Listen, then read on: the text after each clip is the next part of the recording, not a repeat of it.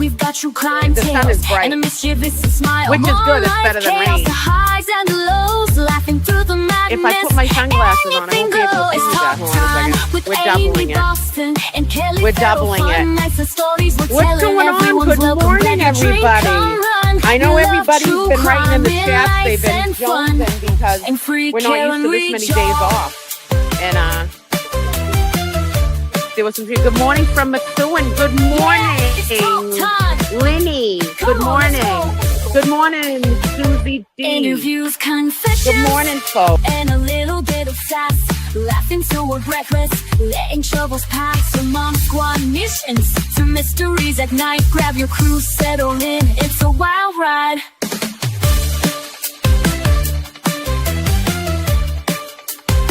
It's talk time with Ainsley Boston and Kelly Farrell. Fun nights and stories we're telling.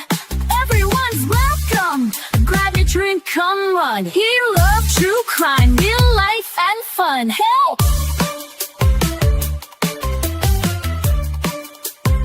it's free can read, y'all.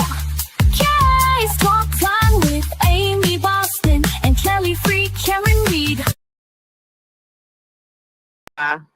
Watched Sunday stream from Legacy Place. I told the story about my little encounter with the MSP when I had a blowout Saturday night on Route 3 at 1 o'clock in the morning. Oh, motorcycle. It was quite weird. Let's just say that. I have to click on your names because I can't see the whole thing. Hi, Quizzical Girl. Hi, Shauna Lee from Melbourne, Australia. You guys are awesome. Yeah, so we're out here. It's gorgeous out.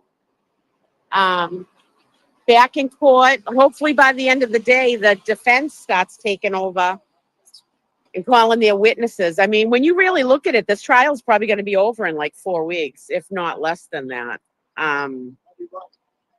And hopefully Karen will be set free and the feds will step in and arrest the real people that unalived Boston police officer John O'Keefe.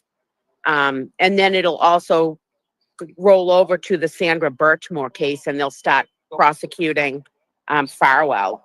It all matters.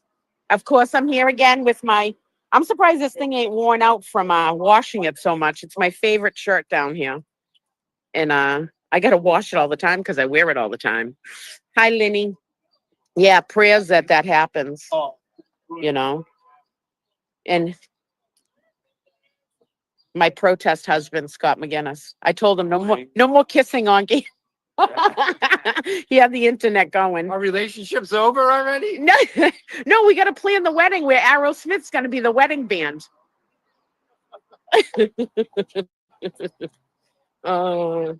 Yeah, Karen, I lost in Stoughton. Oh, all right, Brandy, we'll see you soon. She's lost in Stoughton somewhere. Good morning, Laura Dredger. Good morning. How are you? I'm good. How are you? Good. Beautiful day out. Oh, nice. Oh, tomorrow too. I know. It always rains on the weekends I know. though around here. That's what sucks. And it's gonna rain again this weekend. This thing. I know. Saying Thursday. I'm working all weekend. I'm working straight through, so I could care less. Good morning, Dean. I hope to meet you someday. Free Karen Reed. Good morning, Wild Light Arts. Yeah, so Dylan's leaving tomorrow, right? Dylan's leaving tomorrow. No, it had. They had a get together for Trisha's birthday and to send Dylan off. They kicked me out. They kicked you Get out. out. Trisha's party, not yours. Okay. Good morning. So he'll be leaving. So we wish him safe flight. He'll be back in September, October for a football game, right? Yeah. For the hope, maybe you'll bring good luck for the Patriots. That was a big month. Still nice. Yeah. Yeah. I know. Hi, Boston Lisa. Of course. Hi, Amy. It was great to see Dina too. It was a great. Oh yeah, Sunday was a great day at Legacy Place. We had a huge turnout. Great day, yeah. It was a good day. Turn around so we can show everybody a T-shirt from Marshfield. Look at this with the lobsters down the back of it. How cool is that? It's a Marshfield. And guess who's in Marshfield, folks? You'll never guess who flew into Marshfield. Steven Tyler. Oh, here we go. He's in Marshfield. Corella, yeah. Corella, the general store is. He does. I've been in it. And there's an ice cream shop right next to it. And they got all office, like the office merchandise and stuff. So if you go to Marshfield, how do you say his last name? Steve Carell? Carell. He owns a store because he's, I guess, from Marshfield or lived there for a while. But they have a little general store, the Marshfield General Store, and it has all the office merchandise. You can go in there and see it all. And there's an ice cream store next to it. To protest and bear witness, exactly it is. Good morning, sassy bartender. Yeah. I don't think I put it on mods only. Where? On the chat. No, that's the chat. That's the... No, I know, but you know how I'm not mods only, I mean members only. Oh no, you can't. No. No, it's not members only, no. I don't, where do we put it on like that? I can never do it when it's on this landscape. Yeah, thing. you're fine. Okay. Unless they just no. All right, we're good. Because the trolls were in like crazy on Sunday. All right, on subscribers only. Then. Yeah, I think subscribers maybe only. that's private. I don't know. I don't do that. Natalie D with the Italian flag. Brandy's on her way. She said she sent a text message saying she's lost in Stoughton somewhere. There's a lot of construction everywhere, so let me turn this around so you can see everybody. Hi, Ashlyn. Hi, Donna. Hi, sweetie. How are you? I'm good. It was good. I lack of sleep this weekend, but I caught up yesterday. I was like, I can't make it to Monday night dive bar. I just can't. I was just too tired. I was too tired. Good morning, Penny.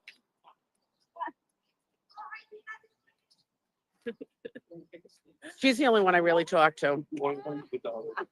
Hippie chick, you're on your way? All right. Minion Mike, folks. What's up, people? Happy Tuesday. Happy Tuesday. As we say to Julie Grant, see you next See you Tuesday. next Tuesday.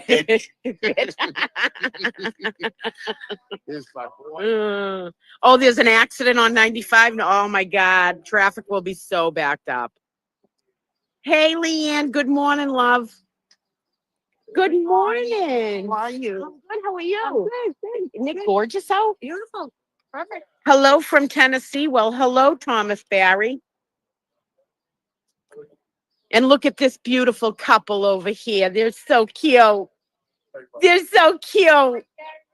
They're on a date at a protest.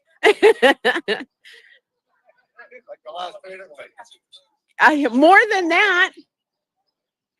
More than that, isn't it? I mean, I never really counted how many days. Gotta be over 2.5 years now. Oh, yeah, it is 2.5 years, but I wonder how many days it actually is. There's your homework, people. Find out from the first, when did the last trial start? It was April. That's when it started. Where we were all the pre-trials and the jury. Yeah. Yeah. Don't forget to, hit the subscribe and the thumbs up, people. Hi, Petty.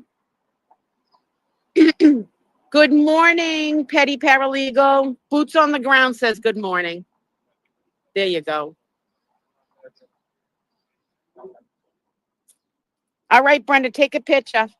We had one like this at Castle Island now. Brenda. Hey, what the fuck? Listen to you. What the fuck?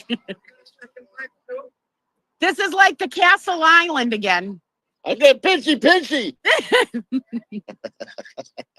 Watch out, Oh my Lord. God, the sun's in my eyes.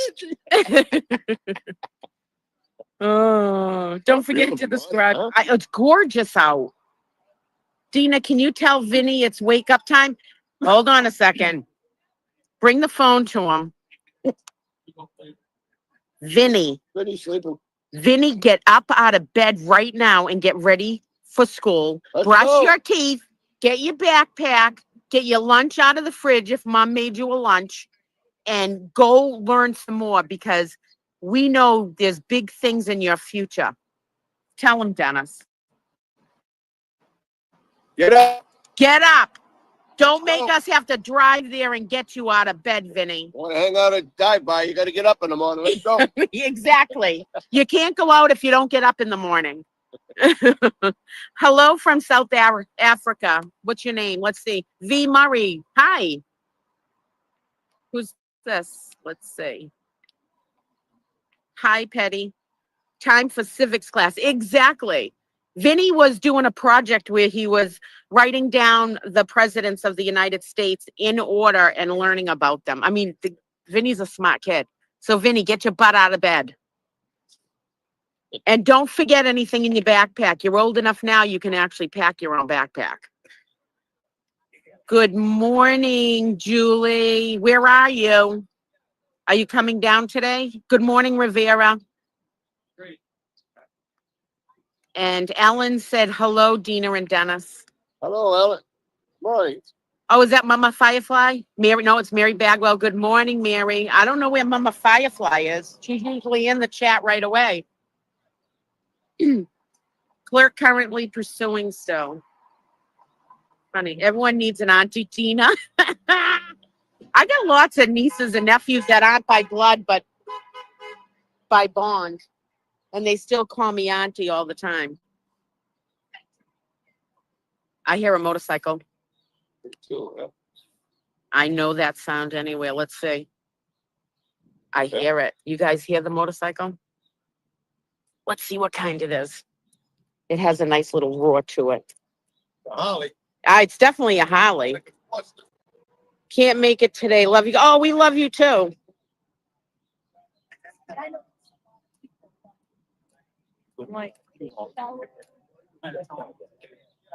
You guys look cute standing together.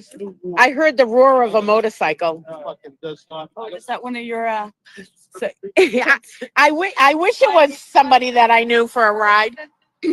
Yeah, my spidey senses, I hear it from a long distance. It's a beautiful day to take a freaking motorcycle ride too.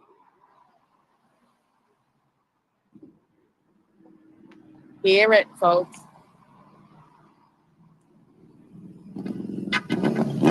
Whoa, we revved it a little bit. Good morning, Cora. Good morning, Magic. Woo! Yeah. Good morning. Good morning. I'm good. How are you? I wish I could be here every day. day. Oh, it is Sunday, and we're in Dedham. That's Well, you know that's how I know what day it The is. whole holiday messed us all up because Exactly. it feels like a Monday, but it's Tuesday. It's weird. Silver Fox. I don't know where Silver Fox has been. We'll have to find him, Sherry D. I haven't seen him. Usually he's hidden somewhere around here. I don't know. I'm so behind on everything. I don't know if anybody has caught Silver Fox around. What time is it? What time is it? Anyone got the time? So I don't have to pull the screen down? All right, we can do a walk around the courthouse just to see if Silver Fox is around. Let's go on a mission. Usually he's out back somewhere or something, or parked somewhere. We'll have to try to find him. Thank you, everyone. It's 7-Eleven. The phone cut out and I didn't hear. Oh, hi, sunshine. Good. How are you? Good to see you. I'm on a hunt for Silver Fox. okay. I'm going to see if Silver Fox is around. He's legendary at this point. The news, hold on a second. Let me turn this around. The news trucks are here. They camp out there. We got to move our cars every 2 hours, but the news trucks can stay here for 3 months and not move. All right, let's see. Usually he's in a police car. That's not one, that Ford over there.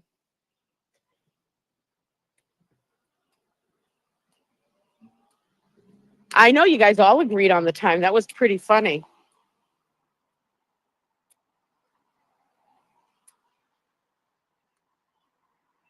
that almost reminds you of a police car, but nobody's in it, so it can't be Silver Fox. Good morning, Aaron. I know everybody wants him. He's a really nice cop too. He really is, Silver Fox. He's decent. He's respectful. We're respectful to him, but he's often hide out. That's the back of the courthouse. This is where they bring the jury in.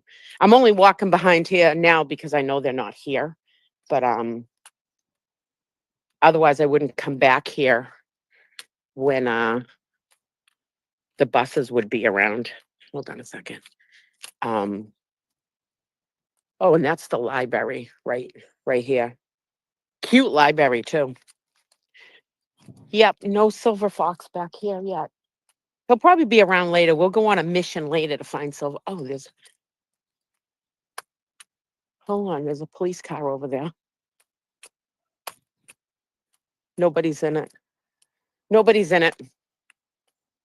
There's usually a few police cars back here. Because the jury comes in back there. Oh, it's a gorgeous little town. Hi from England, free Karen Reed. Hi, DMR Gaming. Welcome. Yeah, no Silver Fox yet, folks. We will find him. We will. I hope everyone had a good, safe weekend. Good morning, Spacey. How was your Wilma Mine? It's great. What is that about MTV? Hold on a second. Robin G makes me think of MTV Spring Break. I was just talking with friends last night about MTV when it first aired. Do you guys know what the first song was that MTV aired?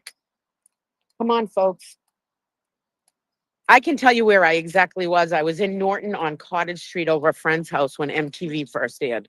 So come on, folks. Oh, good morning from Arkansas. What was the first song on MTV that they aired? Name the song. Yep. Yeah. And I can remember too when I first seen Flight of Icarus by Iron Maiden on MTV. That was crazy. Yeah. Go like this. You got coffee on your face. Sometimes it's the casting. Video killed the radio star. It depends how the family thinks. But correct information. When I Right, correct, people. That's when MTV actually really did music television all day, not the bullshit stuff that it turned into. Downtown Julie Brown. Yeah. And they had the Headbangers Ball. Take the body off. They used to do all metal at night. You guys are good, man. You guys are good. We're dating ourselves with that. And that's where Jenny McCarthy was on that too. She ended up marrying Wahlberg. Yeah. Where are the Wahlbergs in all this? They don't mind filming all this shit. Kurt Lauder, yeah. Good morning. Is that Lula Bell? Hi, beautiful lady. I got to meet Lulu's husband when we went out on the duck boat rides. Nice guy. Looks like a total Irish guy. Really nice. He was awesome. Lulu Bell's awesome. She's got a beautiful, kind heart. It's so nice to meet people in person and get to know them. You know what I mean? Because we've all been conversing for such a long time. And when they actually walk down here and you get to meet them, it's freaking awesome. Headbangers Ball, you know it. Yeah, she's a little crazy. She got a little cray-cray. Oh, the duck boat ride was awesome. One thing about the duck boat ride is we did it for Dylan because Dylan wanted to know the history of Boston and stuff. And Erica arranged the whole thing. Erica's amazing at arranging stuff. And she got one of the best guys to do the tour, which is Joey. And he's the Alessi. He is the master of information about Boston. He really is. He's unbelievable. So Erica got him to do it. And they call him the Hot Wheels guy. And he has like this cute hat on with a fan. And he's got Hot Wheels taped to his vest and stuff. He knew everything. And he during the ride, he was asking people where they were from, and he could recite stuff about where they're from. Except Waltham, where I'm from. He didn't know it was called Watch City, but I explained it, so now he knows and he'll remember it. But the duck boat ride was awesome. Erica arranged it so it was just all of us adults on the duck boat ride. So it was comical because it was all adults. There was no kids. You didn't have to worry about anything. You could speak however you wanted to. And we went around all through Boston. He was telling us all cool stuff about it. I got to drive the duck boat. Dylan drove the duck boat. Who else drove the duck boat, Dylan? You, me, Tracy. Sometimes it's okay. And there was someone else that drove the duck boat. Coco did. Coco drove the duck There's boat. 2 others, and I forget who they are. I know. And we had fun. And I got the intercom too. Yeah, On the yeah, duck boat. I told people You to did. sit your asses Yeah, down you or did, something yeah. like that. you did. And Got the beep beep. and Dylan got to drive it. We got to drive it on the water, Yeah. which was so awesome. So it's driven in America now. So Yeah. And we drove by the State House, and he talked about how your symbol is the dragon, yes. Oh, you remember? and there's a beaver and a unicorn. Well, there's several beavers, yes. Oh, But no, yeah, there's it always unicorn turns. and something else. Yeah. So there's England, Scotland being represented at the top of the building. And didn't he say something about the queen? She was the first queen to There's something about the Queen, yeah. something about the queen come into the State House for the first time. But yeah, I don't remember everything. But yeah, it's the dragon. You remember that? I remember the dragon and the unicorn. And then we drove all through Boston. They talked about the Boston Common. And at the time we were driving through, they were placing the 40,000 American flags in the Okay. Common for Memorial Day for all the fallen soldiers. That was nice. Lula Bell said, Lulu. please say goodbye to Dylan. I love Lulu Bell. I know she's awesome. And we got to meet her That's husband, good. which was Good. awesome. And he had the Scully cap on like Dennis Sweeney wears. Total Irish looking guy. I love him. I was speaking to him, and Lulu Bell was just dragging him around. And I was like, he's just going to listen. He goes, I've been married for so long. Yes, I know my place. I was like, yeah, good. We all know our place. And he's a tall guy. Like Lula Bell's a petite little girl. I mean, she packs a punch, but Yeah, and she don't take no shit. No. So, he's great. he was a good husband. He obeyed. Yeah, all the men do. So yeah, that's fine. Safe travel. Who's Thank this? you. Wild Light Arts. There you go. Thank you. Hey, young. And so we went around and we learned about everything. We went by when we went by the State House, Jen Root was out there with what's her name? Sherry. And they were doing a standout on police brutality. I'm so sad I didn't get to meet Dylan. Stupid jury duty messed me up. Oh, All right. who is that? Aaron. Aaron, don't worry, Aaron. I'll be back. Don't worry. Like Schwarzenegger. I'll be back. I'll be back. So we drove by. They were in front of the State House doing a protest. So I unzipped the window of the duck boat, and I was screaming out, "Free Karen Reed! Justice for Officer John!" Like and it was perfect. It was perfect timing. Hi, Zach.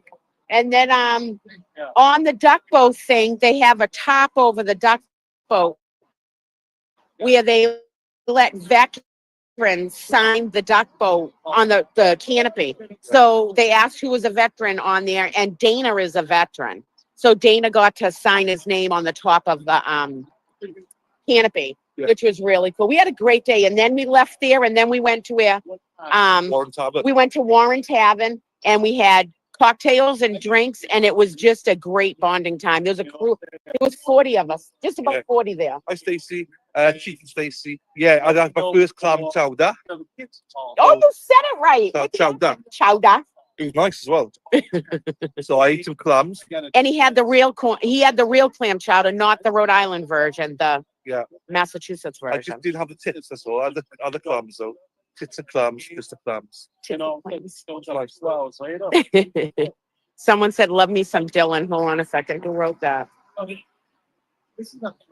Oh, it was Amy. Hi, Amy. Hey, Kelly. Hey, Amy. In the chat's on the side in landscape mode, so I can't see your whole full name, so I don't know who it is. This is also been streamed with Amy and Kelly. Talk time with Amy. Oh, is it being streamed? Yeah, on this too? Oh, they're streaming from us. oh. Remember they asked last time? Yeah. So I was fine. Dana and Tracy. Was Oh, fine. that's awesome. So talk time with Amy and Kelly. Yeah. I'm so glad we're all streaming together and helping each other get the word out there. You couldn't ask for nothing more. You guys are Carol, awesome. look at this woman. Like, she gave me, Carol, good morning, Carol. I tried some of the chocolate. Did you bring them with you? No. Bastard. Her sister owns a store, right? The ones in the packet, the caramel ones, oh my day. I love chocolate. Nice. He didn't even share. He wouldn't even open up the box and even let me look at the chocolates. He's so selfish. Dennis is ruling. He's had a couple, Dennis. Oh, you gave some to Dennis, but not to me, and I love chocolate. He's had, it's delicious. So mean. It was delicious. Danny, yep. Hi, Danny, if you're out there. Danny's got a chat too, and that's True Crime Social. And I got to go on his channel at some point. I keep on saying I'm gonna, but they go on a little later, and it's usually during the weekday, and I can't. I have trouble This is staying awake. Yeah, okay, so what's the thing in the front? Marshfield, nice. so Carol and Kathleen, they were in the chat now. I had this from them. Good morning. There we go. How we doing? Good. Good to see you. Good to see you too. Where's the dog? I'm the dog whisperer. I know, she's in the car. Well, actually, no, I left her home today. Oh, did you? I automatically take she's in the car. That's the legendary Peter Murphy. Yes. It's a beautiful day. It's gorgeous out here. But Carol, Peter loves the top. He loves the top, Marshfield top. Love it. Love the Marshfield. I was Las in- Vegas. Did you hear about my breakdown, my blowout on Route 3 Saturday night at 1 in the morning? Yeah.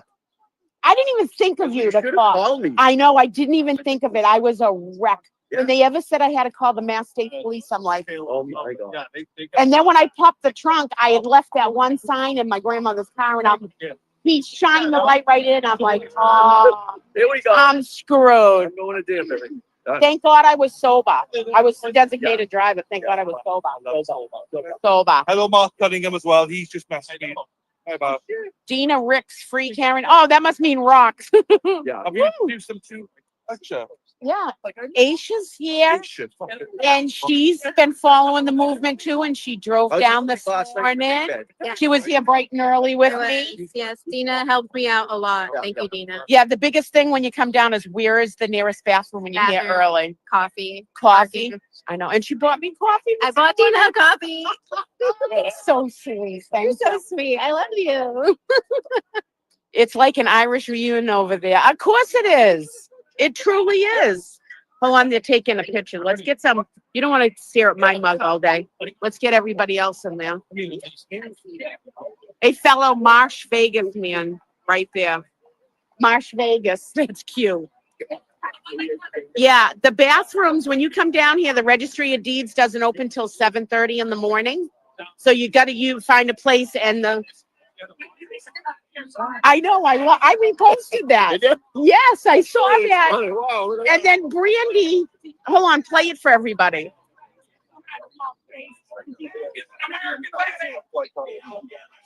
Look at this American badass right here, son. That is an American badass. Boston Brandy did a little video with Dennis Holden.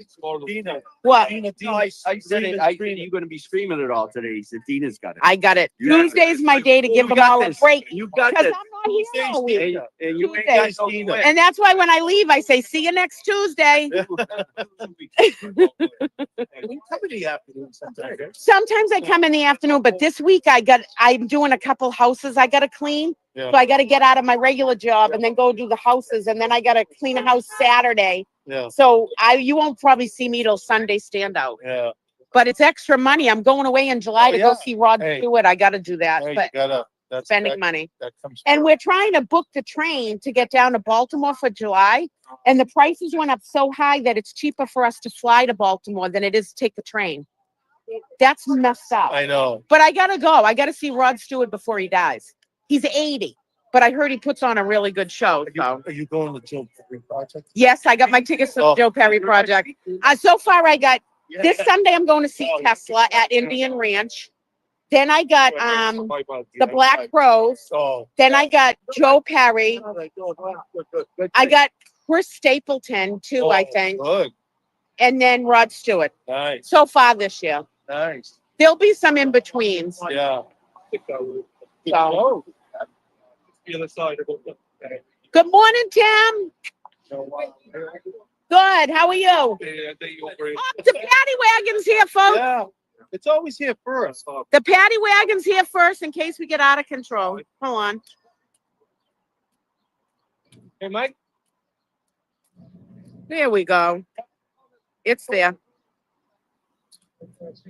Yeah, I went to a show Saturday night down in Hull at the C Note, and I hadn't been to a show in a while, and I freaking love a good show. I honestly do, and it pumps you up and makes you feel good. So I can't wait. For Sunday is Tesla. I've seen Tesla quite a few times. I love it.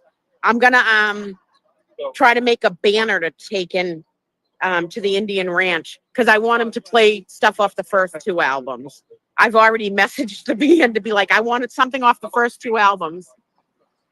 For all the concert fanatics, for all Mansfield shows, wait till the day of the show. Oh yeah, the day of the show. I live down by I still call it Great Woods. It's gone Great Woods, Comcast, Xfinity Center. Still call it Great Woods. I seen so many shows. When they first opened up, I lived in Norton. They used to get free tickets. And it was always like Charlie Daniels, Molly Hatchet, Charlie Pride played one time. I got a free concert, but I used to work the venues. So I was in the venues for Lollapalooza when they lit the fence on fire.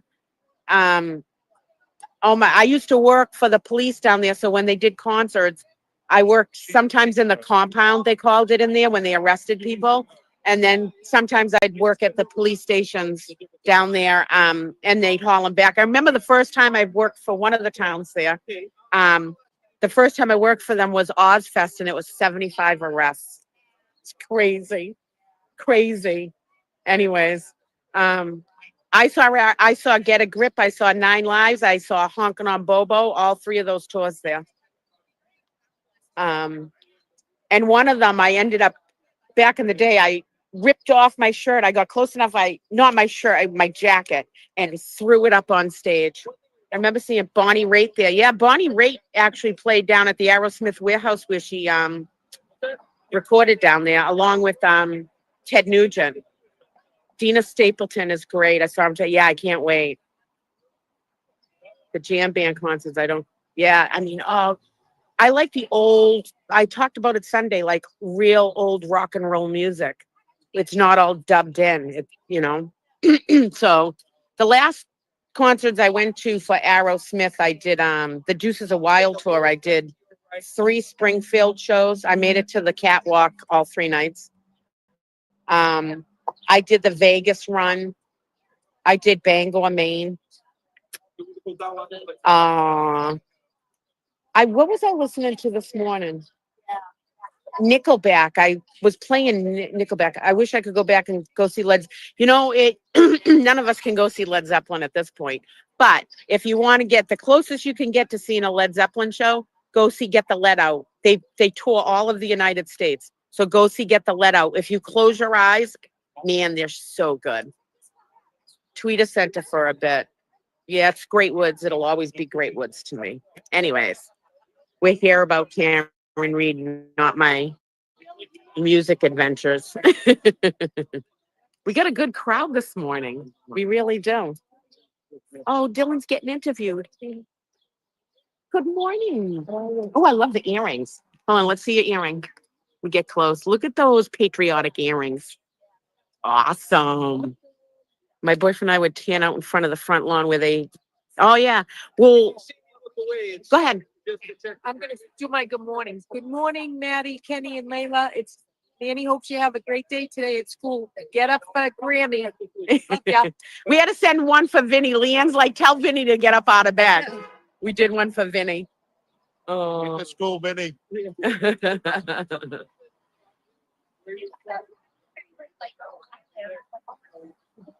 And then I will say one thing. I was at Great Woods for Aerosmith when they did the film for, they were filming for some movie, I forget what it is, and they had to redo Angel, the song, like 3 times. It was that sledding movie. I forget what the name of the movie is. My mind doesn't go back, but I was out there for that. They kept on having to do it over and over again. It was crazy. Anyways, Boy, that's really interesting. There isn't anything like we have here. let me catch what Dylan's talking about. You know, last year they've allowed the stream sentences, but in terms of transparency of the actual trial, there's no full cameras at all whatsoever. Do you know why that is? I think it's to well, in their mind, is to secure the rights of the defendant, or so they say, so that nothing gets leaked. You know, it's like that. However, I don't like it. But there's always this sort of thing up. What's the appetite like for true crime in the UK? It's growing. It's bigger. It will get even bigger if we're up street in the actual court. But so I most of my viewers are Americans, but I can see UK they could well next week. Does that mean that on your channel you've been streaming other US trials? And for 2 years, pretty good. Well, probably 30 to 40 trials now, you know, after the current read trial, you know, so always concentrating on the current read trial. But yeah, after this, there'll be another trial, there'll be another trial. So yeah, all we do is trials. The appetite's in. So I want to trial. So, What's your background? What were you doing before this? I was to work at universities, on the academic side, but on the social side, activities, sport, and regard.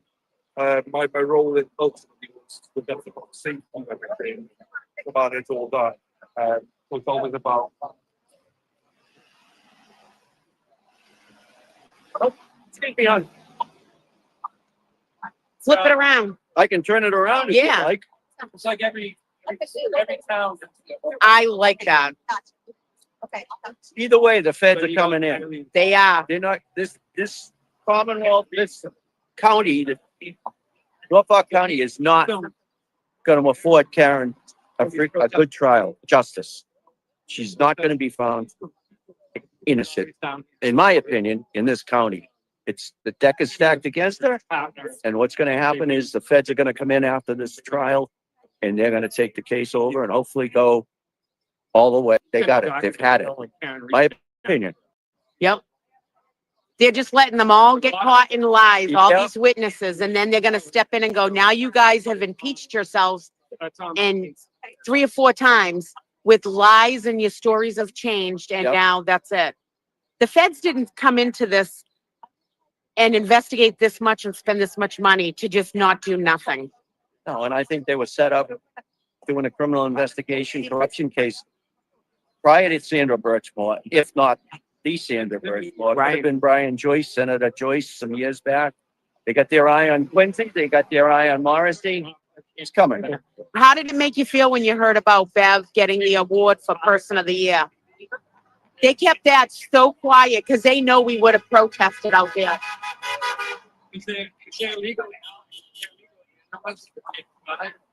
It's trying out.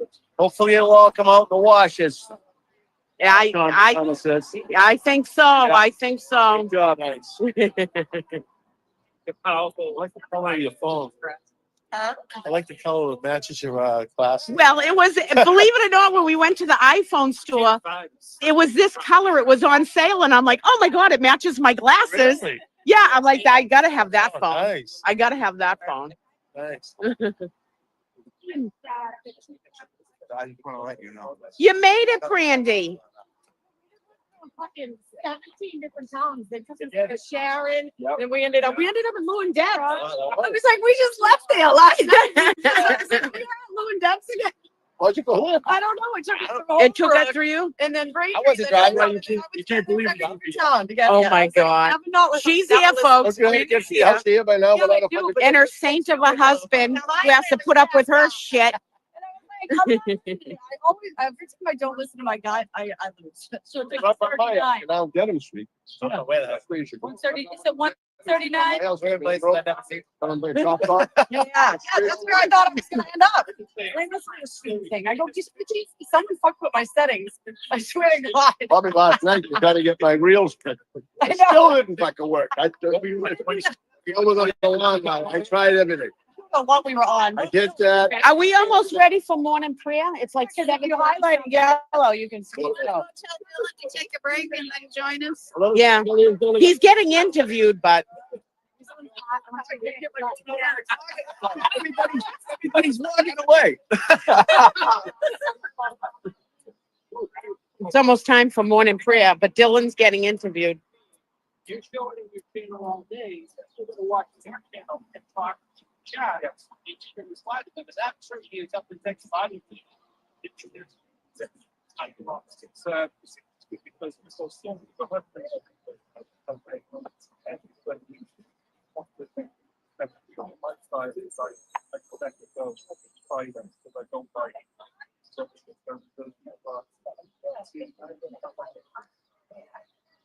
We have to wait for Dylan to finish his interview in order to do morning prayer.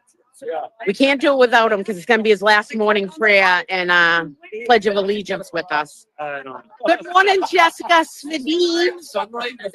I feel like I haven't seen you in forever and a day. Good morning. Let's see. Equal parts sympathy and outrage. Good morning, Jessica. Good morning. Oh, I got Sherry D already, but good morning again. Is this Lucas Knight? Yep. Good morning, Lucas Knight. Good morning, Christine. Good morning. All right, I went back as far as I can go. No one's here. Yeah. Channel 5 certainly isn't gonna interview anything. No, I know they haven't in a long time, and they won't. Hi, hippie chick. How are you? Good. Good to see you. Say hi to everybody. Hello, everybody. There's hippie. There's Ann. Ginger short. The ginger short lady. We should just call you Ginger. There's Ginger. Good morning, everyone.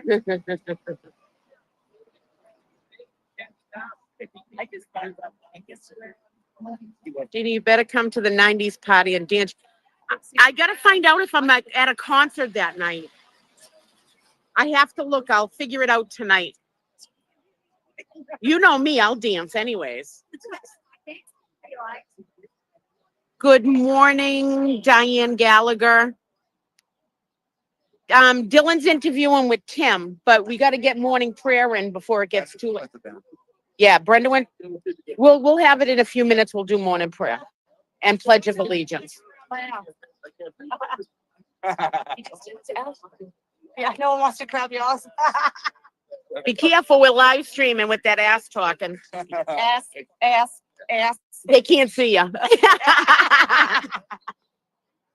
Good. Yeah, we'll get morning prayer on this. A 90. I was gonna miss it. Hold them on. They can't see you. I know. You gotta go this I way. don't want to be.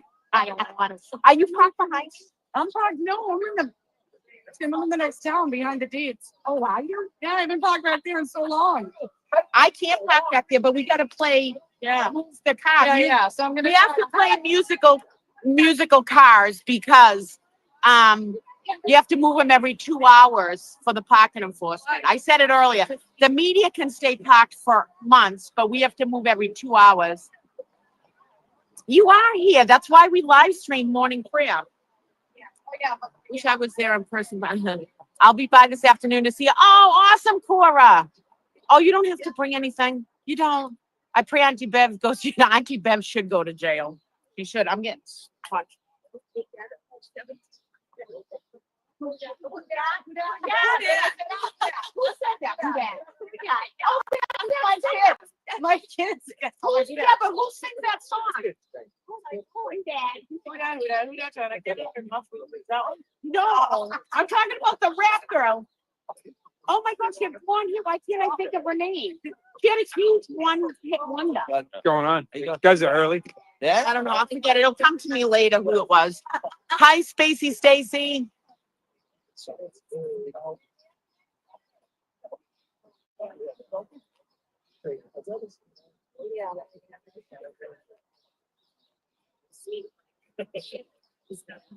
Hi guys, good morning everyone.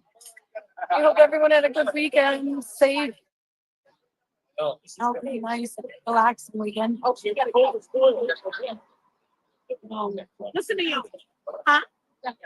Tim's interviewing the Canton Television TV, Canton Confidential. Tim from Canton TV.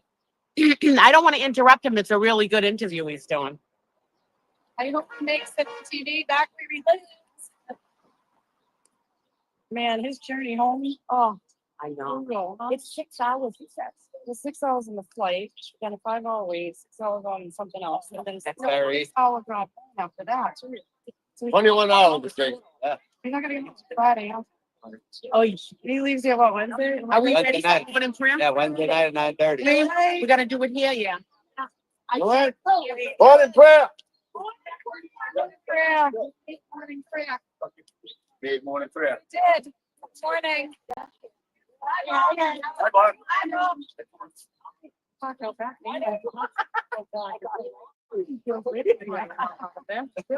Yeah, morning prayer. Tony, we're coming off an interview. Hey! Hey!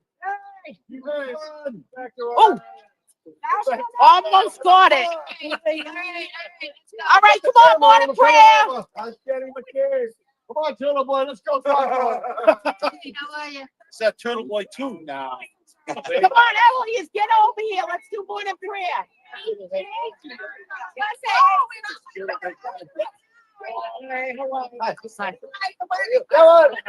I'm gonna miss Dylan, huh? Yeah, I said it. Still twice. talking. Oh, he's getting in. I think he's still talking. When you... Maybe with Careful. Are we ready? All right. You do the last one. You gonna start it off? Oh, yeah, it was your great. Our Father, who art in heaven, hallowed be thy name. Thy kingdom come, thy will be done, on earth as it is in heaven. Give us this day our daily bread, and forgive us our trespasses, and we forgive all those who trespass against us. And lead us not into temptation, but deliver us from evil. Amen. Pledge allegiance to the flag of the United States of America and to the republic for which it stands, one nation, under God, indivisible, with liberty and justice for all. Hey, did you hear that the parade the other day? I did. And Someone, Fitzy, yeah. a woman went up to Morrissey. She yelled it out. Yeah, and he goes, "She is free." I know he's such an asshole. What an ass! I wish I knew. Look at that. We say a prayer and then we're swearing. I know. That didn't last long. That didn't last long. Everybody to confession now. We gotta go to that bar in Norwood. I know the confessional. I went in with James. Oh God. We went to, The Irish pub. It had the confessional booth. no, the one we No. went to for The Irish Dinner. pub. the dinner we did with Boss- DJ, the big yeah, Boston Irish pub. Norwood. Oh yeah. They had 2 confessional booths. Me and James joked around and took a picture like I was saying my confessions. It was hysterical. And he put it to an Aerosmith song. I was laughing. I do. All right, I can't read the chat like this. I want Dylan to stay for the camera. I know. He misses home though, too. My God. Yeah. I mean, that's a long time away. And he's probably sick of all of us. Everybody's probably running him rampant, dragging him everywhere. Hey, Cheryl. How are you? I'm live streaming. How are you? Say hi to everybody. Hi, everybody. Say All right, tonight. Danny, Danny, Danny. Ready? Danny. Danny, Danny, Danny. Danny, Danny, Danny. One of these times you're gonna say his name 3 times, he's gonna pop up. Mm. What time is it? Oh, good. We don't want to get arrested or anything.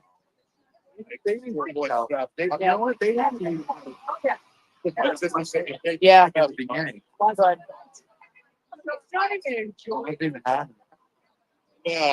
No. I think that's him parked behind. I don't know. They might be in court or something too. He could be. He could be in court. He's got enough people. So Got 3 or 4. My coffee's in the car too. I want a sip of my coffee. I got enough. Yeah. Well, something should be listed about the buffer zone by now.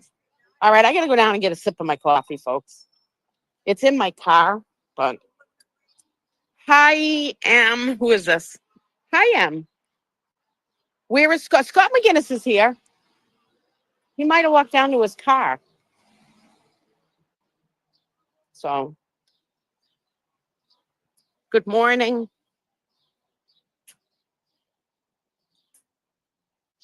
I'm live streaming, but good morning.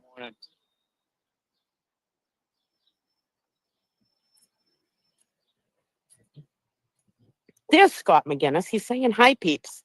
He's here somewhere. I don't know where, but he's here. I need to sip off my coffee.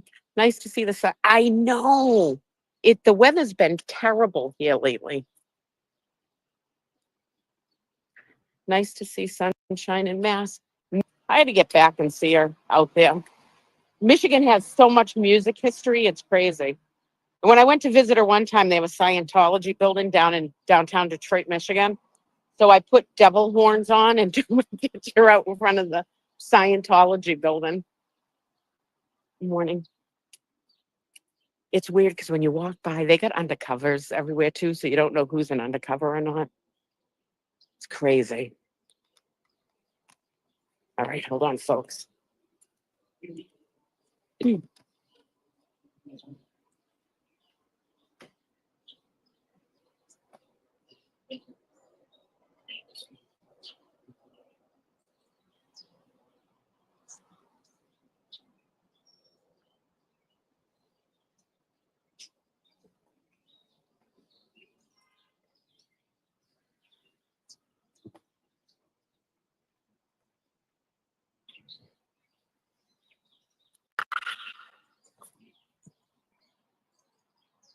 Morrissey. Yeah, did you guys see the video on Morrissey? Someone yelled out at the parade, "Free Karen Reed," and he was like, "Yeah, she's free." Weird. He drags off a cigarette. Yeah, I'm still smoking. And a sip of coffee. The bagel place has the best coffee around. Hit the like and subscribe, and also subscribe to Talking with Amy and Kelly. They got a channel going, and they're actually streaming this too. Also check out Danny's channel, which is True Crime Social. I'll try to pop in there maybe tonight or tomorrow when he's whenever he streams next. I'll find out when he's streaming and pop in there. As long as it's early enough, I will. Yeah, it's all right. People pop in and we got to say these channels again. You got to support everybody that's doing this.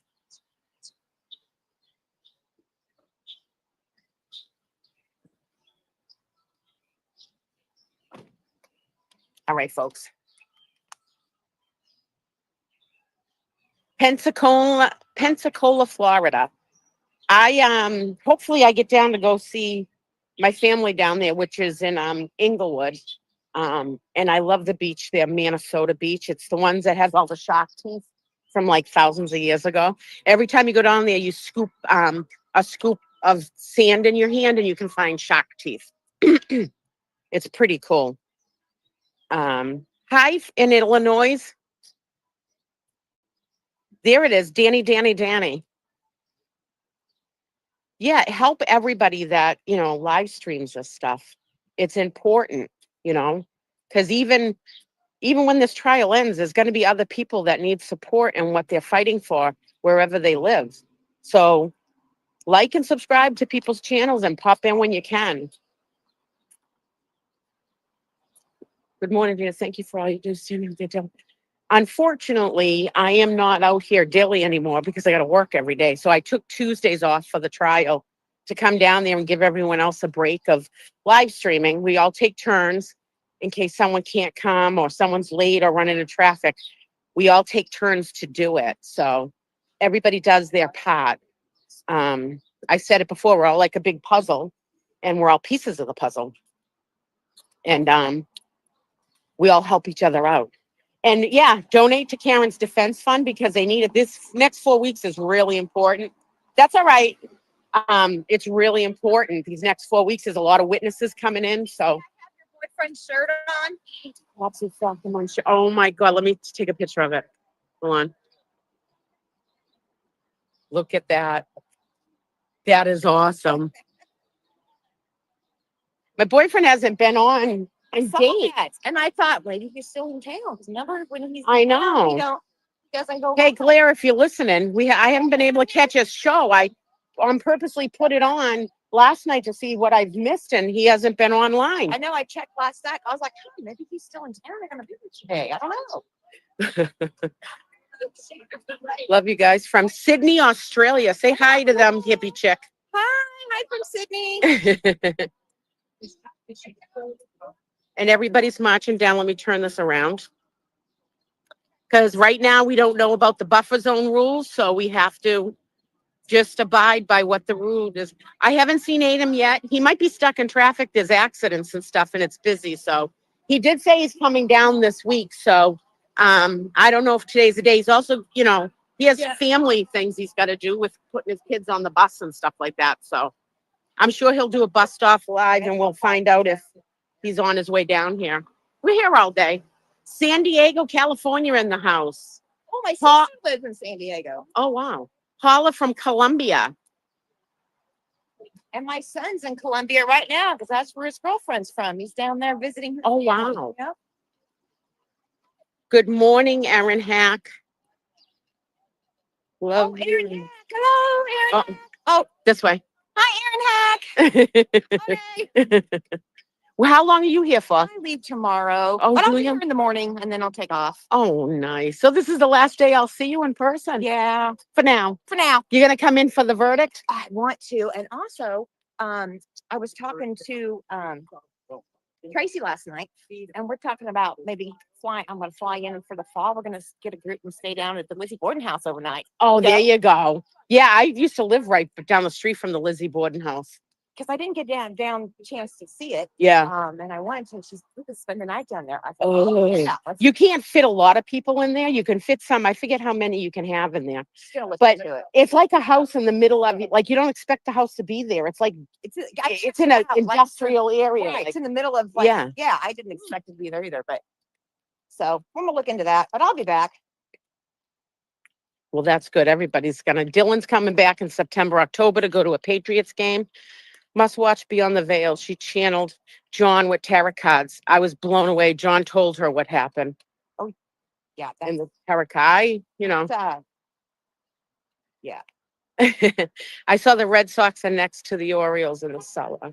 Yeah, Lizzie Borden house is in Fall River, but it's in a spot where you don't expect a house to be. Like it's that old.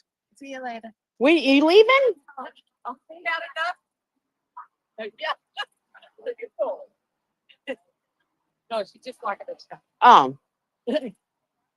I'm like, where's she going? Bring some good spray to the Lizzie Borden house. Sage. I know. I don't know if I'd want to, stay at the Lizzie Borden house. I'd be creeped out like I'm taking a ghost home with me or something. What was the poem? She gave her mother 40 whacks or something. I forget the I don't poem. remember some. I learned it. We learned it in school. I know. It was like a school. Something her father gave her father 40 whacks or something like that. All right. I don't remember the poem. What is this? Lindsay Gattani has her arraignment tomorrow at Attleboro District Court at 9 a.m. for threatening to murder Mary's children. And if anyone can make it, I would greatly appreciate it. Hey, if anybody can make it to the court hearing tomorrow at 9 in Attleboro for Mary, she's going into court with Lindsay. Oh God, it's so gorgeous out here. It's a beach day, guys. There's no clouds in the sky. I'm just saying. Is it? I love it too. Alexa told me. I need some sun and tan. Don't sit next to me. I really do. You don't. Oh, there it is. Lizzie Borden took an axe and gave her mother 40 whacks. When she saw what she'd done, she gave her father 41. There we go. Who did that? Thanks, Jen McCabe's tooth. How close are you allowed to be at the courthouse now? We can be out in front of the courthouse till 8 o'clock, standing right out front till 8. Then we have to, you could stand there a little bit, but you can't have any Karen Reed stuff on. And you can walk by, but you can't have any Karen Reed, Turtle Boy, Justice for John O'Keefe stuff on. And right now we don't know what's happening with the buffer zone rules. So we have to wait and see. I lived right down by the Lizzie Borden house when I lived in Fall River for a short time. Lizzie Borden took an axe.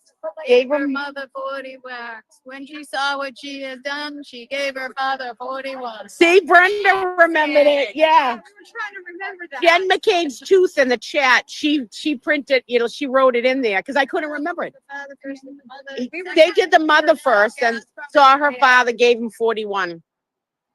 The things that we remember. From school. They taught us that in elementary school. I still remember the song when I went to CCD class about Jesus. I can still sing that song. The things you remember. It's crazy. It was Jesus loves just to bubble me over. Jesus loves just to bubbles me over. Yeah, yeah, yeah, yeah, yeah. That's what. I know the one Jesus loves me. Yes, he does. Because the Bible tells me so. That's the one I remember. I forget the nun's name at St. Charles. She was the old as anything, but she did like every bit. Like my cousins, probably all of you guys. That's my old babysitter, folks. I wasn't Catholic though. I was Protestant. Yeah. They said God didn't love me. I said, oh, is that right? You I had said, at least I don't have to wear a veil on me. Remember back then, the veil? I was the only child in CCD when I made my communion that all dressed up with the veil and I had blue socks on. I don't know what my mother was thinking that morning, but I had freaking blue, navy blue socks all the way up to my knees and everybody else was in all white. It must have been the start of my craziness. Be your own person. Surprised they even let me go up there. There's pictures of it. I lived on Robin Street back then. There's pictures of it. Yeah. You babysat me on Hall Street. Yeah. Used to stand up to that.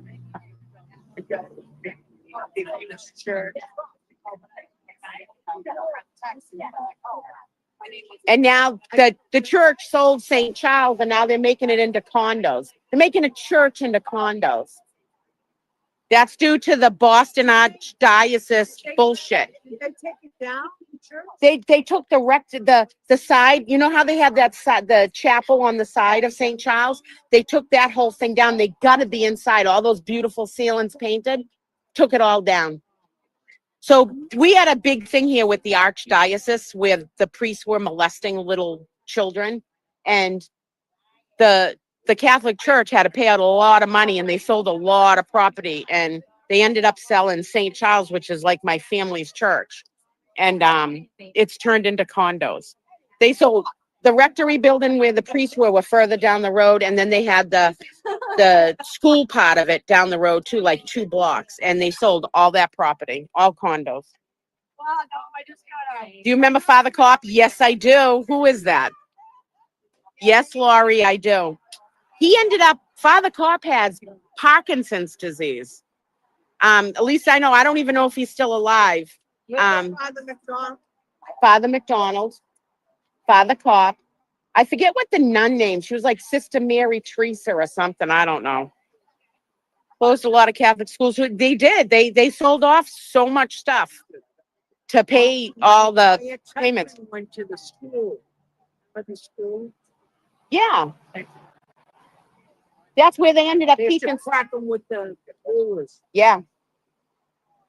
Yeah. My mother went to Catholic school along with her brother, some of her sister and her older brother. Then my mother was pulled out of Catholic school like in 12th, 11th grade and went to the high school or something.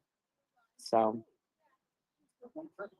hello, retired defense attorney from South Africa. Hello, retired defense lawyer. There we go. My first grade teacher, Sister Mary, and my dad called her Sister Mary Van Halen. I got in trouble for saying that. When I was in kindergarten, I had Mrs. Payne, and my uncle used to call her Mrs. Pain in the ass. And Mr. Payne and a teacher. Did you? In elementary. My favorite person of all time that had to do with school was when I went to school in junior high, we had housemasters. And each grade had a housemaster, and mine was Mr. D. Mattia. So anybody that's from Waltham in this chat remembers Mr. D. Mattia. He was the best headmaster there was. He took up no shit. He was a boxing guy. He was a lifeguard too, and he didn't put up with any crap. He molded some of us. He really did. Without him, some of us wouldn't even have made it through life. And that was Mr. D. Tuesday with Dina. Yep. Tuesdays with Dina. I give everybody a break that has to run the channel all week long. Oh, that was a Massachusetts State Police pickup. Hi. I give everyone a break because I can't be down here all the time anymore. So Always finagling my phone. Yeah, like- another state police. Huh.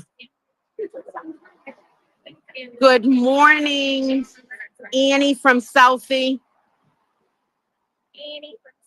Annie from South. There's Scott. They were wondering where you were, Scott McGinnis. I am here. I'm in the chat right now. He's in the chat right now. So if you want Scott to say, Scott's saying hi to everybody. So say hi back, everybody. Warmed up quick out here already. I know. I'm surprised you're in a sweatshirt. Well, I already took a layer off. Yeah, I took a layer off too. No, people are talking about, can you hang down in front of the registry of deeds? And you can. Yeah. But what I'm saying is, for me, it's not worth it. I'd rather stay outside the buffer zone so I can display my signs and wear my gear.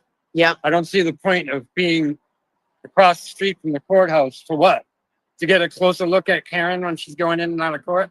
You're not actually protesting. You're just a bunch of civilians in plain clothes just standing around. So I that's why I go down to the 200-foot line and display my signs all day. That's what I'm here for. I'm not here to fangirl Karen Reed and stand across the street from the courthouse with no gear or no signage. So that's my take on that. Yeah. Oh, there's a nice shirt. House long till justice. How's long? Nice cats. I love it. Hi, darling. How are you? Are you fine? The man, the myth, the legend, Dennis Sweeney. Steal the show.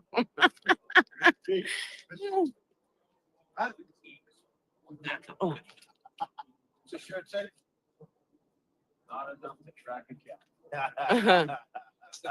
Yeah. Yeah. Good morning, Kelly. Good morning, Dave. Everybody's so quiet. Look at that porch. Oh, it's a gorgeous house. Look at that.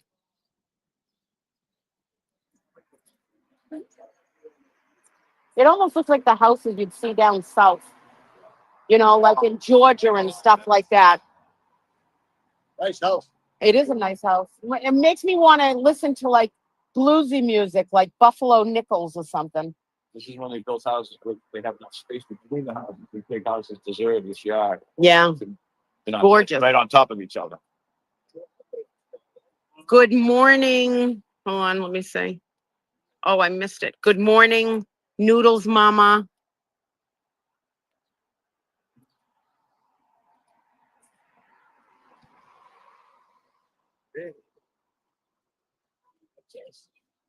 And that one across there, they told you before, I think it was Benjamin Franklin stayed there, but that tree is massive. It's old. I've never been to New Orleans. I'd like to go though. I haven't traveled enough. Oh, there's Jilly. Jilly! There she goes every morning without fail. She's honking away.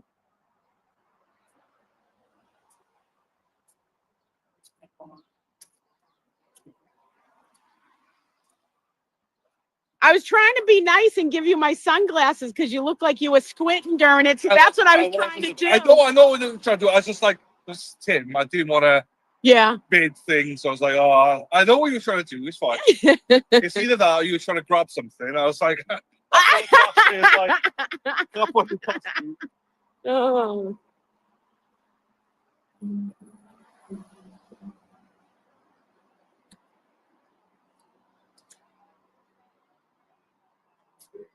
People are asking.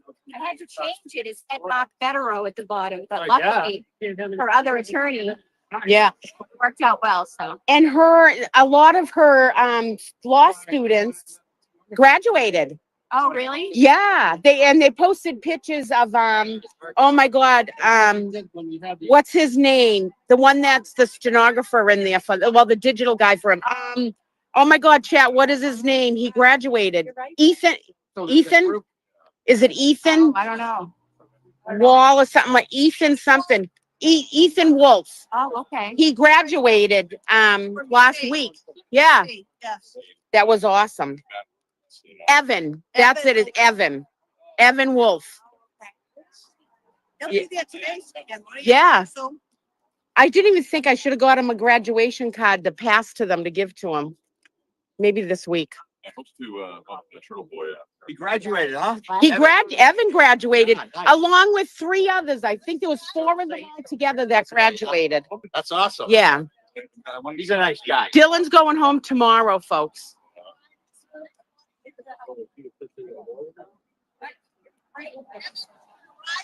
I fangirl Karen every day of the week. She's an inspiration. She is an inspiration.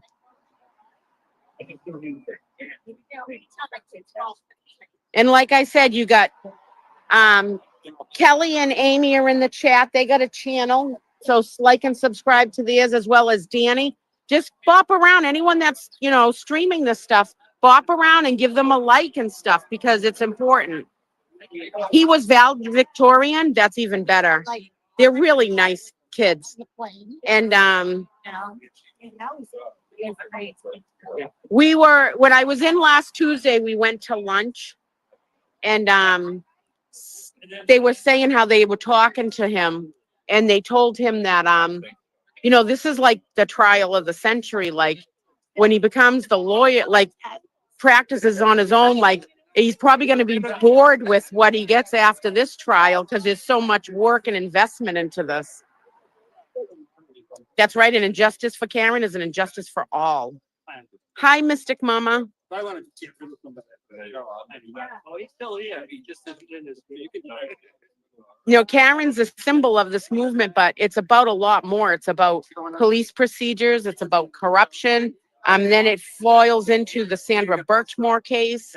And, just on Ruth, his sister's out here fighting for answers as well as, and if you people think we haven't heard zippo on Enrique Delgado Garcia, nothing.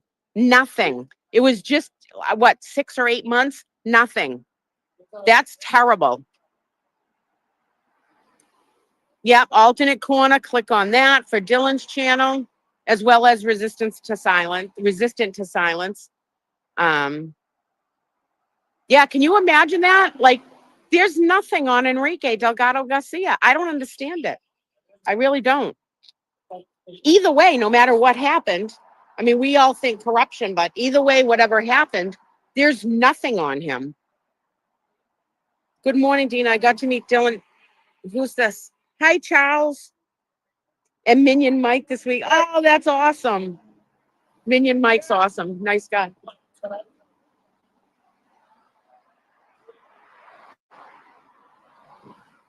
Stay, Dylan. The weather's awful. Oh, I think he's homesick at this point.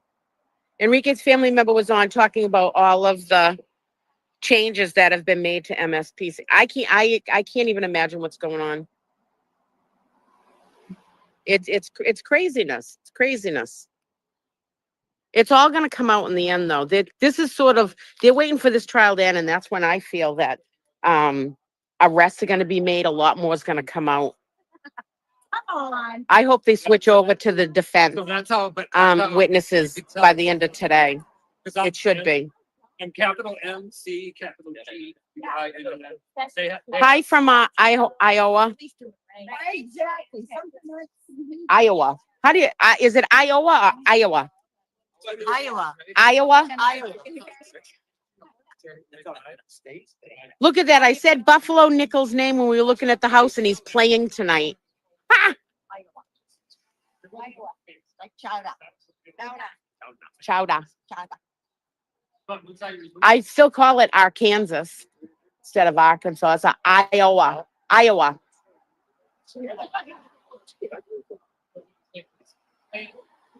Hi from rainy and windy North Yorkshire. Here's Dylan. Oh, apparently Buffalo Nichols is coming to my neck of the area. One of my friends in Detroit is writing me, telling me he's playing. Hey, Dylan. People in your country said to stay here because you guys have terrible weather. It's been a heat wave for last month, and now I go home. You're taking New England weather with I you. mean, I'm pissed right now. You know, I was hoping that this would be nice weather. Oh, Jesus. Morning. I sorry, I got distracted. Sorry. That was yeah. So He distracts easy, folks. I've got to catch the. I'm trying to get an early flight tomorrow. Yorkshire. Yorkshire. Yorkshire. I'm trying to catch an early flight tomorrow because I got to catch a ferry as well. Oh, I'm not going to be home till afternoon Friday. That's what I heard. That's crazy. I'm going to flown into London, but I'm going to Dublin. Then I'm going to wait like 6 hours for a ferry. And I can't go on the site to book my tickets, which is a nightmare. Oh my God. So yeah, my card doesn't work in Ireland, so it's going to be the easiest part is getting to Dublin. After that, it's going to be a nightmare. So you got 5 hours to lay over in Dublin? At least, yeah, might be more. Maybe you should live stream and go to a local pub and because Ireland is so much in these chats. We have a lot of people in Ireland. I think you should find a pub, live stream, and let some of them come and meet you while you're there for just an hour or so. Pick an hour and then go back to the airport. Don't you guys think that's a good idea? Chat. Yeah, I'm just going to be stressing about my ticket, so I need to sort that out first. Then I can relax and do. Someone wrote, "I'm in Devon, England. Rainy today." Yeah, great. That's not what I want to hear. So we have to be here in the rain and the wind, and it's been so nice back home up until now. You're bringing the New England weather with you. I know. Today is the best day I think we've had. Oh, this is gorgeous. I would be at the beach right now. I know. I seriously, Topless, I know. not topless. Oh, yeah. Yeah, I caught that. You said that really quick. You would be. I would be. Dublin is the best place to get stuck, someone wrote. I know. If my card worked, I wouldn't complain. Do you know what I mean? But when your card doesn't work, it's not the best. How come your place. card doesn't work? Just because it's another country? No, it's the chip in it. It won't work. So when Oh, wow. I stick it in, it doesn't work. All Dina's ideas are, that's Danny. Danny, I can come up with some stupid freaking ideas. So I get myself in trouble. Talk about war heroes. Here comes one. Yep. That's a veteran. I didn't even thank you for your service. Thank you for your service, Jack. Thank you for your service, Jack. Thank you. I like you, sir. Yeah. Second time to see you. Warwickshire, UK. Warwickshire. Warwickshire. Warwickshire. Good morning, Dylan. Good morning, Dina. Hello, Cicely Lover. Oh, I like that name. Sicily. Sicily lover. Say Ross. Say good morning to Ross. I did, Yeah. Ross. Good morning again. Patience like a saint, I know. putting up with Brandy's ass. Yeah. Yeah. Full-time job. It is a full-time job. You do well. You do well. She's off the leash. She's in the Whoa, car. shy. She's left her up there. So Yeah, I know what she is. I Yeah, just kept that's- walking. yeah. Yeah. Just let her be. We'll soon hear her. It's fine. I was coming back. So I'll find the way back somehow. Somehow. She's got an Apple tag on you. That's what it is. She's probably Apple tagging you. No. There he is. Stitch your bloody clothes. Also shout out if he's there. He might not be there, but good morning, Colton. I think, hold on a minute. No, that's Coco. It's J Mark in the chat. Good morning. I haven't Colton. seen J Mac yet, but it's gone fast a few times, so I don't know. So if Colton wants to go to Clemson, so he has to study hard. He wants to go to Clemson University. You need to listen to your teacher, listen to your mother, and study. Then he can go and become a tiger, a Clemson tiger. Clemson Tiger. Tiger. Tiger. Yeah, we will make him have that accent here from Boston. Chowder. How much are you missing home? Seriously. Loads. I can't wait to get home. Yeah. But again, though, I can't wait to come back. Yeah. Do you know what I mean? So I need like a couple of weeks at home, Mm-hmm. and then I'll be ready to come back. You know, it's one of those, you know. So I think doing like 4 weeks would be perfect. I think 5 weeks is a bit too much. Yeah. But 4 weeks would be just perfect. And you fit a lot of stuff in. You've been busy all the time, constantly. I've not had a day off. I was ill for a few days and stuff. I've not done anything. There's so much more I need to do and people to meet. And Yeah. there's so many people came and visited last night, the week before, died last, this morning. Charles just drove like, whatever, an hour or something to come here. FaceTime his wife, Melanie, as well. It's surreal, you know? Yeah. I hear the stories of people saying how much channels help them, and yeah, it's surreal. Don't think about it, you know. So, Well, but the love is thank great. you for what you're doing. You know what I mean? It matters. It all matters. Yeah, You know, and just like being down here when we meet people that flew in from other states, and it's like you put a face to the name, and it's like it's instantly you have a bond with them. yeah, I agree. You know, I haven't met one person that flew in that was an asshole. Yeah. Not one. Yeah. They've all been wonderful. Yeah. You know? Celebrity, get a celebrity. Oh, I don't want to put the little kids on unless I got permission. Oh, he's fine. No, I got to ask his mom. I don't want to Okay. do that. How we doing? Hi, how are you? Good morning. Say good morning. I'm live streaming. Good morning. How are you? Is he okay to be on? Oh, yeah, I'll check. Okay. Yeah. All right. He is a You celebrity. want to say hi to everybody? So you guys are the reason I think I'm YouTube famous. There you go, LJ. Let me see your stuffed animal. Okay. Oh, it's cute. So I figured to put this on the front because this is what brought everybody together. Oh, There you go. And then I put a few in here. Oh, wow. Here. And is that my There you go, LJ. Yeah, we had to put LJ. Yes. I put some of the group pictures in the Oh, bag. wow. But everybody wrote a little something in there for you. Oh, thank you so much. You're welcome. That's amazing. Look at all that. Oh, and all the signatures and everything. Oh, wow, there's loads. Yeah. Those pictures. What? Watch. Turn around. Hold on, no. Watch. That was amazing. No, right here. Watch. Right, LJ. Look at the camera. Back there. No, he's done. Oh,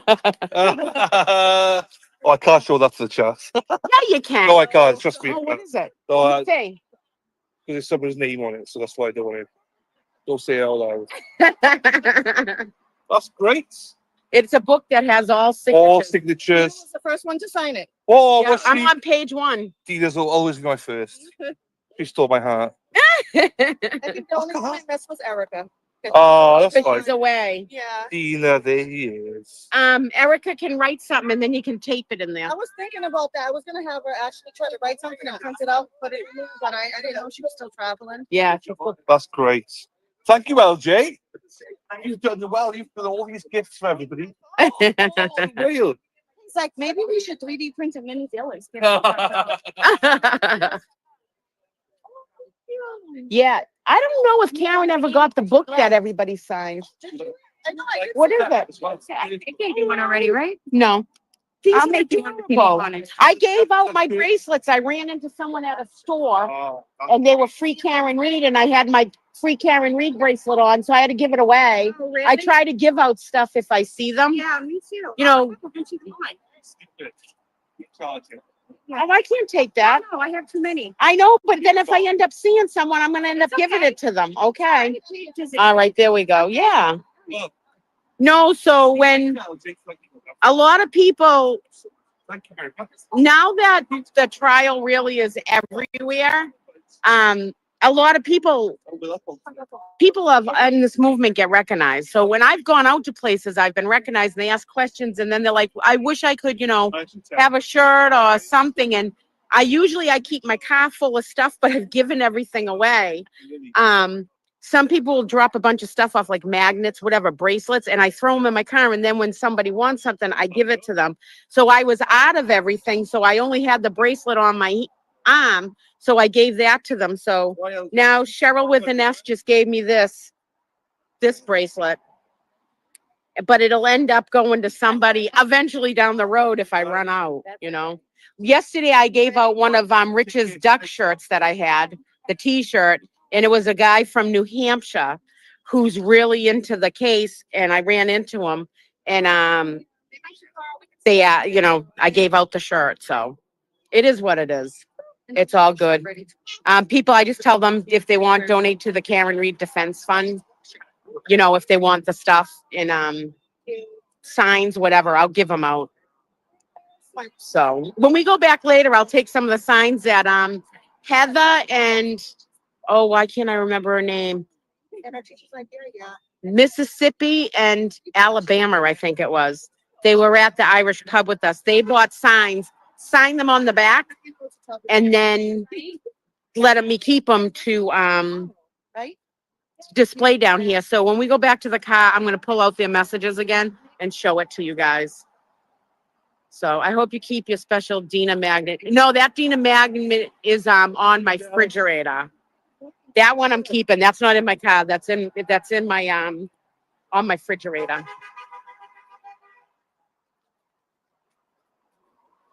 Hey, it's me from Mr. All right. See, I wasn't getting along, Jane. All right, let me turn this camera around. There we go.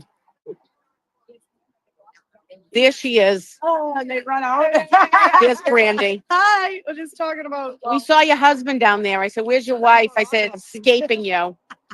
We're Putting up with talking about death. It's a lady. She has a family funeral home, so. Oh, wow. Yeah. Say hi to everybody in Ontario. That is, hold on a second, Kimberly McGuire. Hi, Kimberly McGuire. Hi, and good morning. I hope you had a good Memorial Day weekend, everyone. And Yeah. God bless America. God bless America. Oh, sidewalk. Sidewalk. We do this sidewalk thing and raise our arms at horns Yay. all the time. Oh, good. Almost poke her in the eye with your American flag. And this was sharp too. Do this. Put my weapons away.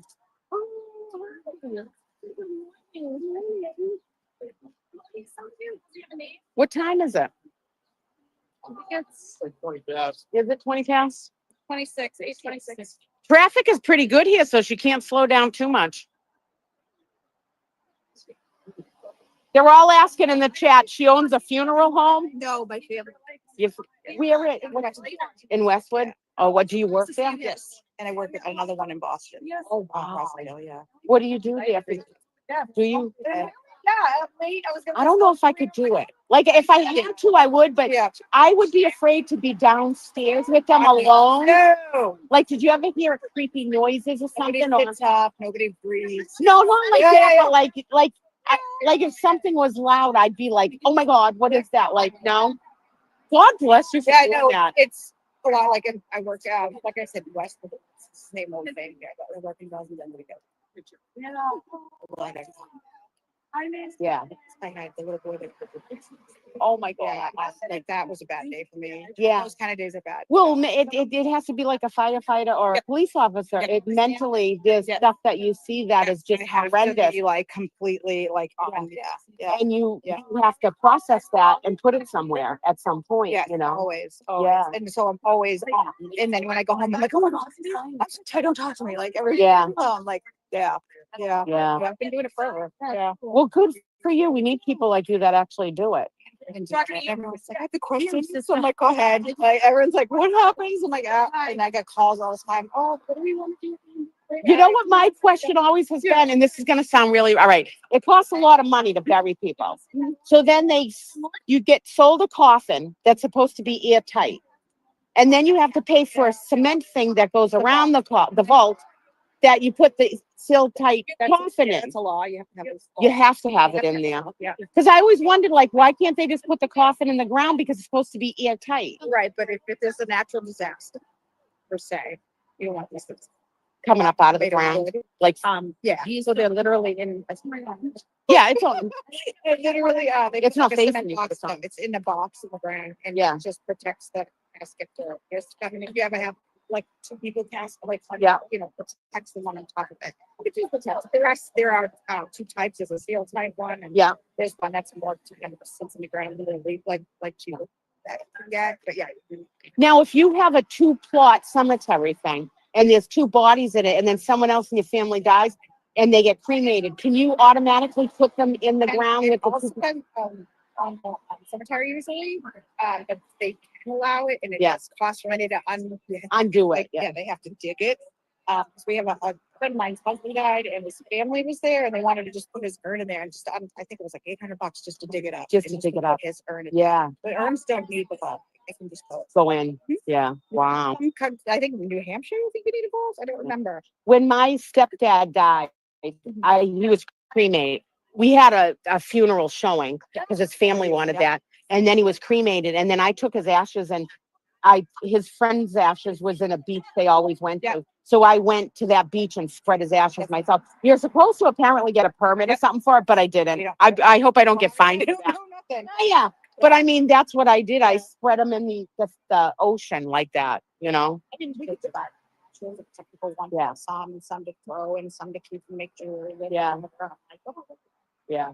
In my car, I have a little necklace that has a little tube thing in it, and I have a little bit of his ashes in my car. Yeah, I always tell people. Yeah. Because then I always regret it. Like, Right. Just take a little. Just a little. Somebody might want. Yeah. It. Like, I gave his sister a little bit too. yeah. And but yeah. It is. It's interesting world. Yeah. Like, That's Mimi. Yeah. Good for you. God bless you really for doing it. It's Right. interesting. That's a weekend. Hey, Right, Kelly. So that's why I'm here. I can see me. Nice. Yeah. Can I show you Elvis Presley shirt? All right. I won't show you face. Look at the Elvis Presley shirt. That's awesome. Yay. What's your first name? Nice. Yeah. Oh, Natalie. Yes, I said I'm coming down. I met you before, and I've even given you one. I forget. You gave me one. Oh, I have one of those on my refrigerator. That was me. Yeah. I know. I don't know. You don't know your name. No, it isn't that I know the names, Yeah. but then I've met so many people. It's hard to do Yeah. the face and then like because it's in between. Like it's we met, crazy. On Sky Drive-In, we met. Yep. Here on the first day, we came to these. Yep. And this Jessica. Hi, And, Jessica. and she's into it. She's supposed to. Oh, the sidewalk. Hey, how are you? This. Yeah. Let me try. Thank you. There we go. How are you? How are you? Good. Good to see you. This was. No, that is Dennis Sweeney's. I think it is. We need to get him a new lid. It's looking pretty horrid. Jesus Christ. You get a bowler off that freaking cover. All right, we're gonna go over here. It was nice chatting with you. Yep. That's Mrs. Reed. There she is. Good morning. Good morning. That's the lovely Mr. and Mrs. Reed with Nathan. Nathan and driving. Some days you're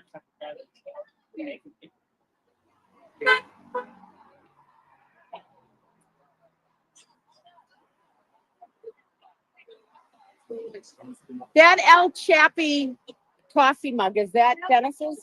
Yes. We need to fundraise and get him a new lid because it looks like he could get Ebola off the top of it. I should see the inside. Oh, no, no, no. We have to get him a new lid or a new cup, whole cup. Sorry, I missed the Bright light city, gonna set my soul on fire, gonna set my soul on fire. She should be coming pretty soon. Yeah, putting his hand out like, what is this? Go back to Canada then if you don't like it. I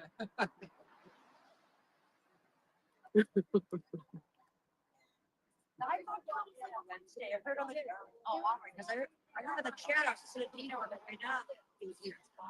Wednesday.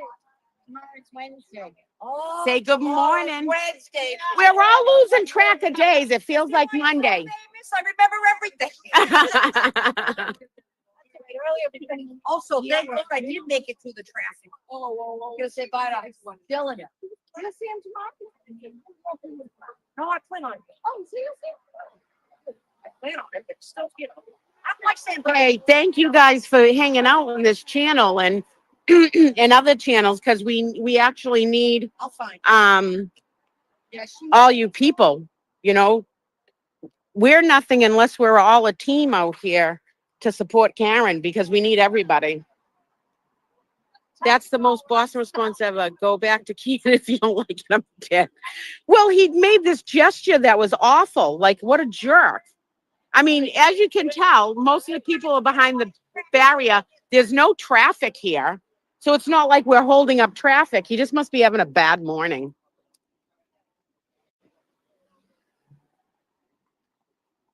I thought I just saw the bicycle policeman's there. He's nice, but he'll probably yell at me for being in the road again. He did the last time. Hey, you're going to get a bowler off the lid of this. Look at that lid. Look at that lid. You know what? Nobody fucks with it. I wouldn't fuck with it. We need to call the decontamination unit. Don't do anybody drinking out of it or touching it. And if I do it up, two people who said that to me, I told Ben, I'm never going to wash it again now. I'm not doing it. Oh, Jesus. So cheap. It's not like a pot pipe. You can scrape the residue and smoke it. But this is like, What do you think I do? you can pretty much scrape that and re-brew a pot of coffee with that sucker. I'm sending home a It'll be like espresso. do it. I'm going to send it home with it. Coffee on the way home to the airport. Look at they're yelling in there. Hey, it's his cup. Well, I care about him. My second wife here. She checks up on me all the time. Hold on a second. I Where's got the to other wife, by the way? down at the end. But look at it, folks. I'm concerned about him. Look at this thing. Gonna have the board of health on my house. I know. He might get Ebola from it. Oh, let me turn this around. Maybe the Canadian haven't seen freedom of speech. I know, huh? Thanks, Dylan, for handing out the AC key rings for me. Oh, are you still not allowed? We're not allowed on the church property yet. We don't know what's going on with the buffer zone yet, folks. We're waiting to hear. Hopefully something today.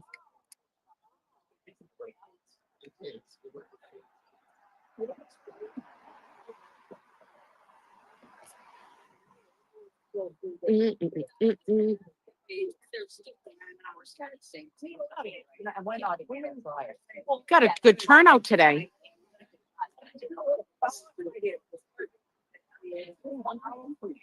Good morning, Judy. It's a really good turnout. Someone say good morning. Good morning, Morrissey's iCloud. Good morning, Kimber 71. That exactly, Erin Hack. It's like motor oil. I'm telling you. I don't even want to look at the inside. I really, truly don't. Erica is on a family trip. She had a family member get married and she's away right now. She'll be back. Good morning, Melanie, Joyce. We're staying safe out here, Kristen. We really, truly are. It's gorgeous here. If you guys look at the sky, folks, there's barely any clouds in the sky. Just a few. The sun's shining. It's beautiful. Great to see the sun shining for your friend in Hot Springs, Arkansas. I know when you say Arkansas, I crack up. You should listen to it every day. I don't know why. Like, because if you take the A and the R off, it's Kansas. Yeah, I still And you say say Kansas. Wednesday instead of Wednesday when I write it out. Wednesday. That's how I write it. So you would think it would be Arkansas, Right. but it's not. It's Arkansas. It doesn't even have a W in it. Like, I know. is that Silver Fox? No, another Dedham police officer. Who's writing MMMMMMM? What is that? Somebody's butt. Jones. Are you butt dialing? Are you a McAlbert? Are you butt dialing? Hi, Jody. Hi, from Minnesota. I'm keeping the camera this way because I'm waiting for Karen to show up. It should be any minute now. Love the inside joke. Gina keeps smiling. Thank you. Oh, only I don't even want to look at the inside. Hold on, let me see. Can you hold that for a minute? Do this way, it won't point at you. Okay, or maybe it twists. No. Oh, mother of God. Show us again. No, you don't even want to see it. I don't even know it's not mold. It's definitely pot. I'm getting him a new cup. Payday's Thursday. I'm buying him a new El Chatty cup. I guess it's like one of those iron skillets. Like maybe it flavors it more the more stuff that's on it. Hi from Australia. Thunder and lightning here tonight. Perfect for court. Oh, it's like thunder, lightning. The way you love me is frightening. Better knock on wood, baby. All right, I'm enough my singing. You know, I can't wait kind of till Dylan goes back because I like when he streams and he plays music because we can put in our list of music. Dina E.T., good morning from New Zealand. Oh, good morning, Glenn Prouse. I know, I can't wait for Aka to get up there. I really can't. I can't wait for the accidentally on purpose when they slipped that Aka was hired by the FBI originally. Accidentally on purpose. Good morning, Dina and Team Boots. Hi, handsome Brian. Hi, Amanda. I'm trying to scroll up. Hi, Peter Silva. Hi, Leslie Barrett. Wild Art, you will always be welcome here at my home in Lake Hamilton.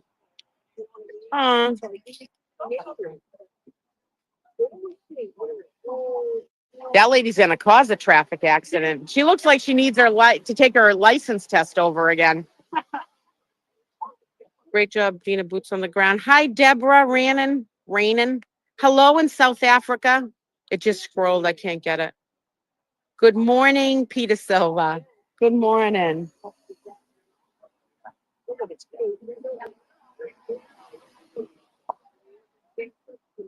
Yeah, voice text spelling error. Hi, Dana. Good morning, Dana and Tracy. I don't even know what my phone is on right now. Let's see. 50 something. Oh, good. I have my charger with me. I can charge up. Thanks to Dana and Sherry D for sending us out all the battery charges and stuff.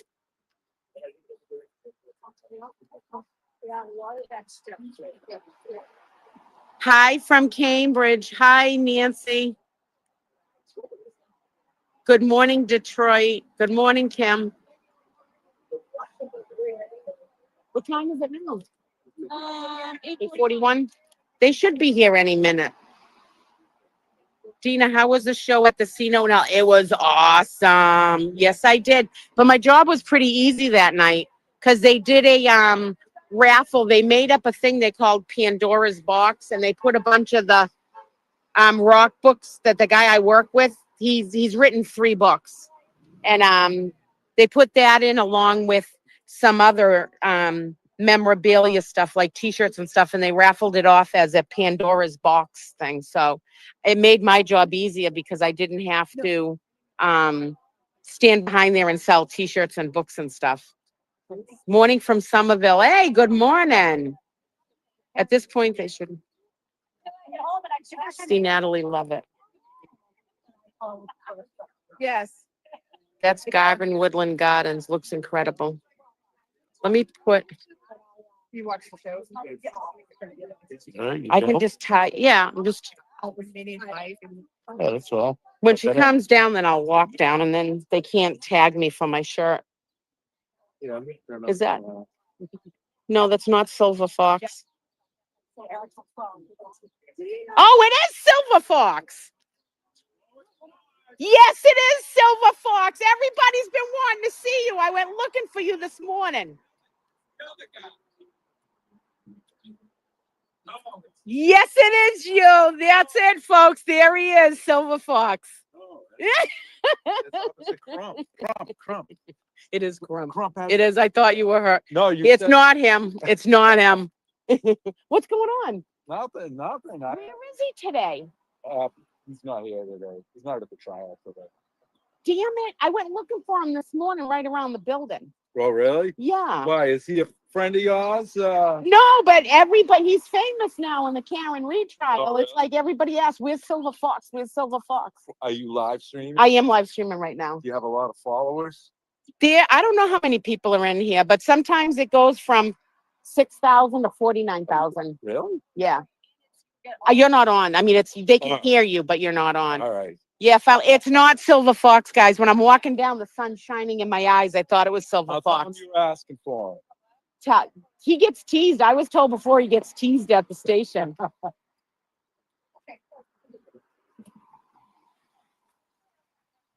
Yeah, it's not him, folks. He's not down here today. That's why we couldn't find him. That's why we couldn't. See, they're writing, we love good cops. This one's a good cop, folks. There's good cop. The majority of cops are good cops. I had a blowout on Route 3 at 1:00 in the morning Saturday night up by yeah, a blowout. Doing 45. Really? On the highway? Police come to help? I had to call the Mass State Police. And when we popped my trunk, guess what was in my trunk? Free Karen Reed. I was a little nervous to say the least. I'm like, I was sober because I was designated driver. I was driving some of the musicians around and I'm like, That's good. You're responsible. oh my God, I thought I was going to get hemmed up. I really did. I'm like, oh shit. But yeah. Well, tell Silver Fox we said hi. Everybody, he's needed on the channel. They want to see him. They'll probably be here tomorrow or Wednesday, Thursday. Yeah. But I'll let him know. I don't think he's here today. Yeah. I'll go looking later, but I don't think he's here. I don't think he's in. oh, he's not in. Oh boy. You'll have to wait till someone else is streaming. I got work. I'm only down here on Tuesdays, folks. So there's no Silver Fox today. We'll see ya. Bye. Stay safe.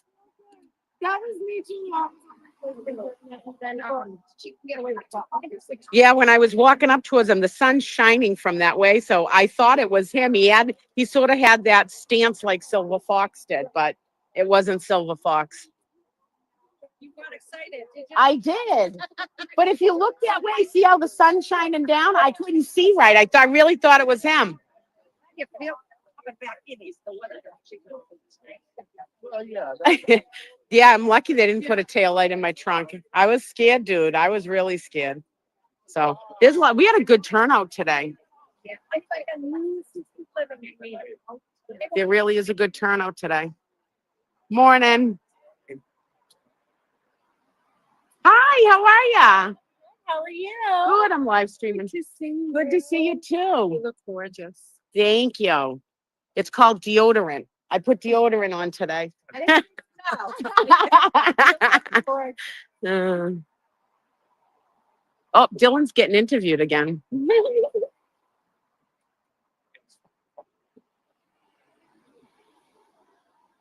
Get justice for, I'd say, young justice doesn't get forced to join a piece of this foreign not interview. So hopefully not guilty, no mistrials, no nothing. Just get out of us, get in Tokyo. All right, Thank you. all right, Dylan, You won't play baby. that. Look at that. Dylan, you gonna miss us? Tell the truth. No, I definitely am. I'm definitely going to miss you. I can't wait to go home. As I said to you, I can't wait to go home. I can't wait to come back. So Yeah. I think that's a positive sign. Well, you got to go home to find a bigger building so all of us can travel to you I know. and you can house all of us in there and then take us. I want to go see Abbey Lane. I want to go into London. I know. Yeah. Well, I it's a want to bit go on a different. Beatles adventure. So you got London and you got Liverpool. So you Right. got two, like probably. Yeah, I don't know how many died up there. So you got about 4 or 5 hour drive between London and. We can do it. Yeah, no, I'm not saying you can't do it. I'm just We're saying. gonna come visit you and put you to work. It's like Traveling around. it's fine. I want to go to that where the Beatles played at that like underground. Yeah. I forget what the name of it is. I know what you mean. I went out to New York before and I went to the Dakota where John Lennon was killed and I went to Strawberry Fields at Central Park. I've seen that, but I want to go. I want to go. You're always on the go. That's the problem. Well, you call me the pocket rocket. Rocket, yeah. Smooth skin though. Smooth skin. Yeah, it's got the smoothest skin I've ever felt. But you know. There's somebody else I know running around here. Oh, good. Traffic's slowing down. Like maybe she'll be able to stop here. Hopefully. I want to go on an English garden tour. I'd like to too. You said that. Um, I love this image. I love English guy. Wildlight Arts. Okay. Yeah, something different. You won't even. They said the Cavern Club. That's what it's called. The Cavern Club. There That's you where I go, want to yeah, go. Yeah. It's a good place. I've Yeah. never been there, but I know it's a good place. Everyone goes there. Yeah. Walk Brandy with a mirror. Unbelievable. Strawberry Fields forever. Yeah, when you get back, I miss your music too in the morning. Yeah, there you go. Yeah, once we're back, we'll have some music. When you get back, and then I'm down here the first Tuesday, Yeah, we have to do the Queen song again so I can run around with the American do flag. the Queen song again. Yep. We'll do that. Yeah, definitely. Yeah, so I'll be able to because it'll be afternoon for me, so I'll be able to stream again. So Yeah. I'm sure they don't want me back on, but I'll be back on. Jill said, Dylan, safe travels back home. Such a pleasure to meet you. That's Jilly Beans, the drive-by. I love Jilly. Love Jilly. She's a sweetheart. Well, we'll have a beep beep tomorrow, Jilly, as well. Final beep beep tomorrow. Can't wait. Oh, you are going to come here in the morning Yeah, tomorrow? Oh, good. yeah. I'll be going in the afternoon to try and catch an early flight. So They're saying, sing us a song now, Dylan. I don't know any songs. I only know like Dane and Danny. That one. Or there in ha ha ha. Dylan, you'll get home and then want to be back in Mass. Always happens when you had a good time away. I know. I can't wait to come back. You know. I try to be. And thank God for all the people that are running your channel. Woo! Fuck yeah. For all the people that are handling your channel too while you're away. Yeah. Well, Betsy That's Betty. She's coming. She's here. All right, we're gonna turn it around. Give her a kiss. Everybody, hi. Grab her ass. Can you get in the car and grab her ass?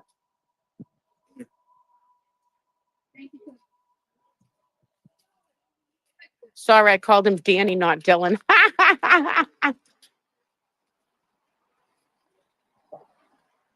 Safe travels, folks. Oh, they're moving. Not so much. There they are, folks. Good morning.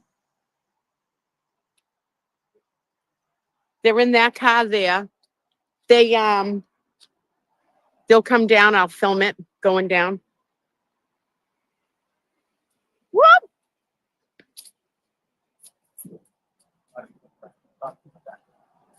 No window down this morning. No. Yeah, I heard. Go ask them. Down there, kiss her. Fucking go all the way. Let me get our ass grabbed today.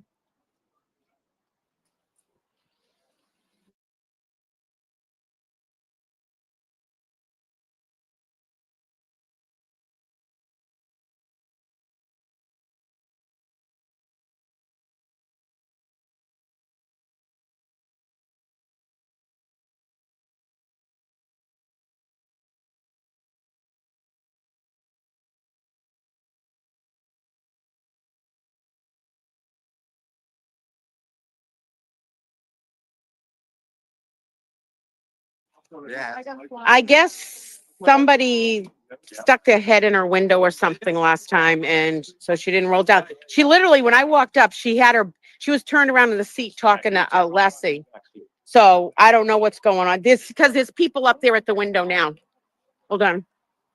I got to put my shirt up. Oh shit.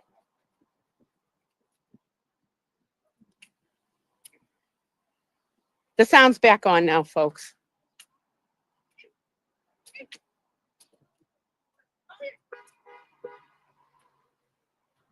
I guess someone stuck their head in the window, so she didn't roll it down. But she literally was. I could see in the window. She was turned around talking to. Yeah, she did it here. She was talking to somebody. Hi. You didn't realize it. Take two just in case I'm blank. I followed you too. Oh, what's your name? It's Nina. I had Nina. the day off, so I Hi. said I'm coming out to support. Nina, I'm gonna give you one of these if you want. Hold on. Thank you for that. Hold on, folks. I'm in the buffer zone. Yeah, right there. Something she said.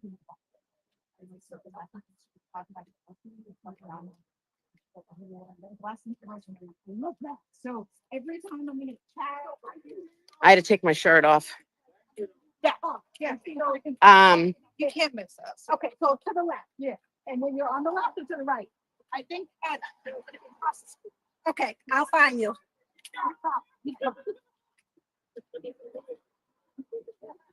Yeah, I'm in the buffer zone, so I can't. No, I don't blame her neither. If she doesn't, but I don't think that's what was it. Because she rolled her window down a little bit further. She was turned around in the car and she was talking to them in the back, and I don't think she realized how close she actually was. So don't worry about it. No, that's a good cop. He was just walking up forward. That's all. That's the good cop. I thought that was Silver Fox. He's okay. He's no. He was just happened at the same time to be walking up. So no worries. I don't know what's going to happen. Let's turn this around in case people walked up. I'm going to cross.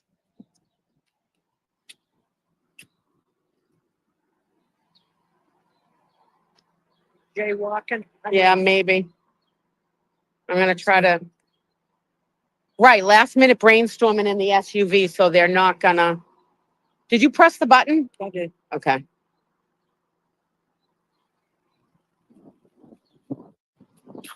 Nice enough to let us stop and go.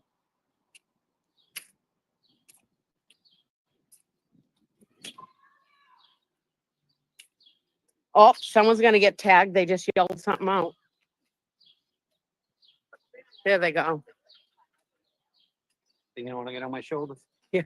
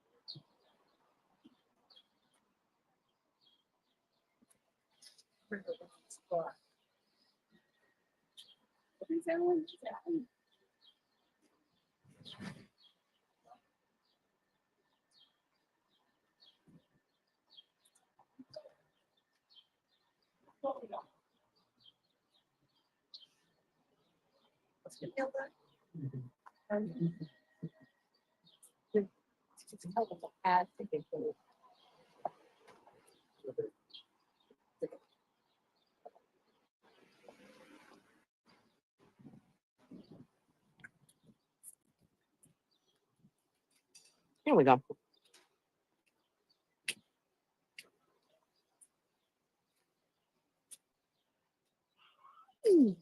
Why do I feel like I got to whisper? Hi. I'm live streaming. Hi, how are you? Oh, nice shades. How are you? You look beautiful as usual. Good morning. Did you hear any news yet? Not yet. Hi, Henry. Hi, BB. Why? This is so cute. Bye. It's the superstar, Henry. No,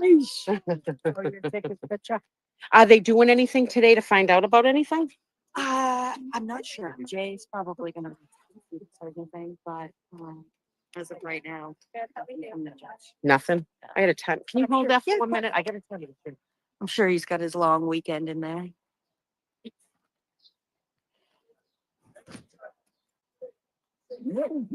You think they would have had a decision by now? You know what I mean? Like, something. by the time they decided, the trial will be over. I don't think it's gonna last this long. No, they're gonna delay it till the trial's over and then be like, oh, it's not Yeah. gonna take so long. I thought they already had. I smell yummy. That is, Sometimes. hemp. Hippie, yeah. It's earthly body hemp nag champa. And once you put it on in the morning, you don't have to do anything else for the whole rest of the day. It lasts forever. And it's like $16.99 a bottle. Usually you can get like a 20% or 40% off coupon. They got all sorts of different smells, but this is my favorite. Hi, precious Henry.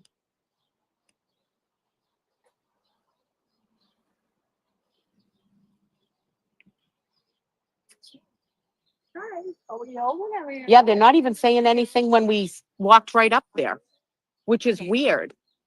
I thought they already had a decision. No, but I mean, before it was like you couldn't even be on that side. Like you had to keep on walking. Like they're not saying anything, which is kind of nice. So cute. I love hemp. I use the pink ball. Yeah, it's You're next. not doing anything wrong. Right.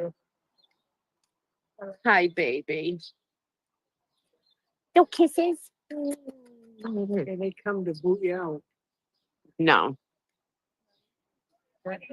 Good morning. I'm live streaming over here, so you know. Fair warning. All right. Oh, I am loving this. They can't do anything. That woman up there. Woman, yeah. Yeah, she did. Did they come right over? All that, I heard that.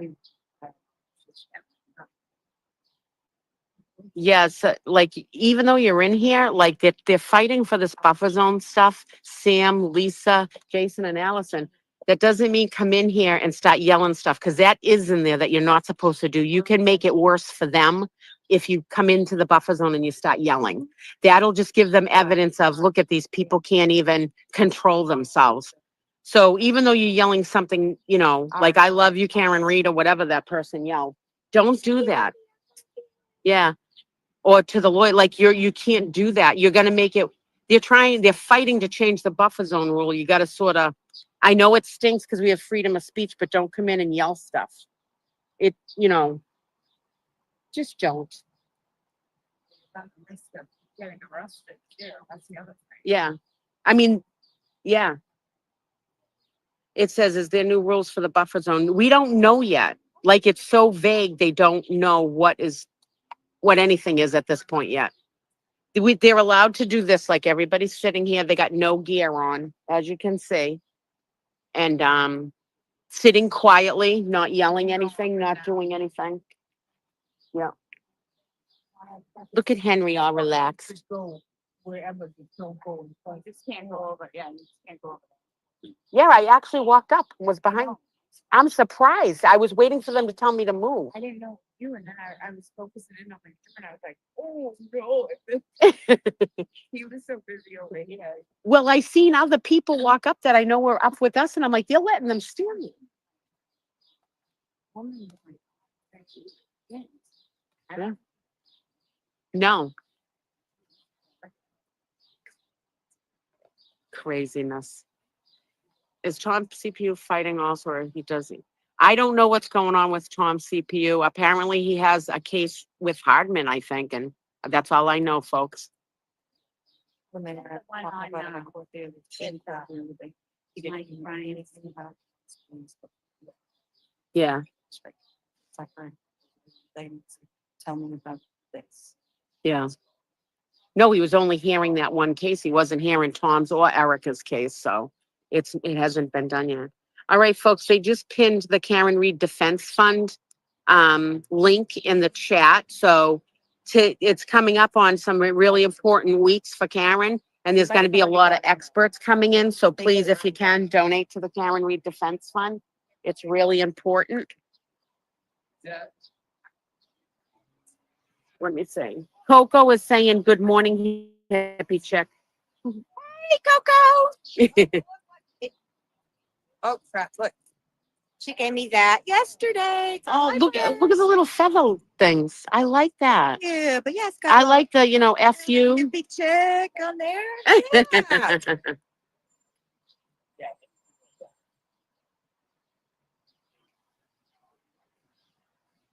Yeah, this is pretty. It kind of feels really good right now. Like I don't have that thing where I'm going to get arrested. That's it. I haven't seen that cop down here before. He rides his bike around. He was here last year. Well, he looked kind of familiar, but I haven't seen him down here lately. But I'm not down here every day, Yeah. so No, he rides his bike. But he doesn't want to stop. He just comes around. So much. who are you saying there she is? Who are you talking about, Dave? Oh, hippie chick. Yep, there she is. She's right there. You have to come paddleboard with this thing. It's I know. so fun. And Henry's so good at it. Is he really? So good. He sits on the front of it like he's on Titanic. My God. I've been so busy every freaking weekend. It doesn't matter. Every weekend I'm working. This week I got to go clean houses for 2 days. And then Saturday I got to go clean a huge house on top of working every day. It's like today's going to be a rough Yeah. week. This week will be a rough week, but I'll have to go out on the paddle boards at Oh. some point. I still got to make North Shore Nacho Night too. I haven't even been to that yet. So fun. That's a lot of fun, dude. Yeah, I got to go to that. Well, you're my babysitter. I got to go down and see you there. You can buy the drinks. You can spend your money on me. You can buy me drinks all night. Not just drinks, their food is. Hey, I'm the Yeah, I senior- heard their food's I'm a amazing. retired senior citizen. Oh, well, don't play victim to me. Get out of here.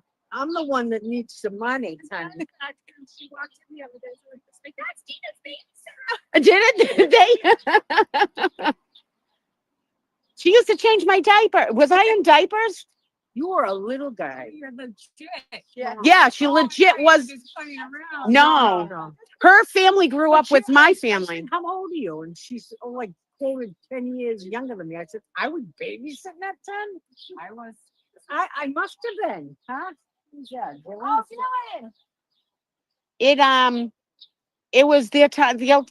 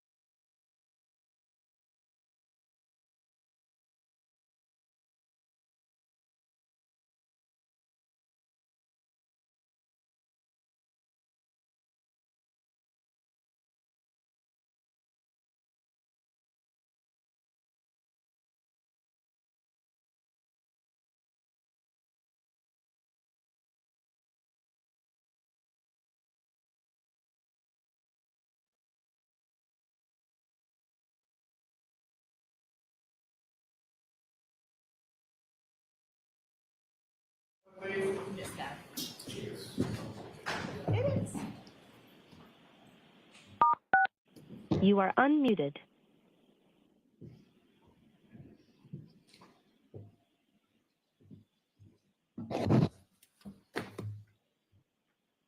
Now open, you may be seated. All right, so I was told, Council, Mr. Lessie, you wanted to see me? Yes, please, Sean. Okay. Did you want to come to sidebar? Start at sidebar and then Sure. we'll go from there if we go. Okay.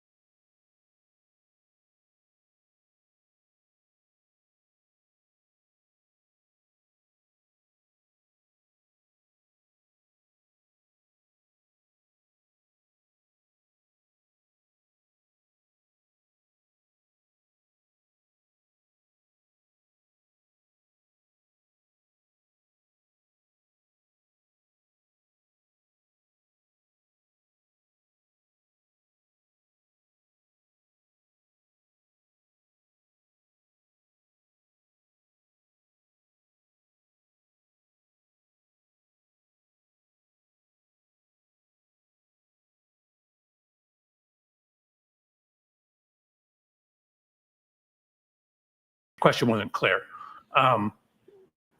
Then on Sunday, we just went through top to bottom through my presentation. Mr. Brandon wanted to make sure he understood everything in it. And then I met with Mr. Brandon again on Sunday. We ran through it briefly again. And then that was largely it. Who suggested the changes to your presentation? Mr. Brandon. Mr. Brennan suggested the changes that you make. He indicated some of the things, for example, the slide I deleted referenced testimony that I was not allowed to include on a slide. Were there any discussions with anybody from the prosecution team about the changes with regard to the what I would call the Dighton route, the Dighton distance, and the total mileage? Do you know which slide I'm referring to, sir? I do, yes. Who initiated the discussion on the changes to that slide? So that slide was changed, I don't know, probably 8 or 10 days ago. Oh, it was changed 8 or 10 days ago. Correct. Were there any changes made from 8 or 10 days ago to what's now in your presentation? Not beyond what we talked about. Oh, okay. So 10 days ago, those changes were made. 8 to 10 8 to 10 days ago. I could actually probably figure out exactly when, if you like. Now my next questions go to Mr. Burgess. Mr. Burgess is a colleague of yours at Aperture, correct? Correct. Are you aware of issues relating to the accuracy or inaccuracy of his CV? Unfortunately, I've been bombarded with emails that have referenced that. I've seen it. I have not read them. You've been bombarded with them, but you have, and you say unfortunately, but you have not read any of them? None? Maybe 1 or 2 lines. For example, they come in, they're looking like legitimate business emails. And then I pull it up as a business email. I'm like, okay, I'm not supposed to do this. Court said I can't look at this.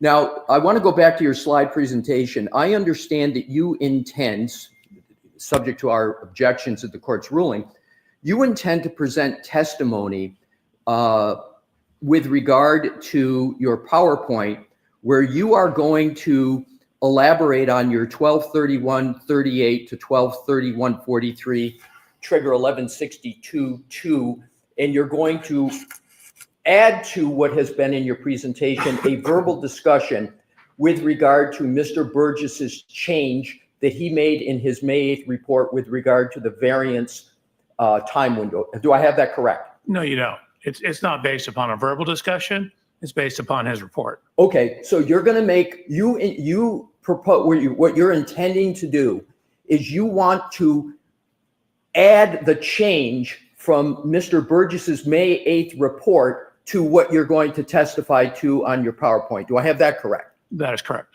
And the only reason you're going to testify with regard to altering the 1231-38 to 1231-43 window is because of what Mr. Burgess has done on May 8th. Is that correct?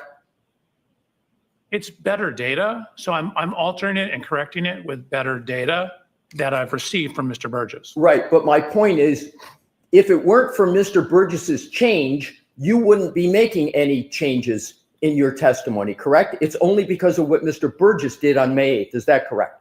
Only from his report, correct. Correct.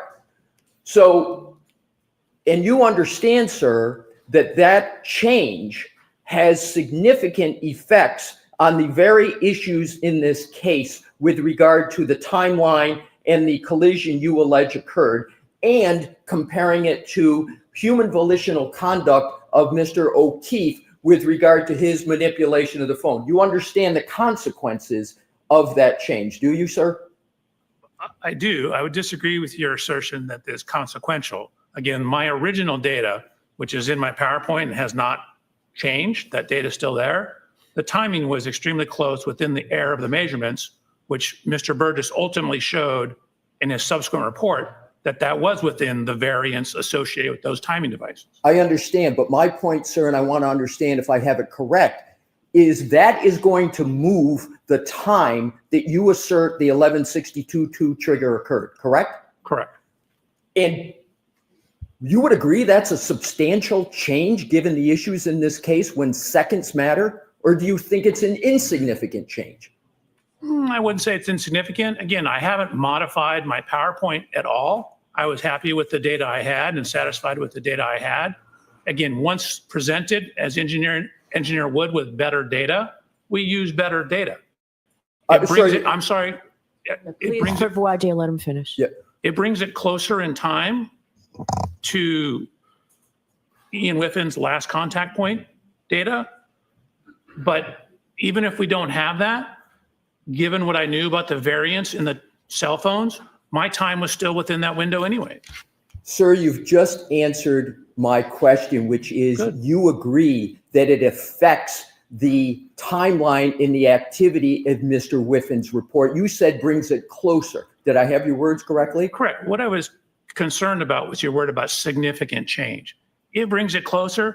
It doesn't necessarily bring it significantly closer. My original timeline was very close, within the range of the accuracy of those types of cell phones, infotainment system data.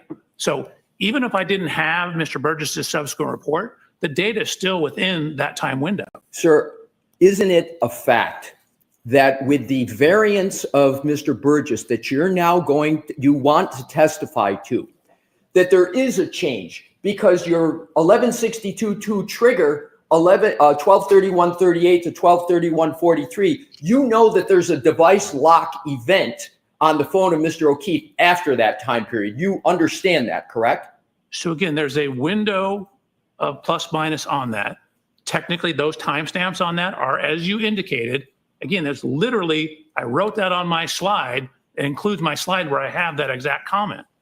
But my question, sir, is the change means now that with the Mr. Burgess variance moving, you now have part of the moving range that occurs after the device lock, whereas before your change, the device lock occurred after every bit of your range of 1162.2. I have that correct, don't I, sir? You do. Okay. Okay, so Your Honor, that's it. that's all I needed. Thank you. All right, so we're going to bring the jury in.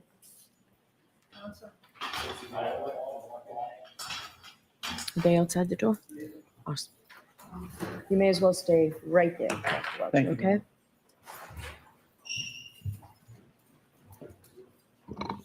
I'll see you at sidebar. No, they can come in.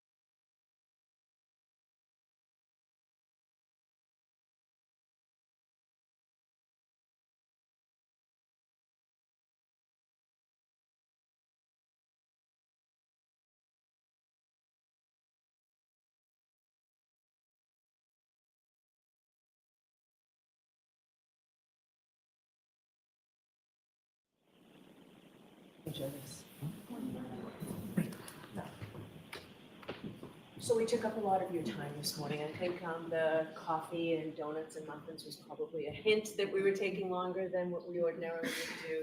I do appreciate your patience. So I have to ask you those questions. Were you all able to follow the instructions and refrain from discussing this case with anyone since we met last week? Yes. Everyone said yes or nodded affirmatively. Were you also able to follow the instructions and refrain from doing any independent research or investigation into this case? Everyone said yes or nodded affirmatively. Did anyone happen to see, hear, or read anything about this case since we left here last week? No. Thank you. With that, Mr. Brennan? Thank you, Your Honor. Sir, can I just stand and raise your right hand? Yes, sir. Do you solemnly swear the honest truth of the court and jury of the case now hearing the truth, the whole truth, and nothing but the truth, so help you God? Yes, sir. Thank you. You're welcome.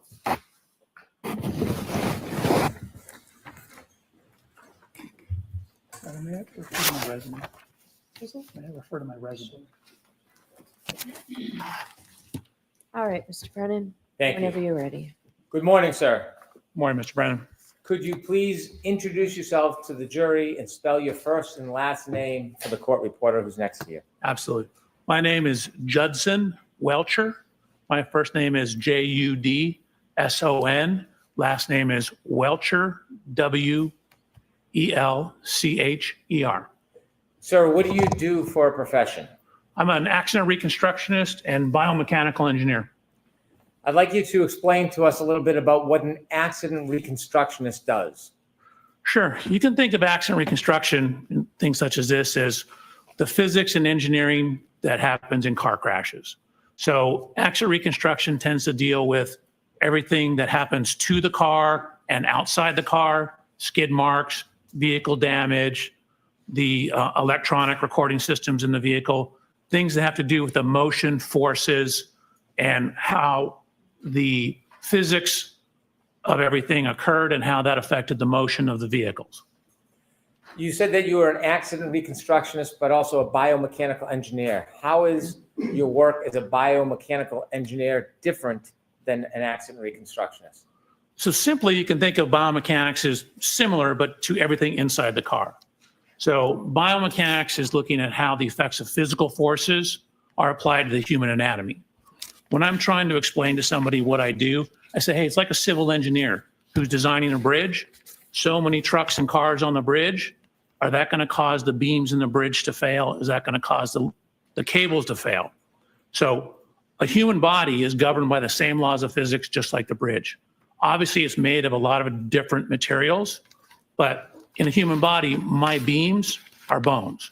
My cables are the muscles and ligaments. Different material properties, but everything's governed by the laws of physics and principles of engineering.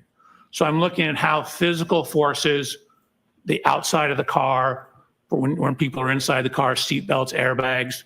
The first seat belt was patented by an engineer.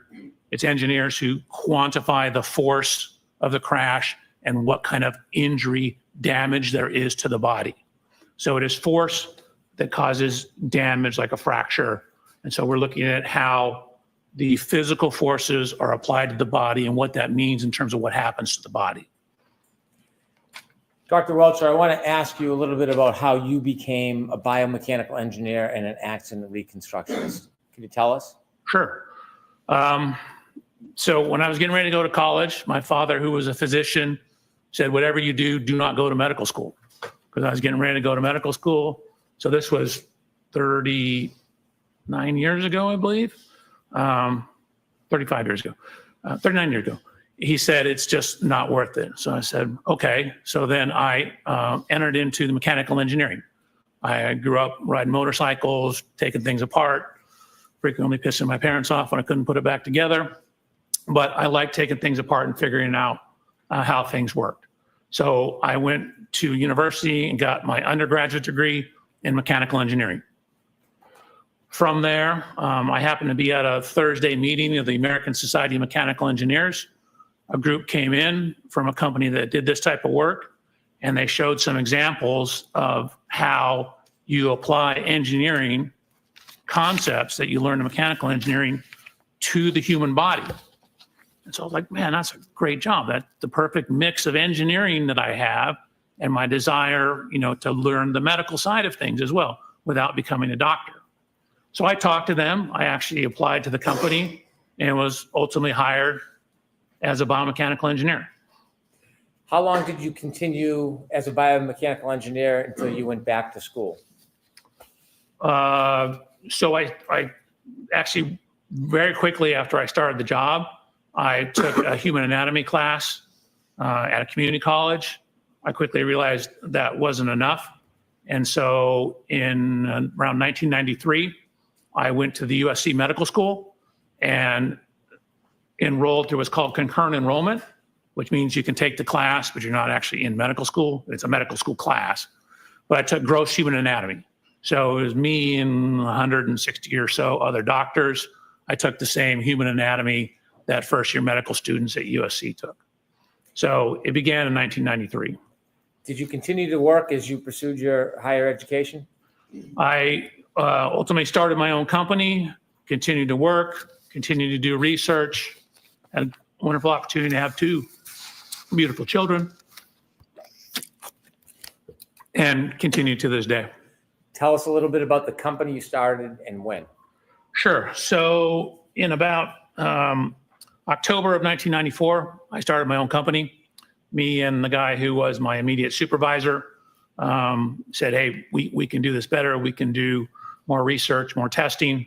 And so we started our own company. What kind of company was it? It was an action reconstruction and biomechanical engineering company. We also early on did a bunch of testing and design work for amusement park rides. The same concepts for car crashes applies to roller coasters, basically anything. So we worked and had some contracts on improving ride safety. And I was also on the ASTM committee that looked at amusement park ride designs. Did that company grow from 2 people? Correct. We took it from 2 to about 25 people. And then we ultimately sold it in right around January 1st of 2022. Before 2022, did you obtain a master's degree? I did. And what was that in and where was that from? So again, I was working full time. Actually, while I was doing my master's degree, I was also teaching classes at Texas A&M through their law enforcement training division. So it was extension classes. But I ultimately completed my master's thesis in December of 2001. That was from USC, University of Southern California. And I received my master's degree in biomedical engineering. I wrote my thesis. It was basically on automotive seat design, but it was titled Whiplash-Associated Disorders, Related Anatomy, Biomechanics of Injury, and the Relationship Between Injury Potential and Automotive Seat Design. Pardon the interruption. If Dr. Welcher reads from this report, which I think he just did, can you know when he's doing that? Sure. Dr. Welcher asked me if he could refer to his resume, and I said yes. So if you read, just let us know. Thank you. And it's my resume, not my report. Your resume, did I say? No, you did. He said report. Yeah, no, it's his resume. You share with us that your company continued to grow until you ultimately sold it in 2022. During that time, did you continue to pursue higher education after you obtained your master's degree? I did. So again, ever since 1993, I've been slowly pursuing higher education, both obtaining my master's degree as well as my PhD.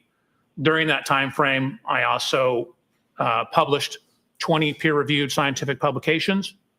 I taught for 5 years at Texas A&M and served as a peer reviewer for both the Society of Automotive Engineers and for a short period on the Archives of Physical Medicine. So I was working and running a company with my co-creator, as well as teaching, conducting research, publishing, also while going to school part-time. Take us to 2011. Were you still pursuing education at the University of Southern California? I was. And what occurred? What did you achieve in 2011? So in August of 2011, I finally obtained my PhD in biomedical engineering. I wrote my dissertation, reading from my resume, titled Development, Validation, and Testing of a New Sensor Array for Intra-Articular Pressure Measurement, In Vitro Human Lumbar Spine, Intra-Articular Facet Testing, which is a lot of big words to say. I was testing cadaver spines, looking at the loads inside the spines associated with various motions of the spine. Did you achieve your PhD in biomechanical engineering? It's actually in biomedical engineering. Biomechanics is within the field of biomedical engineering. So you have a PhD in biomedical engineering? Correct. You mentioned that you have published many articles. Have there been articles that you have published that are relevant to some of the subjects that you're going to talk about during your testimony? I mean, I have a number of, again, peer-reviewed scientific publications. Peer review just means you submit it to a journal and they have other people review it, give you comments, your peers in the field. I do believe there are a number of them that could certainly be relevant to both the physics and, for example, pedestrian injuries. If I could mention a few. You wrote an article on sideswipe collision dynamics. What's sideswipe collision dynamics? So I was actually an invited speaker at the World Congress, or sorry, not the World Congress, the World Reconstruction Expedition. They asked me to give a presentation on the theory, science, and mathematics behind sideswipe or side impact collisions. That would include side collisions, glancing collisions, shallow angle impacts, such as like a corner of a bumper goes into the side of a car, any kind of glancing or clipping type impact. Similarly, in many of the articles that you wrote, is one of them about methods for quantifying the impact severity of low speed side impacts at varying angles? It is. Tell us a little bit what that. So that was a Society of Automotive Engineers paper. Again, another peer-reviewed paper that we worked on. It was kind of an extension or continuation of all that research, where we just looked at the physics and the mathematics, basically the reconstruction of glancing or sideswipe type impacts. Similarly, methods for quantifying the impact severity of low speed side impacts at varying angles. Is that similar to the other papers, or was that different? Yeah, I thought that was the same one.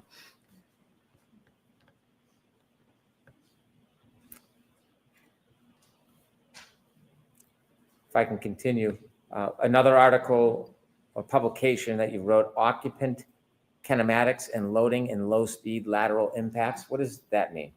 So in the course of my career, I've done probably 12 to maybe 1,300 actual crash tests. I've crashed everything from skateboards, mopeds, up to trains, motorhomes, and ambulances. I've conducted, relative to this case, probably or been involved with 50 to maybe 70 pedestrian impact tests. So the low speed side impact one is we actually put human volunteers in side impact collisions. And what we did is we had accelerometers, which are things that measure acceleration. If you had physics or memory, Newton told us force equals mass times acceleration. So knowing the acceleration of something, you can get an idea of how much force is applied to it. So we have various sensors on the body. We have various sensors on the car for the reconstruction aspects of it. So that study was the biomechanics portion. And the first paper you read about the reconstruction was the reconstruction portion. So the first paper you discussed was everything outside the car. Then we looked at how the forces applied to those impacts to people inside the car. Have you had a lot of publications and studies about the force applied to people outside of a car? I don't know if I'd say a lot, but I was an invited lecturer to the Accident Reconstruction and Collision Safety Institute conference, where I specifically gave a paper and a series, or basically a lecture on what's called pedestrian impact biomechanics, which was exactly as the name implies, what happens to pedestrians when they're impacted predominantly by cars and vehicles. How much of your work involves pedestrian impacts? Probably maybe 10%, 5 to 10%. Most of it's car to cars. Biomechanics of low speed impacts. Is that another paper that you wrote? That is a paper I wrote. I don't want to read all of your papers and all of your publications, but on a different topic, did you write a paper on the study of the measurement of Generation 2 Toyota event data recorders and low speed side impacts? Yes. Could you tell us a little bit about what measurement of event data means in this article? So Toyotas, newer Toyotas particularly, have two types of electronic equipment on board that can record crashes. There is what's referred to as an event data recorder, or EDR. It's somewhat commonly referred to as a black box. That's not exactly right, but it's close. And then there's a secondary system, which is really more closely tied to maintenance. That's called TechStream, but it will pick up data that you can frequently relate back to various events. So that particular paper was looking at the event data recorder data in Toyotas. We'll get more into that subject later, but is it event data recorders subject that you're well schooled at? Yes. In addition to the papers that you've written, have you continued through the years and after becoming a PhD, your research in this area, in these areas? Correct. For example, every year we're part of a conference called SATI, which is our company, largely led by an engineer, Christopher Furbus, that we work with, has spearheaded us going out and conducting crash tests for that conference. For 10 years, we did a lot of the instrumentation and crash testing at the Accident Reconstruction and Collision Safety Institute conference. And then for a number of years, I actually, the company actually went down and did crash testing for what's referred to as the Spine Research Institute down in San Diego. So we've been hired by various professional organizations. We came out here once, the Massachusetts Association of Accident Reconstructionists, I think I'm messing the name up, had a conference. We came out here, conducted crash tests for training other experts out here.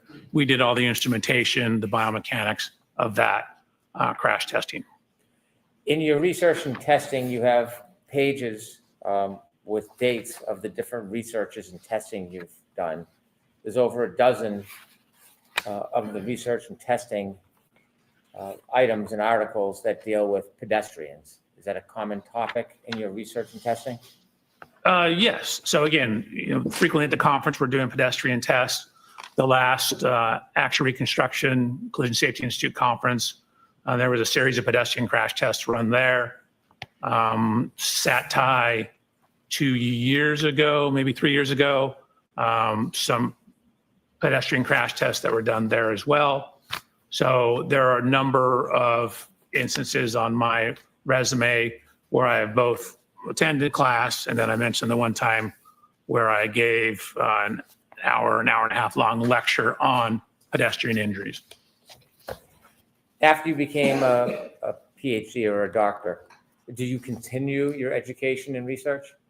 Correct. I've always continued my education and research up until, I just got back from the event data or Accident Reconstruction Collision Safety Institute EDR conference, or the Event Data Recorder Summit. My company, through my relationship with the founder of that summit, was a sponsor. So Aperture was actually a sponsor of that conference. We actually sponsored it the previous year as well. And also as part of that, I assisted one of the researchers in conducting, it's called front camera module testing for pedestrian impacts on Chrysler vehicles. Excuse me, General Motors vehicles. As a biomedical engineer, are there any groups, organizations, or certifications that are important? I think ACTAR is important. So ACTAR is an acronym. It's ACTAR, and that's short for the Accreditation Commission for Traffic Accident Reconstructionists. And so it's a bunch of professional groups, originally from some concerns, I believe, from the Department of Transportation, got together and set standards for reconstructionists. Again, these are kind of minimum standards. You have to show, you send in your resume, you talk to them about your research, and then if you're deemed qualified, you sit for an examination that tests your skills, day-long test, theory, a practical portion, and then every 5 years you have to have 60 continuing education units to become reaccredited. I've been an accredited accident reconstructionist since February of 1995, and my accreditation is current and active up through today. So you've been accredited for 30 years? Yeah, correct. I don't want to trick you on the math. No, I never thought about it, but yeah, I guess it has been 30 years. Have you testified in court before? I have. Have you testified in state courts? I have. Have you testified in federal court? I have. Matter of fact, in Boston. Have you ever testified in civil cases? Yes, I have. Have you testified being called by the plaintiff? I have. Have you ever testified being called by a defendant in a civil case? Yes, Have you testified in criminal cases? I have. Have you ever been called by the state or the government? Yes. Have you ever been called by a defendant? Correct. Public Defender's Office. In any of the cases, whether it's civil, criminal, plaintiff, defendant, government defendant, does that in any way change your analysis about data, regardless of who or where you testify? No, I take my job as to be a critical analysis of the data. So I wanted to look at the data as objectively as possible and form conclusions based upon the data, trying to remove wherever possible speculation, try to remove wherever possible reference to testimony. Now, sometimes testimony is the only thing we have, and so we need to rely on it for bits and pieces. But generally, my job is to try and look at data and see what the data shows. I have no dog in this fight. I don't, quite frankly, care. What I'm doing is trying to do a good engineering job, which is looking at the data and drawing sound principles and sound conclusions from the data. Presently, you said you had a company and you sold it. Where do you work? It's a company called Aperture. I guess we were acquired or merged into it technically. How many offices do you know if Aperture has? Oh God, I should know that. I mean, we have them in Massachusetts. We have them in, I think there's 3 or 4 in Texas. There's, I think, 4 or 5 in California. So I want to say there's at least, I don't know, 13 to 15. Do you work at a particular location? I do. Where do you work? Long Beach, California. Do you work with other people? Do you have a team? I do. How many people are on your team? 5. And what's the team comprised of? It, Is everybody a PhD, an engineer? One individual is a PhD in engineering, Dr. Umali. And then I have 3 other engineers and 1 case reader. I guess it's 6 people. I have a case manager as well. Is there any, do you work interchangeably at the different branches around the country, or do you have your own team in California that you work with? 99% of the time, it's my own team. Occasionally, we'll get a case from another office. I've worked on a couple cases out of the Texas office, and maybe a couple out of the Nevada office.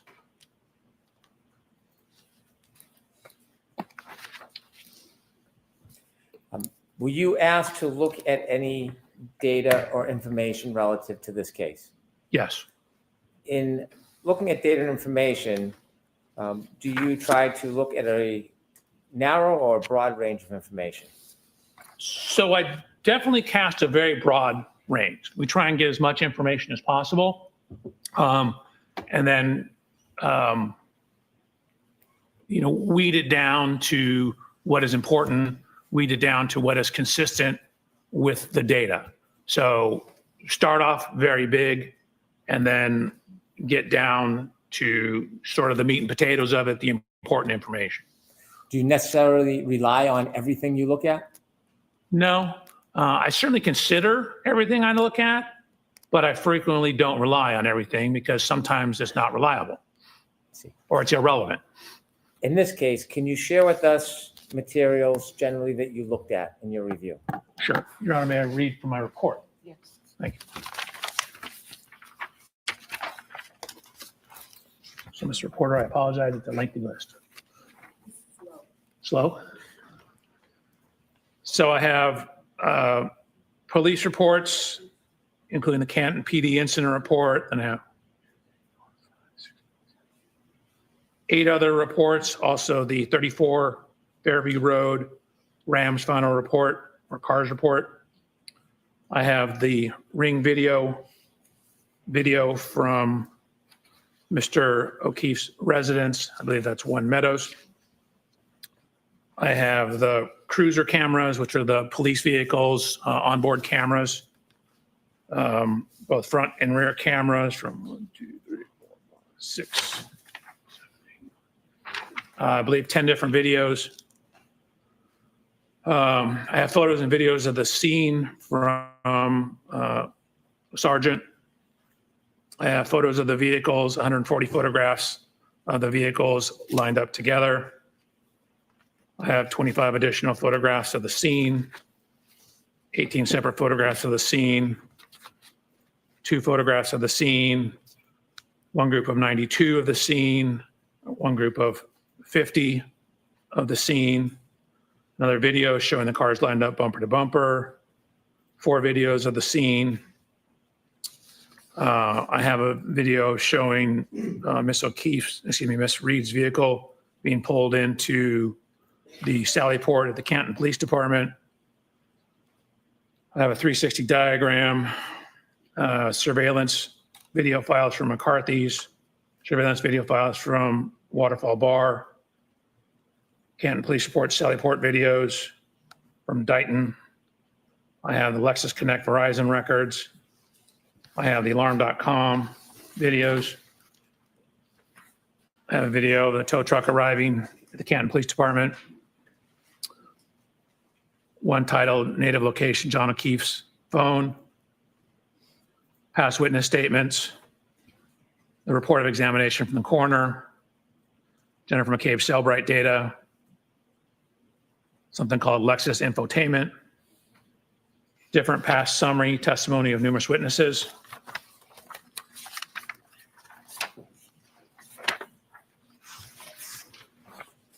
I have earlier summary testimony of numerous witnesses. The Boston Magazine interview with Miss Reed, a Dateline interview with Miss Reed, a 2020 interview with Miss Reed, lab reports from BODE, the Crime Scene Response Unit Boston, Crime Scene Service Section Maynard, Crime Scene Service Section Southeast, the Criminalist File Folder, Trace File Folder, UC Davis Veterinary Report.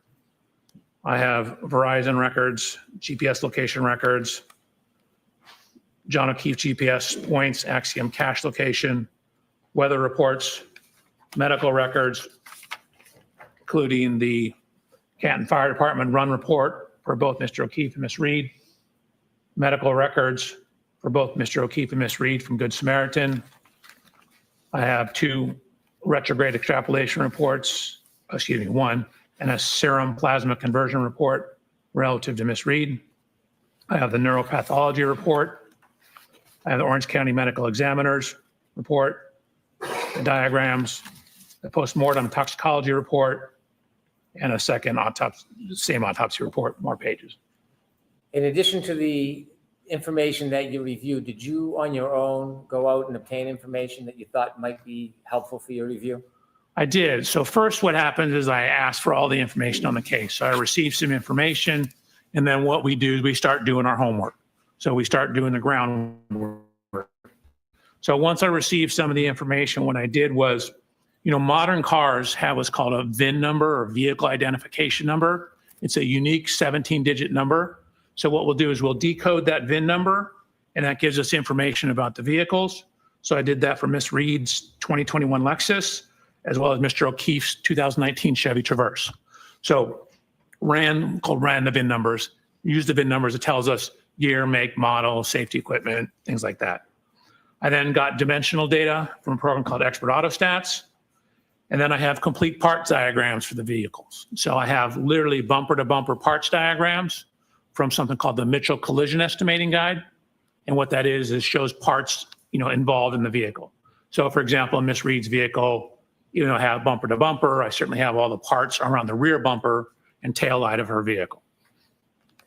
And then of course I started additional work on top of that. After you began your study, sir, did you have an opportunity to personally look at items that were involved in this case? Yes, I did. And what did that include? That included looking at Miss Reed's vehicle, looking at Mr. O'Keefe's vehicle, going to the scene of the incident. I ultimately purchased a 2021 LX 570, the exact year, make, and model of Miss Reed's vehicle, and conducted testing with that vehicle, as well as doing a whole bunch of research and compiling data for my report and slides. You mentioned slides. When you went through your investigation analysis and ultimately led to whatever conclusions you have, did you provide and create a PowerPoint presentation that could assist you? I did. I provided a PowerPoint presentation on January 30th. May I approach, Your Honor? Yes.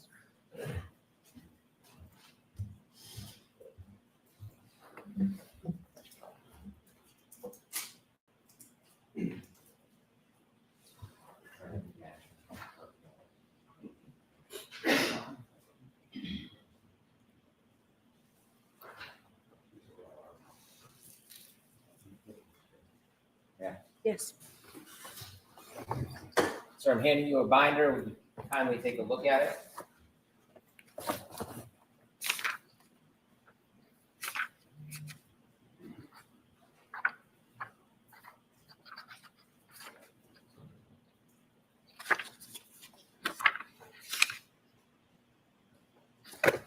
Okay.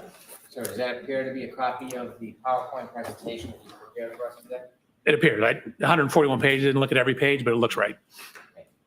All right, I asked to mark this for identification. Okay.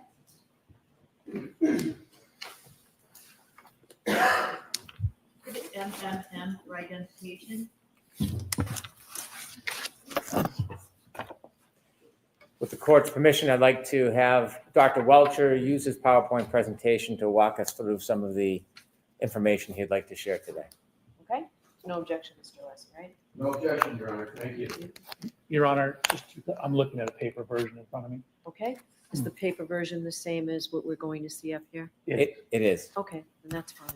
Thank you. And Dr. Welcher is going to manage the PowerPoint presentation. Sir, you mentioned that you wanted to look at the area and look at the scene. Your office is in California. It is. Why was it important to come all the way out to this area to see the scene firsthand? Hold on a second. I'll let you set up before I start asking you more questions.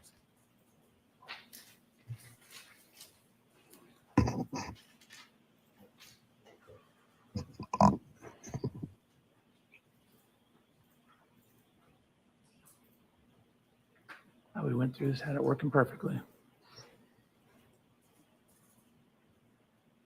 There we go. Okay.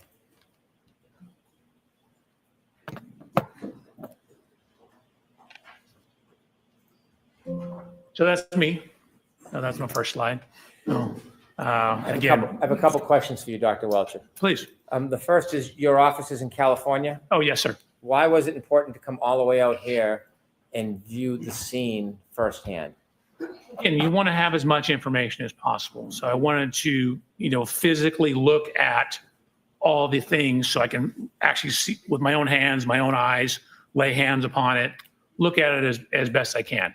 You try and inspect and look at as many things as you possibly can. Sometimes they don't exist anymore. Sometimes they're gone. And you have to make a best approximation if you can't do that. In this case, I was able to look at the scene in both vehicles. Was that an important part of your study, Doctor?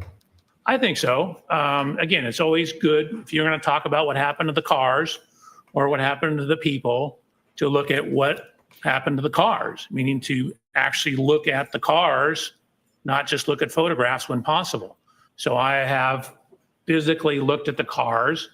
For example, on the Lexus, I climbed in it, over it, underneath it. I downloaded data from it. I did a whole bunch of things looking at Miss Reed's Lexus to assist in my analysis to try and add some further objective data to what we're doing here. So same thing with Mr. O'Keefe's vehicle. Looked at the rear bumper, took some pieces off the rear bumper to see what was behind the cover, to see what kind of damage we did or didn't have. So went to the scene, looked at the measurements of the curb, looked at where some of the lines are on the road because you can see them in some of the photographs. Again, it's always good when possible to inspect everything you can inspect. If you could now begin and tell us how you started your investigation. Sure. So on September 23rd, I had an opportunity to come out. Mr. Brandon, was the first time I ever met you on that day, I believe. And I had received material before that. And what you see here is, this is my inspection of Miss Reed's vehicle. In the upper left photograph, you'll see, oh, this doesn't work very well. Upper left photograph, that's Miss Reed's vehicle. That's Mr. O'Keefe's vehicle, the Chevy Traverse. And then what you see here is a laser scanner. You can see it on the ground here. Laser scanner is creating a 3D model of the vehicles. So I use that to create a 3D model of the vehicles. You can see me in the upper right photograph. That watch is this watch right here, my Garmin watch. And what I'm doing is looking at the construction composition of that right rear corner of the bumper. I'm looking at things such as the dimensions, where various lights and components are, and how does the geometry of that bumper relate to things that would be hit when backed into. Dr. Welcher notes this is 9/23/94. Is that an accurate date of when you came and first started looking at the vehicles in the area? You said 24, correct? I did. You said 9/23/24, correct. And then on the slide, what I tried to do is underline what I'm doing. So this is inspection of the Reed Lexus. And as noted, I'm only showing you a couple. I actually took 445 photographs. Do you remember when you began this case, the month or the date? No, it was obviously before this, I had material before I came out to look at the vehicles. You think it was months before this? I don't think it was months. No, it was maybe a month, if not less. So you began your work in the fall of 2024? Correct. And I just want to ask you about the picture in the middle. You see the right taillight housing is missing. Did you Correct. understand that had been removed prior to you looking at the car? It was, yes. Thank you. You're welcome. However, some of the evidence stickers, these white stickers here, were still on the vehicle. You did not place those. Did you place those stickers on yourself? I did not. Were they there when you first saw the car? Correct. They match what I'd seen in other photos. Thank you. So just continuing on. So what you see is, again, I mentioned looking underneath the bumper. So we wanted to see what, if anything, was damaged on the corner. So I'm putting my hand to show where the frame rail ends. This is me looking up underneath to the back side of this taillight. If you can see, this red taillight actually sticks out. And so I'm checking the front here for damage. I'm checking the back for damage. 1 second, please.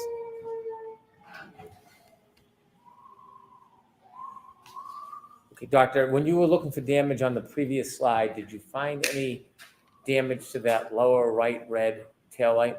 No, there was no damage to the taillight. The middle picture is from the inside, looking at the inside of that taillight. Was there any damage to the inside of that taillight? There was not. Thank you. You're welcome.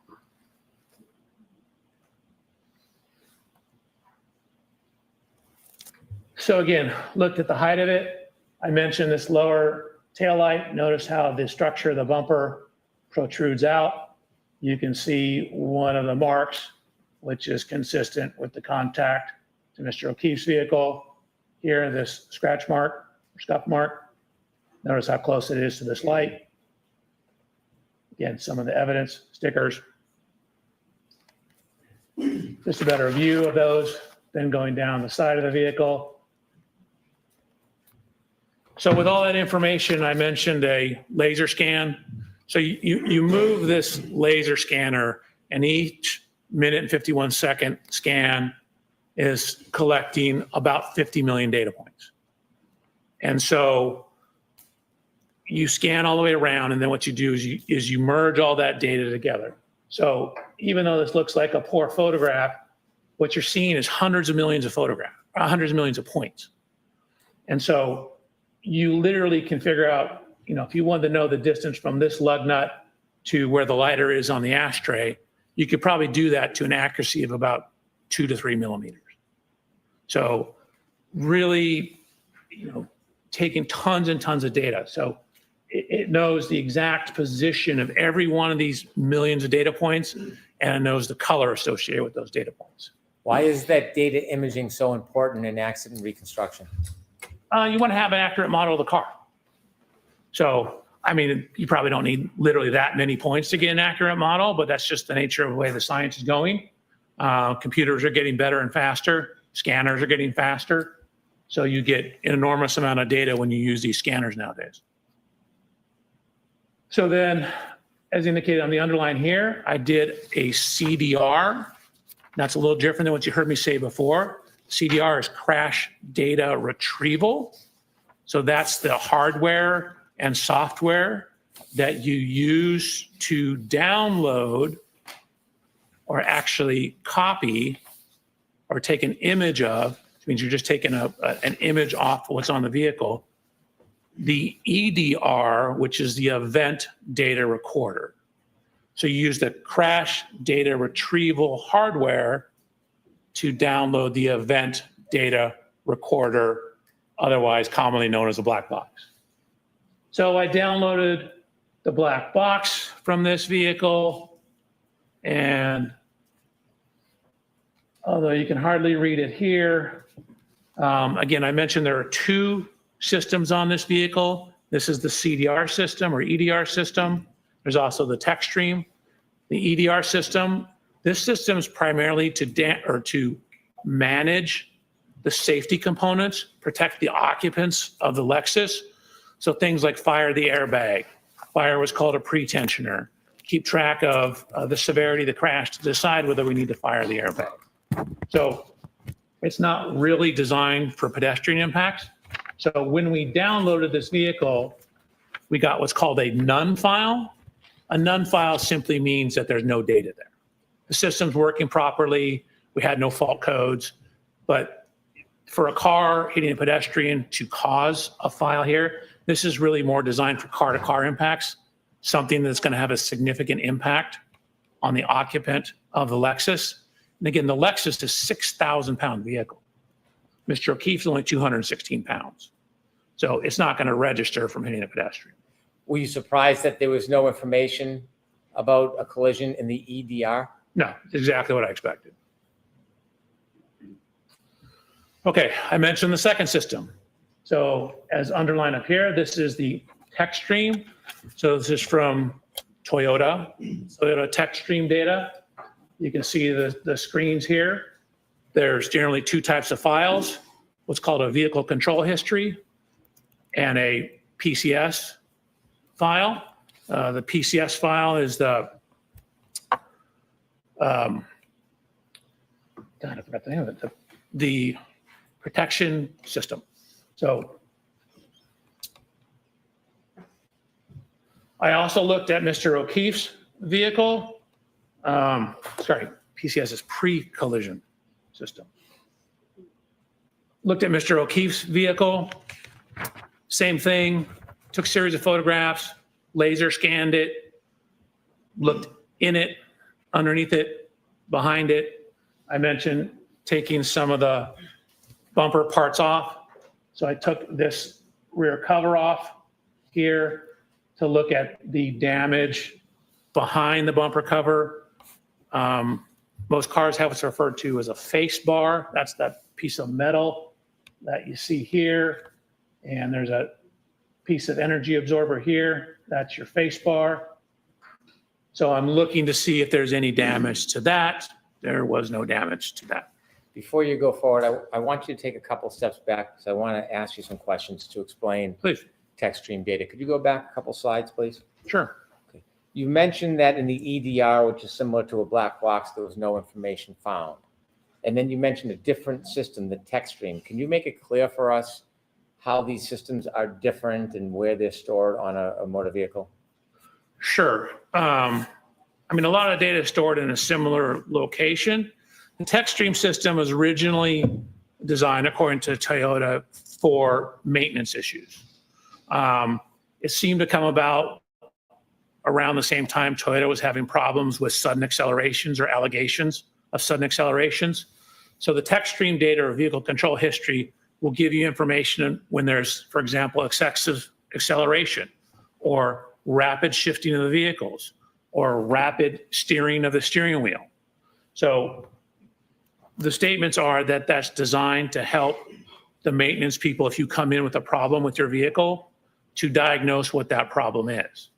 It has a lot of utility in accident reconstruction, because if you jam on the brakes before a crash, frequently the tech stream data will record the crash. You mentioned Toyota a number of times. Could you share with us the relationship between Toyota and Lexus? Sorry, in my mind, they're the same thing. Toyota and Lexus, obviously a little different, but Lexus is basically made by Toyota.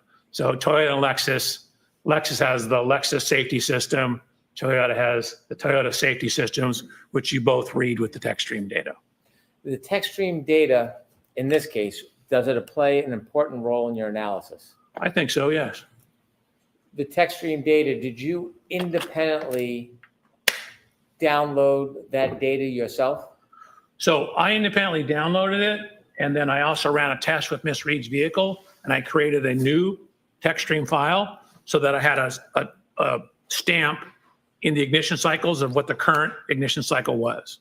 So I did a sudden acceleration test of the vehicle. On the Lexus or on the exemplar vehicle? On her Lexus. When you did the downloading, why did you do it yourself? Again, you, whenever possible, want to be the one that does it, make sure it's done correctly, and be able to say, hey, how do I know that's from that vehicle? Well, I know because I was the one who did it. And so if I get it from someone else, then they frequently have to bring that person into court to say the other ones that did it, so then I can use it. So if I do it myself, it eliminates that problem, and then I have no concerns over where it's coming from. So then I know hey, I did it. This is the right car. This is the right program. You left us at slide 10 when you were inspecting Mr. O'Keefe's car? Correct. So again, simply a blue arrow indicating that I looked down behind all this stuff, took measurements of it, and then similarly, I have a 3D point cloud of Mr. O'Keefe's vehicle. So part of the reason we're making these 3D point clouds, and we'll touch on this further, in addition to the scene, you can then basically put all these things back together in the computer. So instead of having to drive the cars to the scene, for example, or to Mr. O'Keefe's residence, you can take these computer models and additional data and put it back in the computer and reconstruct everything on the computer. So before we had the exact angle of impact, again, this is for looking at when Miss Reed contacted Mr. O'Keefe's vehicle, backing out of Mr. O'Keefe's garage at One Meadows. I lined them up just to generally show the approximate location. A couple things, notice how, again, this lower portion of the Lexus bumper sticks out. Notice how the side of the Chevrolet slopes in as you get higher up. So this portion sticks out more than this portion. And this is where you would expect any contact damage to occur, assuming there was an impact. So again, looking at the measurements up the height of the vehicle, of course, as you indicated, Mr. Brennan, the taillight's gone. And then went to the scene. So same thing, went to the scene, took, again, 297 photographs of the scene, had our people scan it to create a computer model of the scene. So, literally, if you wanted to know the distance from this window to, say, some manhole cover on the road, we have the data to figure that out, down to a couple millimeters. In addition to going to the scene and doing the digital mapping, you mentioned other review of materials. Did you have an opportunity to review dash cam footage from Canton Police Department police vehicles to see the general location of where Mr. O'Keefe was when first responders were assisting him? Objection, Your Honor. So that's just a yes or no? Yes. Thank you. So the text stream download. So this is a screenshot from the text stream download. Keep in mind, this is kind of maintenance software. So we're looking at a number of things in the maintenance software. What we see is, and this is noted in the report too, that when the vehicle gets into the Canton Police Department after this event, you can see the mileage is 12,665 miles. So that shows up in Trooper Paul's report. It shows up in the photographs, and it shows up as matching the mileage in the text stream data, both at triggers 1164 and triggers 1167. I'd ask you if you can enlarge the data on the right and break down what it actually means, the different columns and the. Is it possible for you to enlarge that?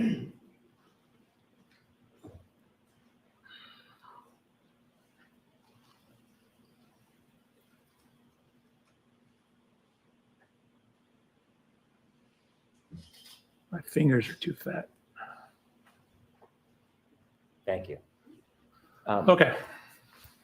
So what you're looking at is what I called event 1162. If you see anything in blue on these charts, that's information that I added. I typically put my initial, JBW, Judson Blair Welcher, that's me. And so this is referred to as the key cycle trip. So key cycle is simply you turn it on, not necessarily turn the ignition on, turn it on, turn it off. That's one key cycle. So I labeled this one 1162-2 because there's also one that's on the same key cycle that I'm calling 1162-1. The system also records the mileage. So again, this is a maintenance system generally. So what you see is the T here is the trigger, and there's a point. So this time in the text stream data, you could think of it as like a stopwatch. It's when it starts when the car turns on and stops when the car turns off. And then if it sees a triggering event, a T, it records that information. So this is when the trigger happened. So that's 1,142.2 seconds. And so I've converted that to minutes and seconds because most people don't think in seconds. And so what it also does is once it sees a trigger, it's constantly circulating data through the computer. So when it says, okay, we have a trigger, it saves 5 seconds before the trigger and then 5 seconds after the trigger. So the trigger's in the middle and you have 5 seconds of data before and 5 seconds of data after.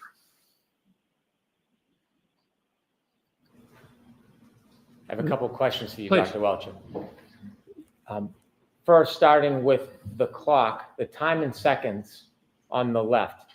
You mentioned that begins when the car is turned on. What type of clock is that called? It's just a continuous clock, meaning it's not a clock like a time clock. It's more like a stopwatch kind of clock. Has it ever been referred to as a running clock? It's the same thing. You start the stopwatch, it's running. Based on the text stream data alone found in that one spot, can you tell from the data in the text stream alone what time the power was turned on? No, not alone. It simply tells you how long it's been on. It doesn't necessarily immediately tie it back to a clock time. You need additional information. And so this in and of itself, the text stream data doesn't give you a certain time on a clock like 1 o'clock or 2:30, anything like that. No, it simply tells you in this case, when the trigger occurred, it's been on for 19 minutes and 2 seconds. You also mentioned that there's a 10-second window of information this captures, 5 seconds before the T and 5 seconds after the T, the triggering event? Correct. Objection, Your Honor. Sustained, yes, continue. That window of 10 seconds, what happens if that doesn't capture the entire event? What if there's something before or after? What does the text stream data do?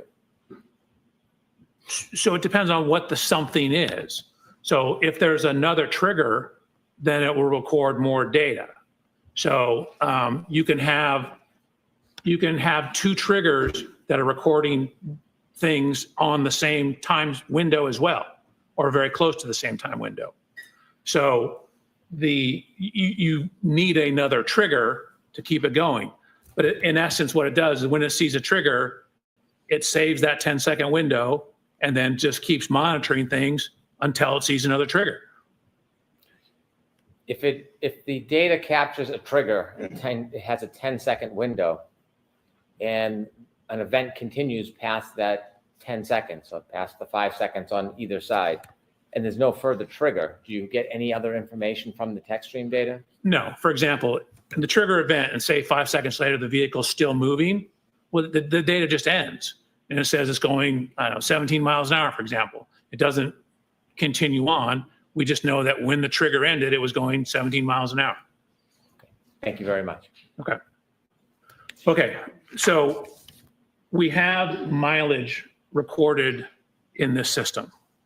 So what we're trying to do is use the available data to see if we can determine, like what event this is, or is this the event, or is this something that could have occurred outside 34 Fairview on the evening of this event? And so one of the things we're utilizing is the mileage. Okay, so 12629 is at the end of event number 2 on the 1162 ignition cycle. When the vehicle ultimately comes into the impound yard, and this is actually before that, comes into the impound yard, it has 12,665 miles. That's a difference, did the math for you here, of 36 miles. Okay, let's consider where that could have come from. So we looked at the various paths and descriptions of where Miss Reed's Lexus was driven after leaving 34 Fairview on the night of this event, up until the point in time the vehicle ended up at the Canton Police Department. So we used Google Maps. We adjusted for the correct date and time of the year. And then what you'll also see is we adjusted for the correct time of day. So, although you can't really see that, let me see if I can blow it up.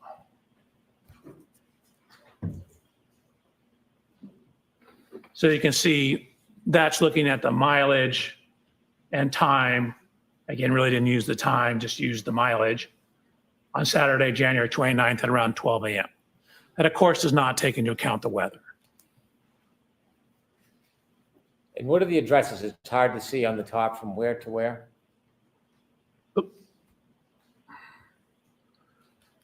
So this is from 34 Fairview to 1 Meadows Avenue, which is Mr. O'Keefe's residence. And there are other mileage that you have there? Correct. So we basically ran through the entire path as we understood it. Again, we didn't have complete information. We didn't know the exact roads. We didn't know if turned around, stuff like that. So you're seeing the suggested available paths, and we end up with a range of data. So we go through all the paths, and you can see that this is what we end up at the bottom here, which is very hard to see.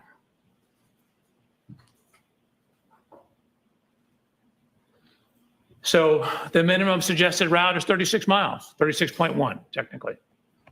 You have a range of 37.9 to 39.7, but again, that's right in the range of the 36 miles. So that's a data point that's starting to build our confidence in what is in the text stream data being related to our event. This is all an effort to match whether or not the 1162 data is relevant to a particular event. Objection, Your Honor. Let me ask it this way. Matching all the distances by miles, is this the only way you're trying to determine whether 1162 is the event in front of 34 Fairview Road? No. So again, these things are all tools. You can't take necessarily one data point in a vacuum. You need to consider the totality of the data.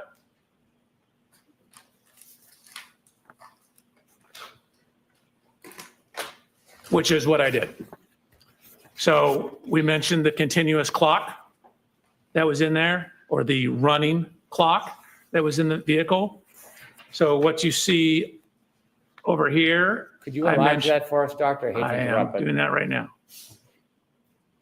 You can see we have the time. And again, I've converted it in blue to minutes and seconds. This is the first trigger on that key cycle. So on key cycle 1162, there was 2 separate events. The vehicle keeps a continuously running clock.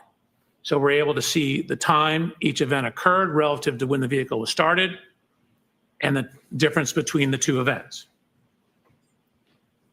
Okay. So at trigger event 1162-1, we know that the ignition has been on for between 10 minutes and 57.4 seconds. Or that's when the trigger is, sorry, 10 minutes, 57.4 seconds. Again, the trigger has plus or minus. So that's from 10 minutes, 52.8 plus 10 seconds, which gets you to 11 minutes, 2.8 seconds. Or as I wrote here, 10 seconds total. So again, the text stream data indicates at the time this event was written, the trigger occurred, again, at 10 minutes. You see we have the T, 10 minutes, 57.4 seconds. Dr. Welch, if I could ask you a couple of background questions. This block of time that you're reviewing that mentions 2 triggers, can you tell whether those triggers are immediately related or 2 separate events? So you can tell they're separate events because there's a separate amount of time between them. There's about 8 minutes between the events. And so they're on the same ignition cycle, meaning the vehicle hasn't been turned off in between. And we have this continuously running clock that records when these things occurred. So it tells us when event 1 occurred, when event 2 occurred. We know it's on the same ignition cycle. So if we have some idea of when the car was turned on, we can then tie that back to clock time or real world time.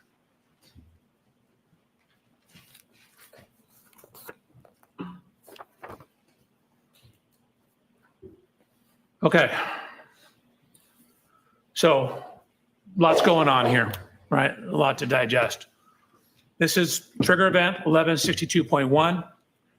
I was provided with data and a report from Mr. Burgess that indicated the infotainment system was turned on at 12:36. Zoom in for you folks. That corresponded to a GPS location that looked like it was outside the Waterfall Grill on Washington Street.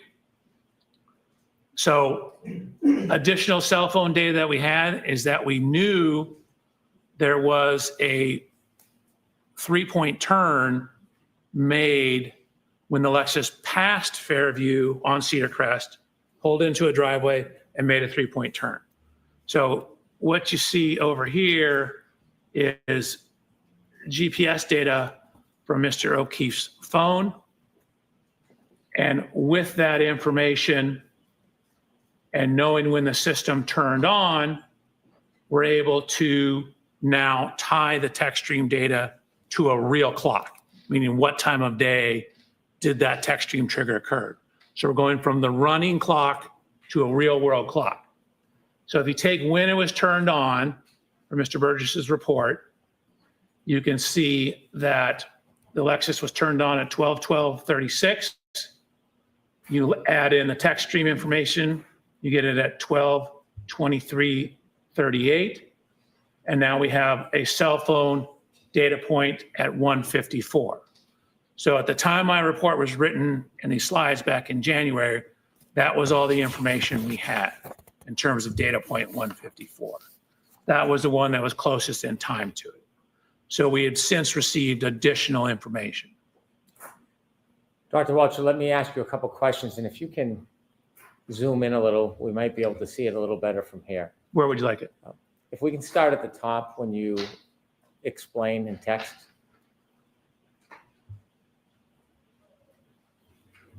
You told us that the text stream data does not have an actual clock, it has a running clock, like a stopwatch. Correct. And then you mentioned that after you received information from Mr. Burgess, you could put an actual time onto it. How do you do that? Sustained. You shared with us that the text stream data runs on a running clock. Correct. And then you received further information so that you could actually identify a time. Where did you receive that information from? I'm going to allow that.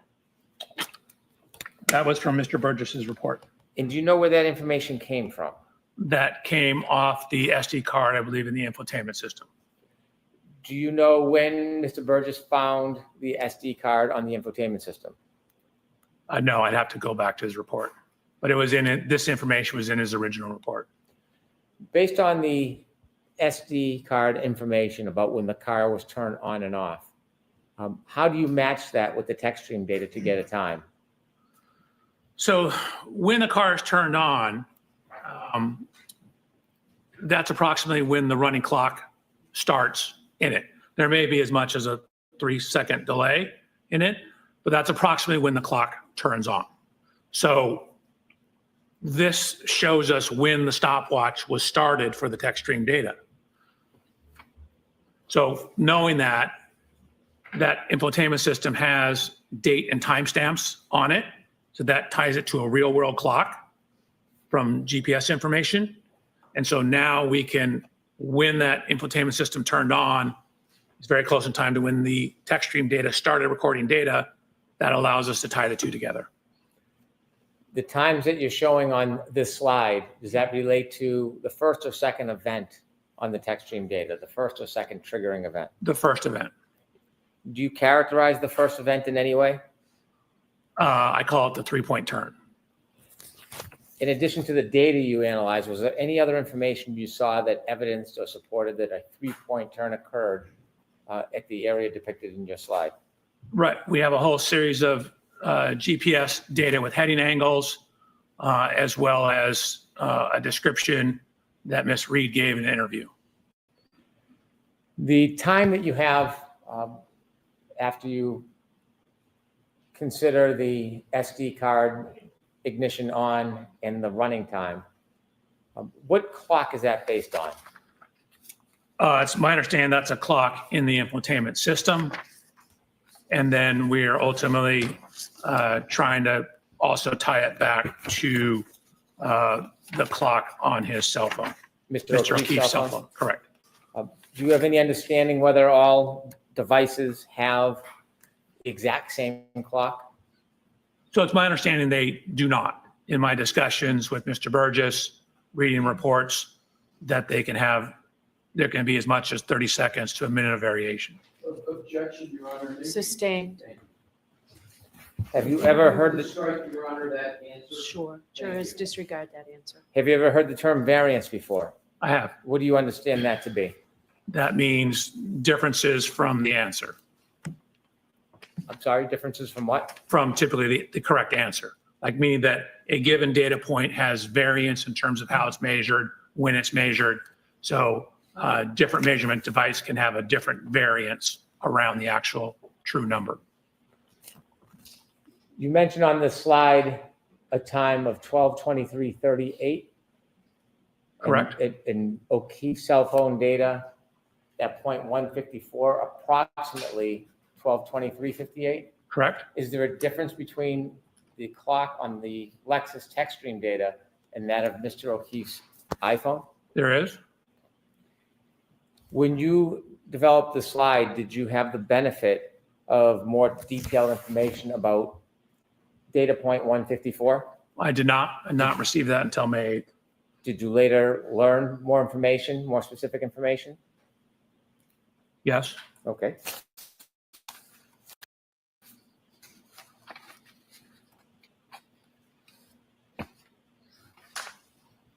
Your Honor, I'd like to show an exhibit to Mr. Welcher that's already been admitted. Okay. It's 192A.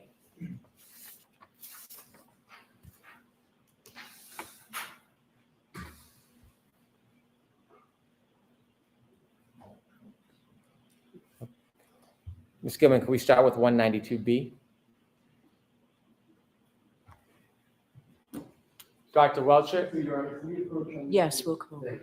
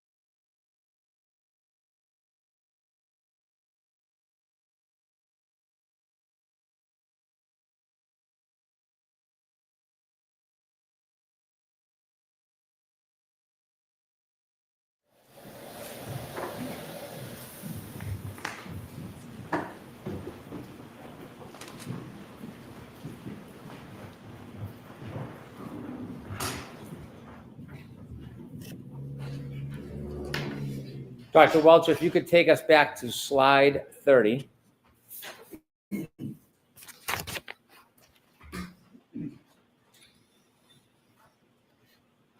And so we understand you mentioned there were two triggering events. Is this the first one or the second one? It's the first one, Is that the one you've labeled the 3-point turn? correct? And where did that happen? What street? Cedar Crest? At this 3-point turn triggering event, there is a time in red, 12:23:38. Correct. Where is that time taken from? That's coming from the cell phone of Mr. O'Keefe at 0.154. Okay. And is there another time on there? I mean, I do the math between those two. Okay. Could you make that a little larger? Could you zoom in so we Sure. can see it better?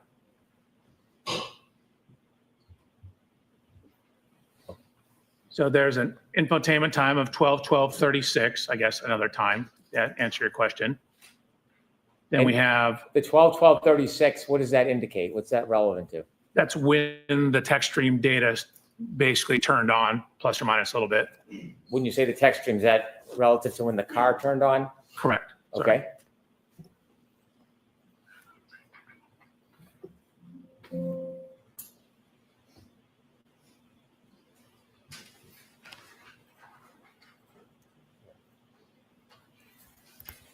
So when the car turned on, then we add the time for the trigger. So what we have is we have data in the text stream that shows the speed, the position, the steering of the vehicle on that trigger. And so we're trying to match the timing and the description of what the vehicle was doing with the text stream, the infotainment, and the cell phone data. Is the data that you analyze regarding the speed, the direction, and the timing to determine whether this was consistent with a 3-point turn? Yes. Okay. Continue, please.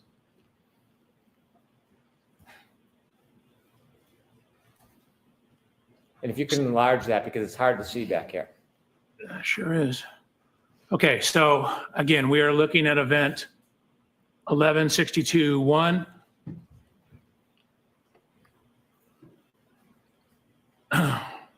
The information in blue is speed. It comes out of the text stream in kilometers an hour, converted to miles per hour, feet per second, looked at the total distance traveled, shift position. So in the text stream data, a shift position of 1 indicates you're in drive.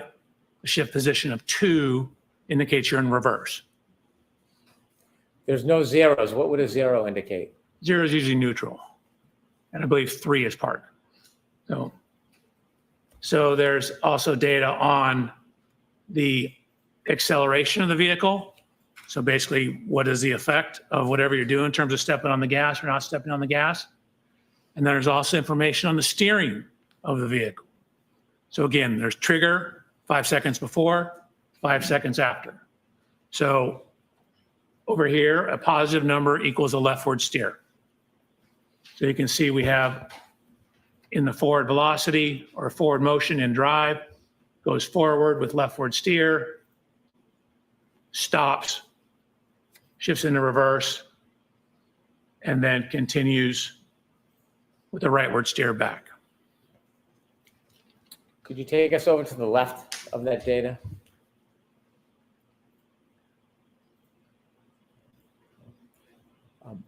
When you look at the number 1162-1 as an event, can a key cycle or when a car is turned on, power ignition on until the point it's turned off, whatever amount of time, can it have more than one triggering event? Yes, you can have lots of triggering events. In this case, it has 2.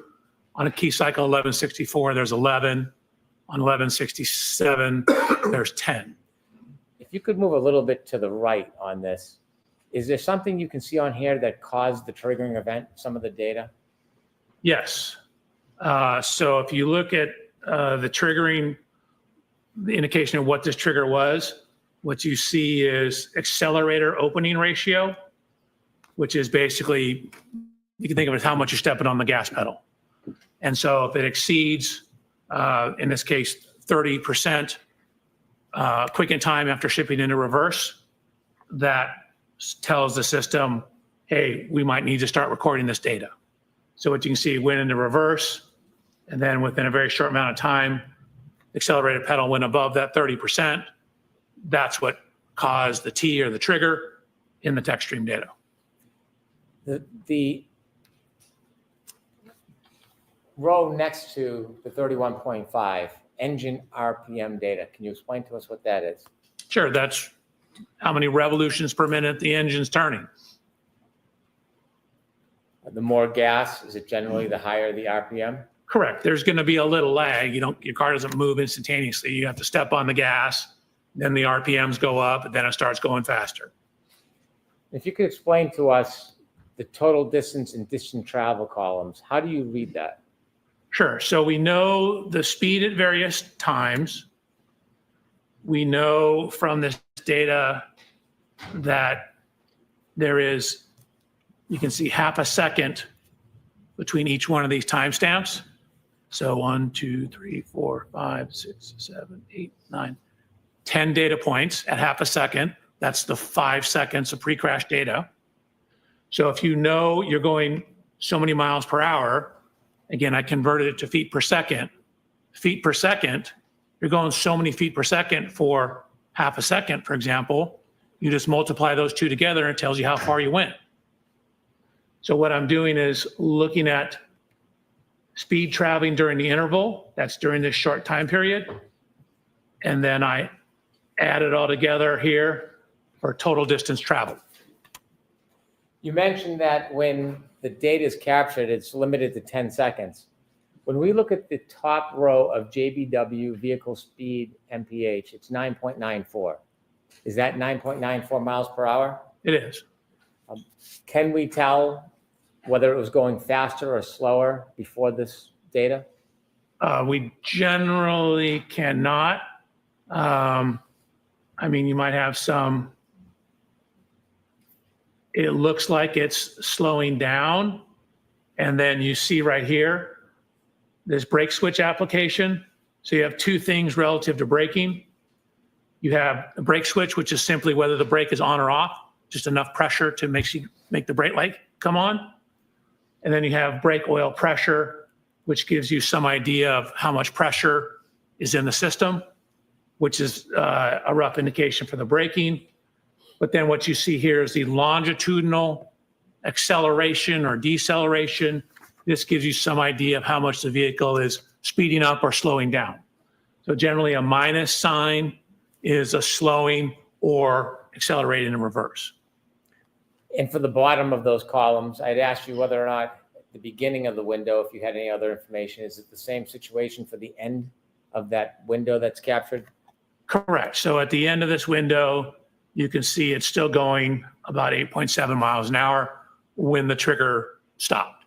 So after that trigger plus 5 seconds, the system said we no longer need to monitor it. Things have returned to an okay state. And so then it stops monitoring the system. Based on your analysis and review and looking at this data, did you come to a conclusion to a reasonable degree of engineering certainty whether or when this event occurred as it is portrayed in the data? Yes, I did. And could you share with the jury, to a reasonable degree of engineering certainty, when did this occur? So this, you want time-wise or location or both? Start with location, then time. So it happened on Cedar Crest. It happened between cell phone data points 154 and 155. And it's a 3-point turn on Cedar Crest. And it occurred, according to the text stream data, about 12 minutes, 23 seconds after the vehicle was turned on. So, and do you have an understanding of the variance between the Lexus clock and Mr. O'Keefe's cell phone? yes, And what is that variance time? 21 to 29 seconds. And so the Lexus clock at 21, 23, 38, what time would that put Mr. O'Keefe's cell phone? Objection, Your Honor. I'm going to see counsel at sidebar for just a minute, please.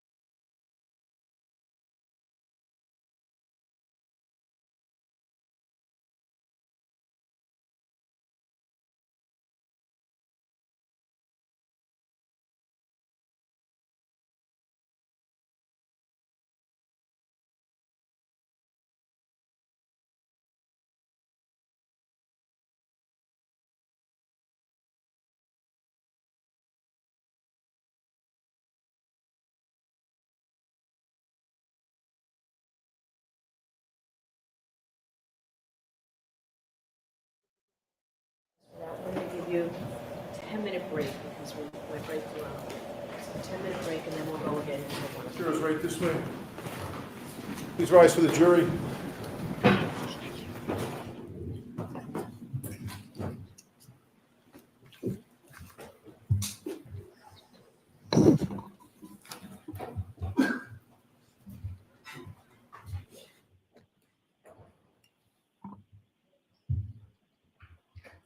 Dr. Walter, we'll be back in 10 minutes.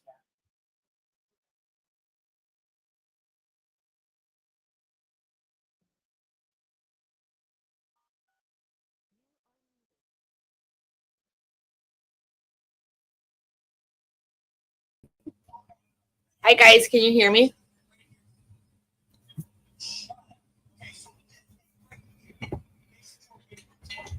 Can anybody hear me? Let's see. Yay, Wayne can hear me. I've missed you guys. Oh my gosh, where have you guys been? I feel like I haven't seen you in a week. I put the link in the chat if somebody wants to pop up. Looks like we have a 10-minute break real quick. Stop. Sorry, my dog is driving me crazy. Yeah, Bev's she's on one today. Seems like, can you please turn that down? It's really loud. So, what I was saying, I just was talking to Lucas. The reason we didn't hear this, Lucas, is because it was when I screwed up the computer for some reason and could not find sound. And Can you guys hear me? I can hear you. Hey, love. Hey guys, How are ya?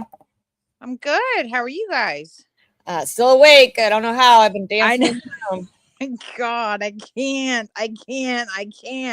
No, Like, we're on a 10-minute break. yeah, I know. I'm like cleaning and getting shit done as I'm listening, and I'm like, this is unreal. Yeah. Hi, Amy. Well, what I was okay. Oh, Hi, Amy. Who's Ariel? That's me. Blue. He calls me Ariel because of my red hair. So what we missed this morning because I'm an idiot and for some reason could not get the sound to work for all of my favorite people don't ever. say that. You're not an idiot. Anyway, I had technical issues this morning. Declan, take this dog, please. And We all got issues, girl. I got a lot this week. A lot. Take him somewhere. He's driving me crazy. Anyway, I just wanted to hop on and say hi. I honestly got to get some shit done around here. I love you guys, but I can't fucking wait for Elise, dude. Like, the boner's already up. I'll talk to you guys later. All right, love you, girl. Bye. Bye. So Jonathan Hall is in the courtroom. Oh, I love you too, Melanie. And he said this morning, what we missed this morning, so I could fill you guys in, is that Alessi was questioning Welcher in the voir dire. They had a quick voir dire. And that Welcher admitted that he changed his PowerPoint, but just changed a couple of words. And then he said, Welcher said that he landed in Boston on Saturday. Yeah. With various people, or Saturday night, had discussions with various people, including Lieutenant Telly. He says there were various conversations over the last 2 weeks and that he did not discuss the PowerPoint, only travel arrangements. Welcher has also gone over his presentation with Hank Brennan, and he wanted to make sure everything was clear, and that Hank Brennan suggested changes to the PowerPoint, and that one slide was deleted because it would not be allowed in court testimony, but that the changes were made 8 to 10 days ago, which would fall into May 8th, which would fall into Mr. Burgess changing his report on his own without being asked. Oh, my child has no idea. Trust me. But Yeah. So he deleted a slide and a couple of words from his PowerPoint presentation. And he spent all Sunday and all Monday making sure he was going over all of his testimony with Hank Brennan. And Hank told him to change his PowerPoint. So Hank, who was surprised about all of this, exactly, Dennis, exactly. Dennis is our man right there. So do I. Ask Amy. He hears me all the time. So basically Hank has had his hands in all of this, and he was so surprised when he got a phone or received a report from Burgess, but apparently he wasn't that surprised now, was he? Because he knew about the report. He had him send the report to him, and sounds like they spent all weekend just making sure their testimony was right on key, and it's convenient, some of the things that he said. Convenient. And I love how he was in, out, over, around, underneath all these cars. Well, guess what? Anybody else remember the car repairman was invited over after John passed away the next day? That's the one that was testified to by Miss McCabe. Yeah.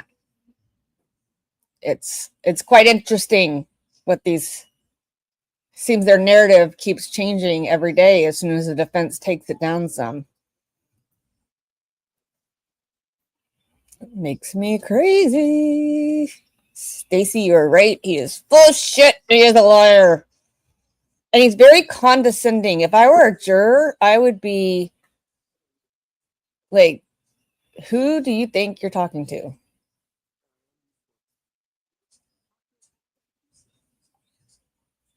Melanie, I think they do, personally.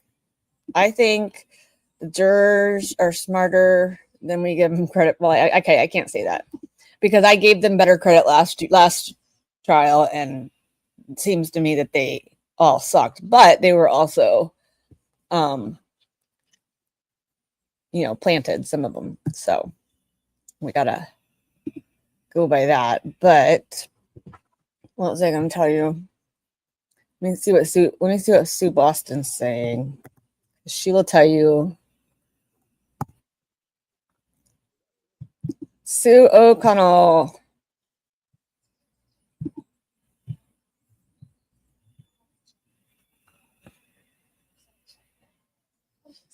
Let's see what she says.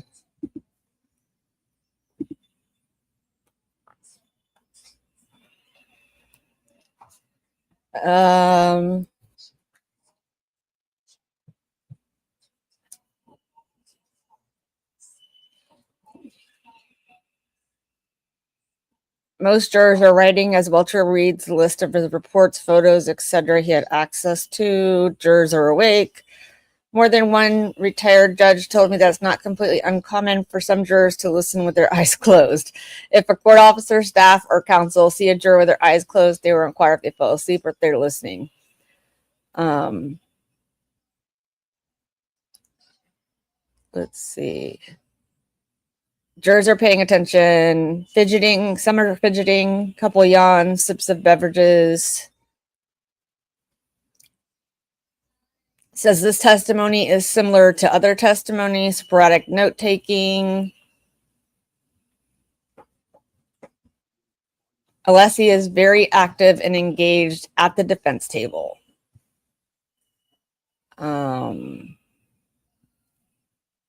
Says that the jurors are paying attention. They're hanging in there. Alessi objects, calls sidebar. Now we're at lunch. So that's where we're at. Oh, Stacy. Can I do that with you? That would be so cool. So, yeah. What do you guys think?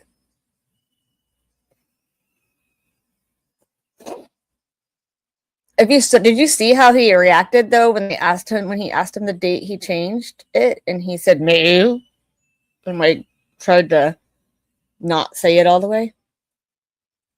And his whole body language changed.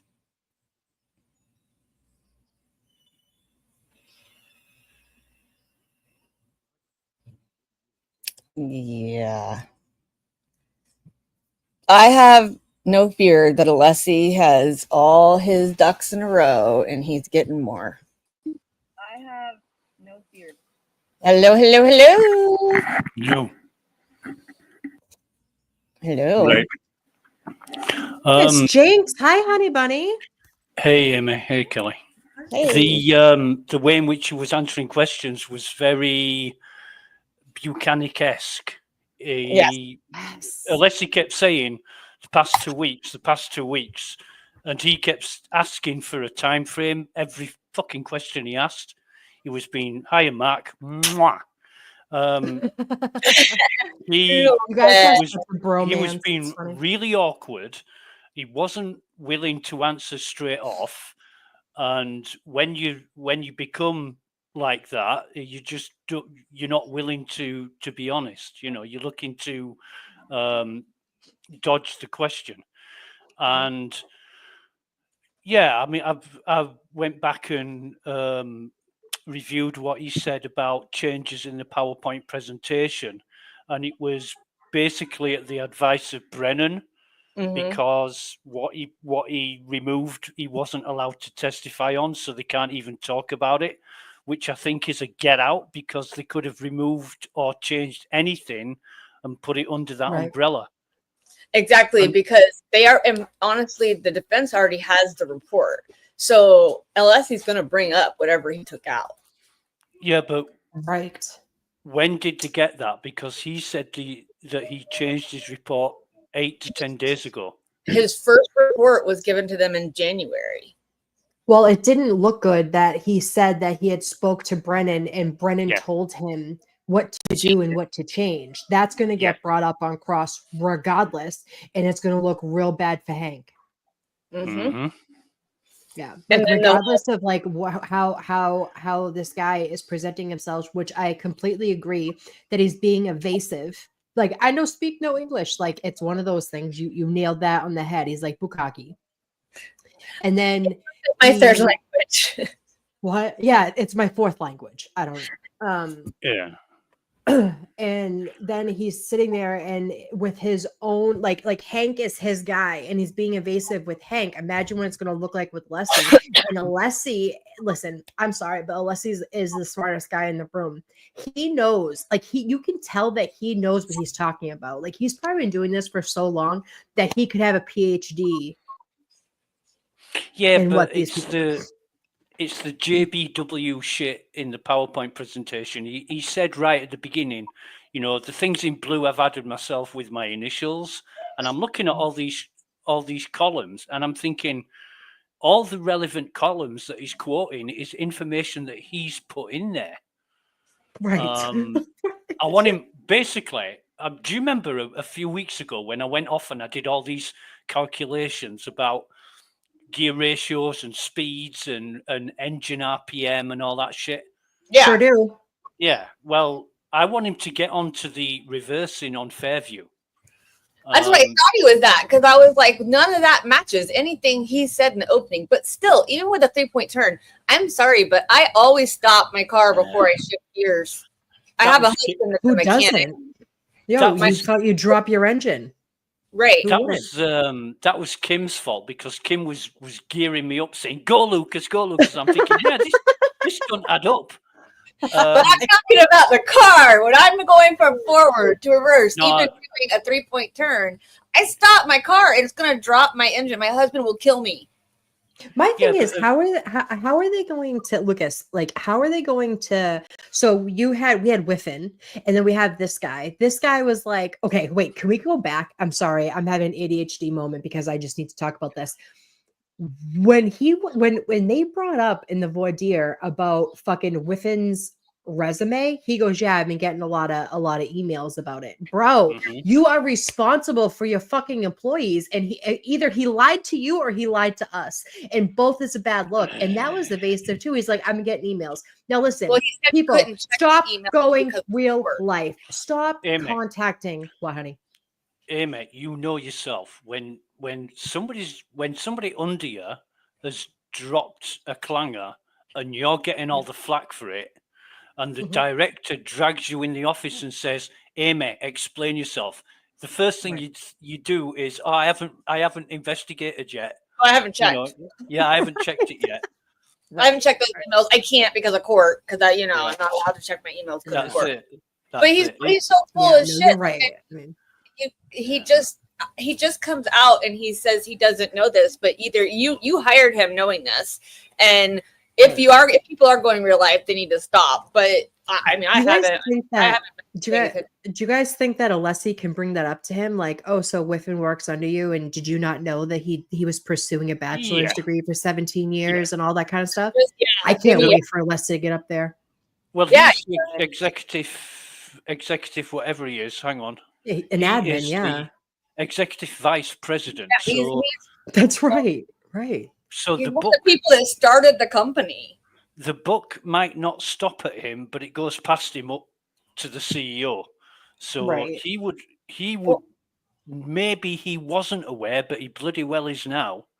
He is now. And not for nothing. Like if I went into my job with wrong credentials, even though like I've met the COO like twice in 10 years, if I was I'm not an expert, but if I was to go up on the stand representing my company, it would fall back on the COO, who is the chief of IT, and it is her job to make sure that like she's literally getting paid. I'm not talking about mine, just in general, like that position. You are getting paid to make sure that the people under you are on the up and up and hiring like good people, right? So like even though he doesn't know, he's still responsible, in my opinion.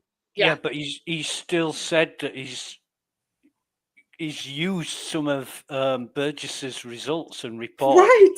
It's all in his report, Elevate, So which how is much also of the that? change. He did all the changing stuff too, based off Burgess's changes. Well, how much of that has been going on, and how much of it is made up, and how much of it is inaccurate, and how much is he presenting in court that's based on all this bullshit? Right. You know, Right. and it looks good, it looks great, but you know, it's based on his testimony. Now, he might not be as fraudulent or as much of an imposter as Burgess was, but Right. he's got to take that into account and say, look, this guy's not credible, and I can't use anything that he's done. Right. He And the doesn't thing is come too out. is like He doesn't come out and say, I'm going to use it because it's relevant, because it's not relevant. right. And the thing is too is like I will say he is like the most the most well-spoken expert that they've had come up there, and he is the most believable. But because he's using Whiffin's data, and if the jury didn't buy Whiffin's bullshit, and he's saying that he used his report in order to make his assessments, they can write this motherfucker off too and be like, no, he's not credible either. This is what I was trying to say. He's the original key. Actually said he's a company founder and the VP. He said he remember when he was saying, I went to school and I did this and I started a company and I did this and I did that. He was saying he helped found this company. So he is responsible for Burgess. If Burgess was hired with fake information, fake credentials, that is on him. And for him, I mean, it's kind of like outside the scope of the trial, though. I kind of agree with Lucas. It's like it's all about credibility, and so like, yeah, he is responsible, and his company looks like amateur bullshit, and he's been what do you say, accredited or something for 30 years. Like you're looking real bad. You're looking real bad. All right, bye.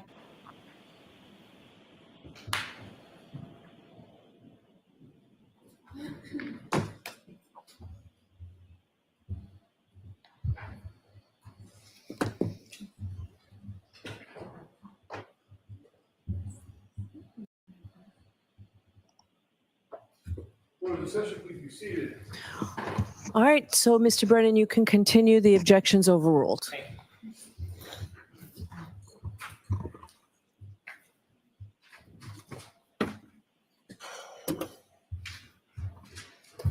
Dr. Welch, could you take us to slide 30?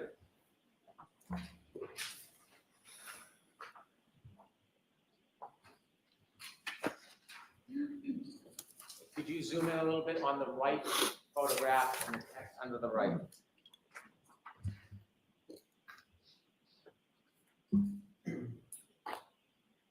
Okay. You were explaining to us the time relevance of 12:23:38. And could you tell us again, remind us, what is 12:23:38 referring to? The 12:23:38 is syncing the text stream time to real world time. So we know how long the text stream is on. We know when the vehicle was turned on. So we're adding those two together. So if you add the 12:12:36 to, for example, 11 minutes, 2.8 seconds for when the end of the trigger is, that gives you 12:23:38. So the end of the trigger in real world time, no longer in the running clock, is now 12:23:38. Based on the infotainment clock? Based on the infotainment clock. And that's from the Lexus? From the Lexus. Sustained. And where's that from? The Lexus. Thank you. The 12:23:58 number, what's the significance of that? So that is Mr. Keefe's cell phone data at 154. Again, from the original data we had just at 154 and 155 and not the in-between points. So. And at the bottom in parentheses, explain to us what that means. Sure. If you look at where the text stream math works out to be, 12:23:38.8, and compare that to 12:23:58, the difference between those two is 19.2 seconds. The difference between which clocks? Between what the text stream infotainment system would show compared to what 0.154 on Mr. O'Keefe's cell phone is. And based on new data, do you now have information about what the variance, the difference is between the clock on the Lexus infotainment and the clock on Mr. O'Keefe's cell phone? Yes. And what is that? Objection, Your Honor. Going to allow that? You need to advance the text stream clock 21 to 29 seconds. You need to advance it 21 to 29 seconds for why? Why do you need to do that? Because the cell phone is ahead 21 to 29 seconds. After you advance the text stream ahead 21 to 29 seconds, can you then compare the information, the time that's coming from the infotainment system Lexus to Mr. O'Keefe's cell phone from his iPhone? Correct. That's what you need to have an apples to apples comparison. You need to get them on the same time clock. Thank you. You're welcome. You can proceed.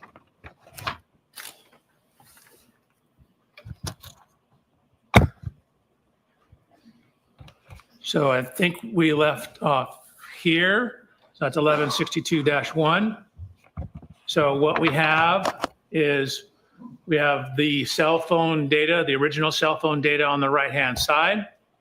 And then from that text stream data, we have whether it's going forward, we have the speeds, we have the steering angles. So from that information, we ran a simulation to show you what the text stream data means. This is what the 10 seconds of data is.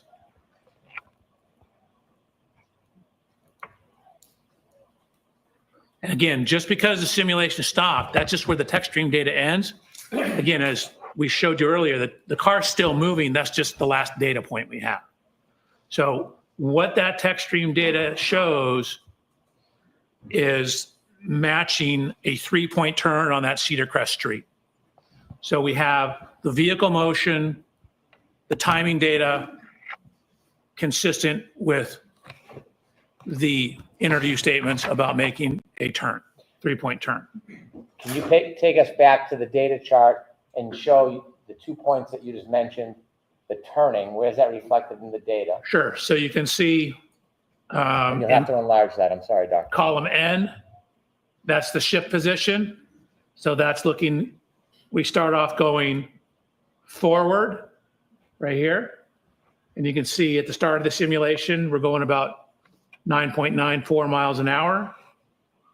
And then as you start a 3-point turn, you generally start, in this case, if you're going to the left, with the left turn.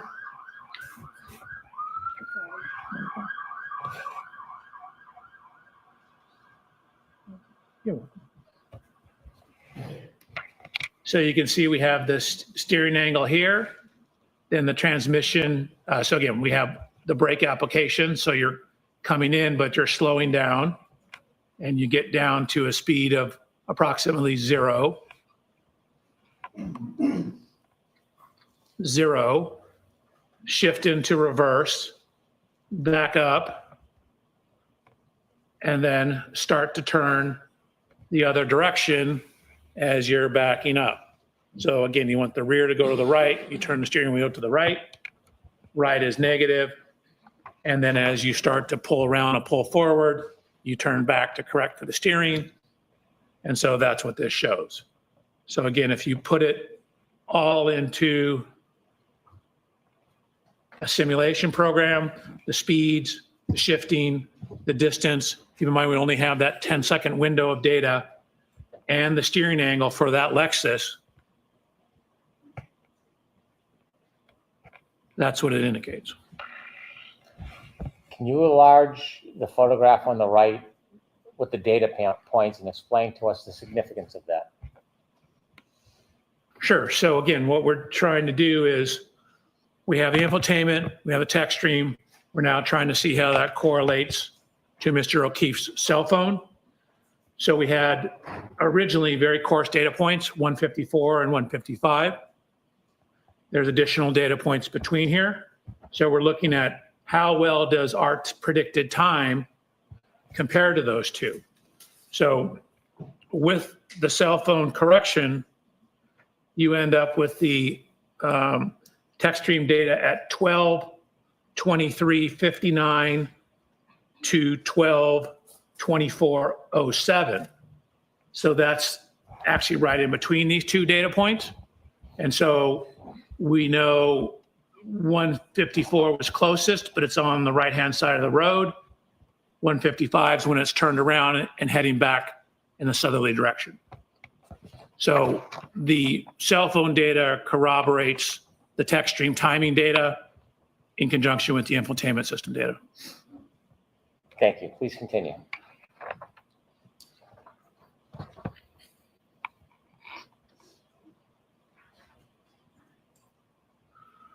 Okay, so we talked about 1162-1. That's the first trigger on the text stream. So we're going to go to 1162-2. So I've highlighted that in yellow. So we're now talking about the second trigger. So this is on the same ignition cycle. It's on ignition cycle 1162. We have that same continuous running clock, but we've now synced it to real world clocks. So instead of the running clock, we now have some information on the real world clock. So at this time, we know the ignition has been on for 19 minutes and 2 seconds. So at the trigger, 19 minutes and 2 seconds. And again, we have 5 seconds either side of that. So between 18 minutes, 57.6 seconds to 19 minutes, 7.5 seconds. Could you enlarge that, please? Which part? That part where your arrow is. You were speaking about the clock. Could you explain that so the jury can see? Sure. So again, this is continuous from when the time comes on. I just converted it to minutes and seconds here, so you can see how long it's been on. This is the mileage. These are the speeds over here.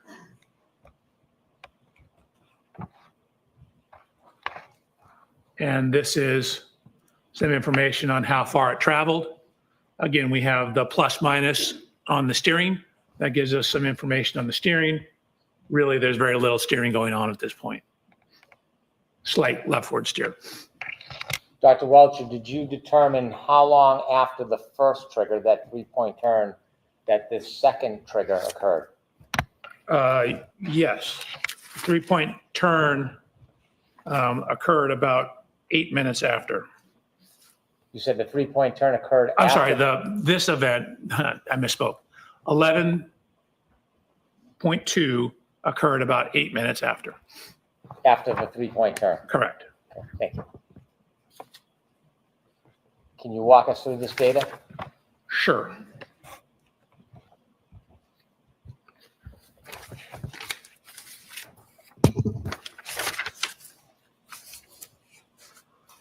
Okay.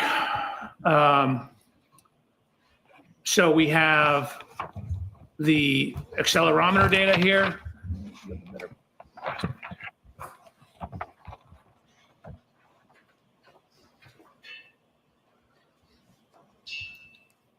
I've highlighted a shift from drive to neutral to reverse. I'm sorry, you're Again- gonna need to zoom that in so we can see it. Absolutely. We have information on the brake switch, brake oil pressure. We have the acceleration data here. And then from that information and using the acceleration data, calculating the speed at which it's backing up. The reason we have slightly different calculations here is we have some evidence that the wheel's slipping on the ground. So we need to use the accelerometer because the wheel speed is simply telling you the speed of the wheel. It's like if you're stationary burning rubber, the speedometer reads a certain speed, but you're not going anywhere. But the accelerometer tells you how much the vehicle's moving. So from all that information, we get information on how far the vehicle's traveled. We've done it in terms of total travel distance. We've done it relative to the start position. I'm gonna ask you to start on the columns on the left and take us through the information that you have regarding this second triggering event. So if you can scroll all the way to the left. All the way to the left? Yep. Okay. So the first column regarding time, could you remind us again what that is? So again, that's the continuous running clock. And the second column in blue? That's where I take that time and convert it to what we more commonly use, minutes and seconds. And now we have a key cycle event, different than the 3-point turn. What's the number? So this is now 1162-2. So again, it's technically in the system the same key cycle. I've called it 1162-2. And the red number next to it to the right? That's the mileage. So it's actually at the same mileage as 1162-1. So we know, obviously, they're within the same mile. If you could scroll over a couple of columns.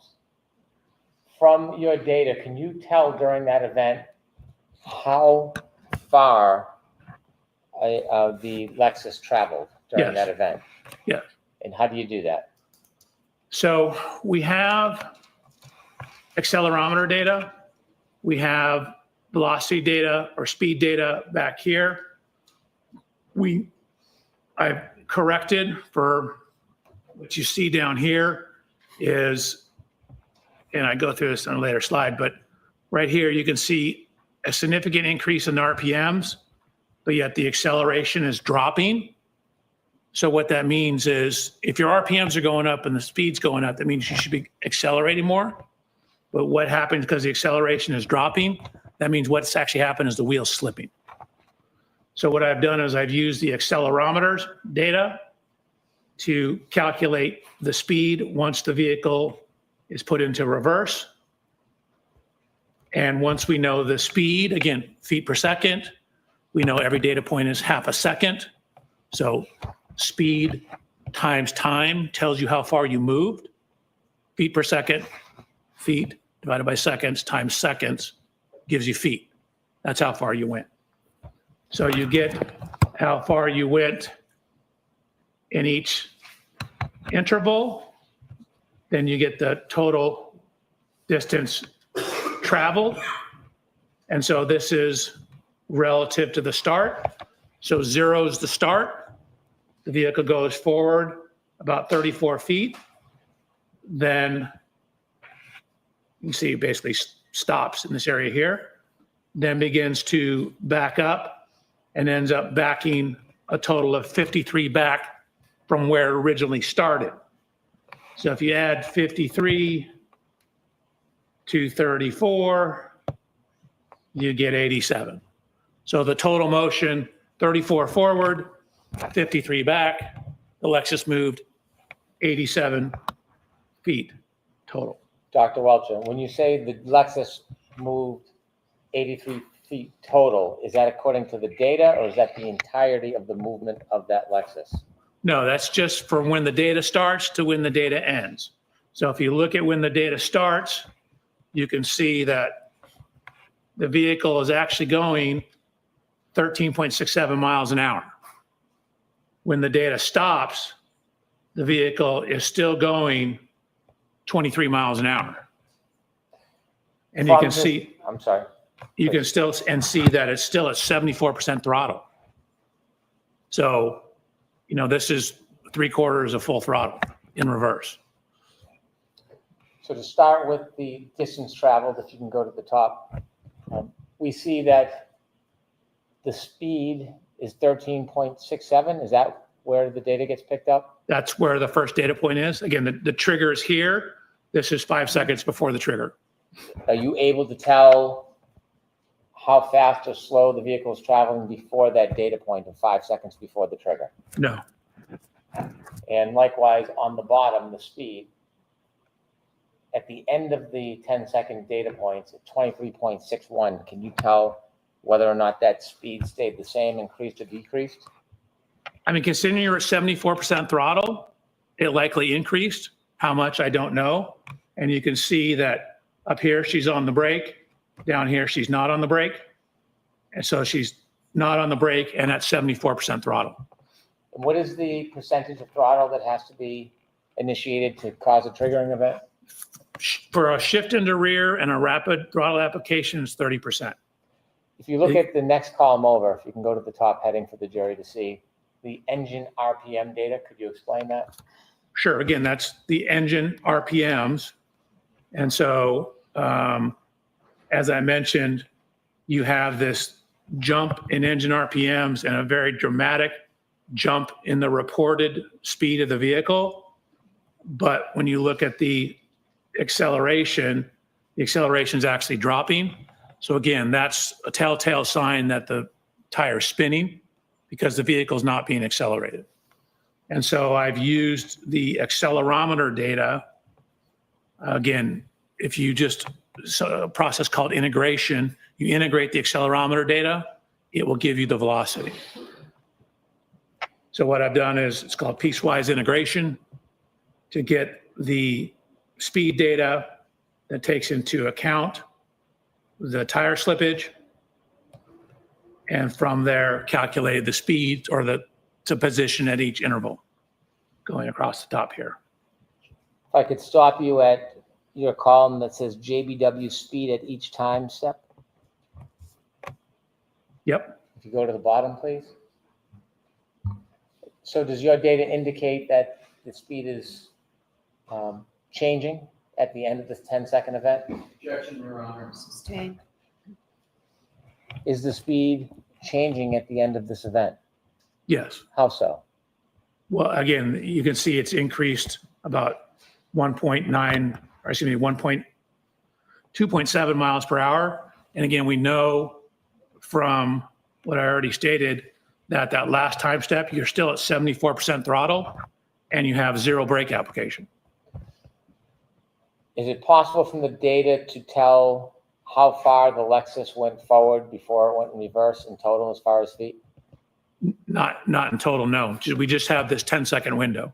I can tell you what it did during this 10-second window.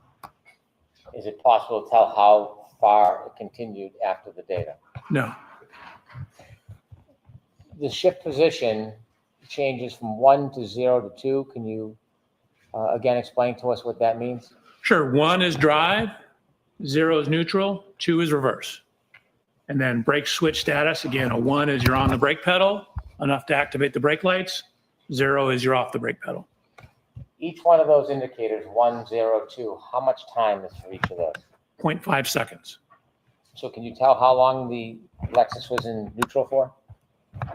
So again, it only occurs at one time step. And again, there's a little timing issue. Like we only have data every half second. You don't know exactly where in that time it was. Okay, you can continue, Dr. Welcher. Next slide or continue on this slide? Unless there's something else you want to point out to the jury on this slide. You can No, I'm move to good. the next. So similarly, using this information to then try to tie it back to the cell phone data to make sure we have the real-time information. Again, this was written back in January before I got the additional information. So what you can see is, I'll zoom in. Again, we're now talking about trigger 1162.2. We know that that's 18 minutes that the vehicle has been on, 18 minutes, 57 seconds, 19 minutes, 2 seconds. This is the range. Again, the plus or minus 5 seconds. The 19 minutes, 2 seconds is when the trigger occurred. Infotainment system, adding those two together, 12:36, plus the 19:7.5 indicates the end of 1162-2 is at 12:31:43. That 12:31:43, is it based on the Lexus clock from the infotainment system? It is. It would need to be corrected to the O'Keefe cell phone data. So when you reconcile that variance of 21.29 seconds, what is the time? You end up with 12:32:04. So if you simply take this and add 21 seconds to it and add 29 seconds to it, so you get between 12:32:04 and 12:32:12. When you reconcile the two clocks and you have that range of 12:32:04 to 12:32:14. 12:32:12. I'm sorry, 12:32:12. Does that simply accommodate the window of data, but not before and after? Correct. So, again, even on John's O'Keefe cell phone, even within his cell phone, there's somewhere between 21 to 29 seconds difference on his cell phone. So even that one piece of instrumentation has some variance to it. So we know it's between 21 to 29 seconds at this approximate time. So this is taking into account that variance.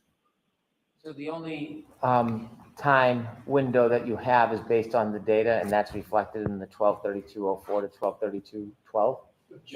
Sustained.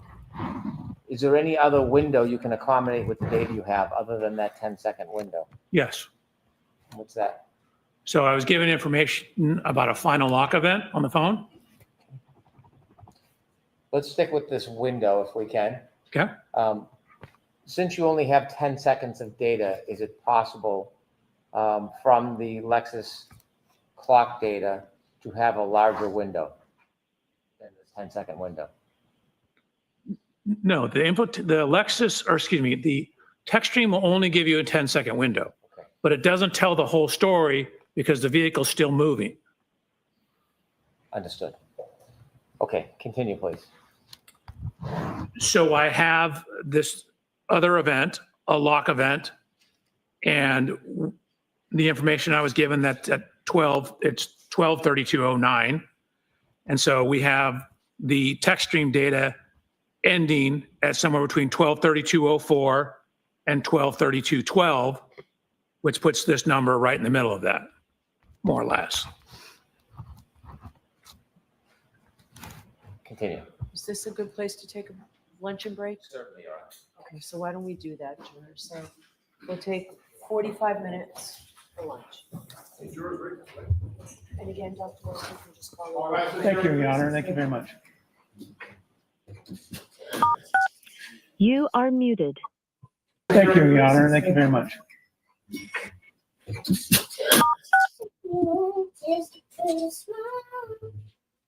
Lucas.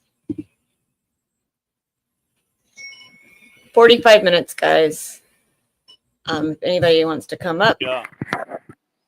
Bullshit. He right in the center. It's convenient that time falls right dead in the center of that time.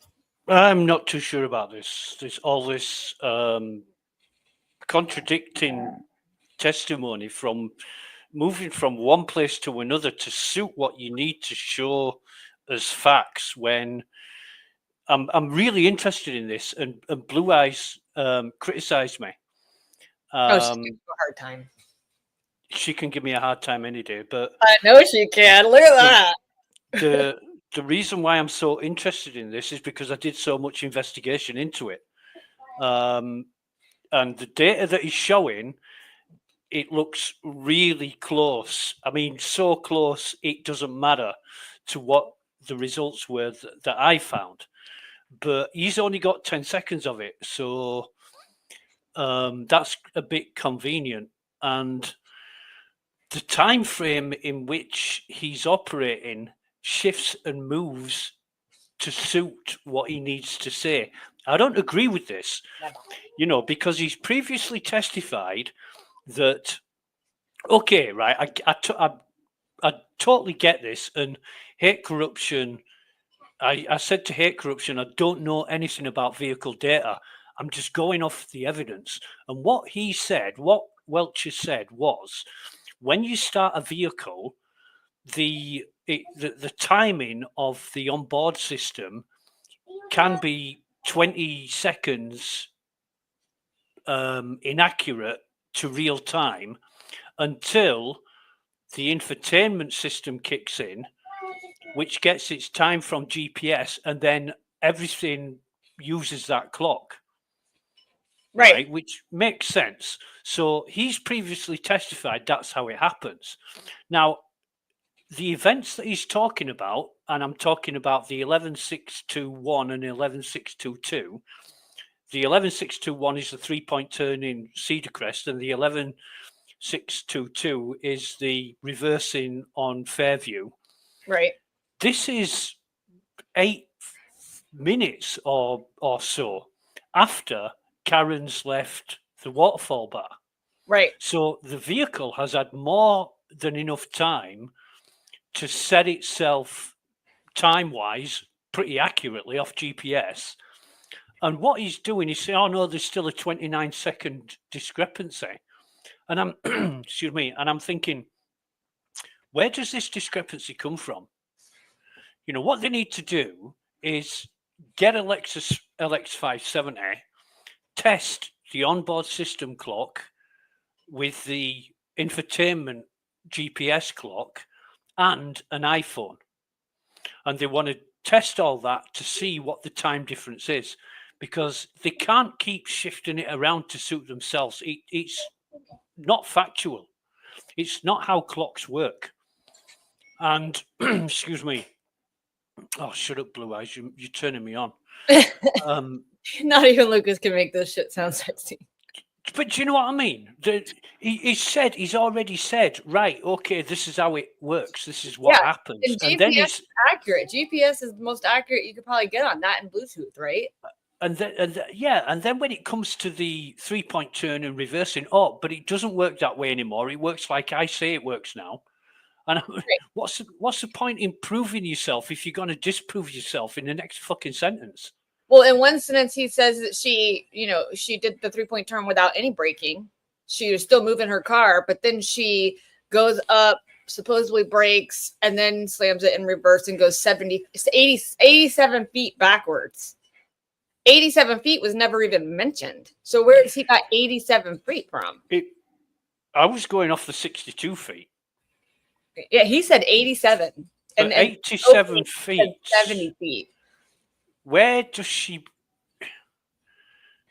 She would have had to start now. Granted, he did say that it was her going forward some and then back, so it's added together.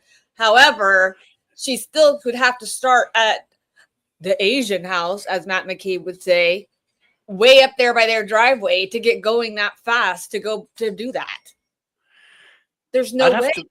I'd have to measure it, but the 87 feet is 62, 87. It's about 28% further than what the CW originally said. Yes. And their opening is at 70 feet. It's oh, come on, girls, don't start fighting over me. Look, Blue can have me measures and everything. Blue gets me first, Amy gets me second, and if you're up for it, we can have a threesome, right? That's the deal. Anyway, Kelly, back to the story. Yes, so 87 feet. 87 feet. That makes it even worse because of the road conditions and the speed at which it with the distance he had to travel to get up to that speed. Now, a lot of the columns that he's quoting, I'll say this again, he's put that data in there because it doesn't, the onboard SUV data doesn't include certain data. Well, that's the thing. If you think about what now we have the knowledge of seeing last trial, but you think about the stuff that they had for last trial for what they pulled for the tech stream data, and now you can tell added so much stuff because Paul had nothing. He had like exactly a number and a triggering event that he said happened. And honestly, when it was actually easier to think with Trooper Paul's because 1162, there was no way if he tested it at 1164. Right. Exactly. The figures that he's got in his little database PowerPoint thing. Patrick said up for a threesome. Who said that? Patrick. Making changes. He's up for one. Okay, but he better bring his own lube. And Patrick, have you got a rectal dilator? Oh my God. No, serious question. I'm not even going to consider it if he doesn't bring a butt plug or something.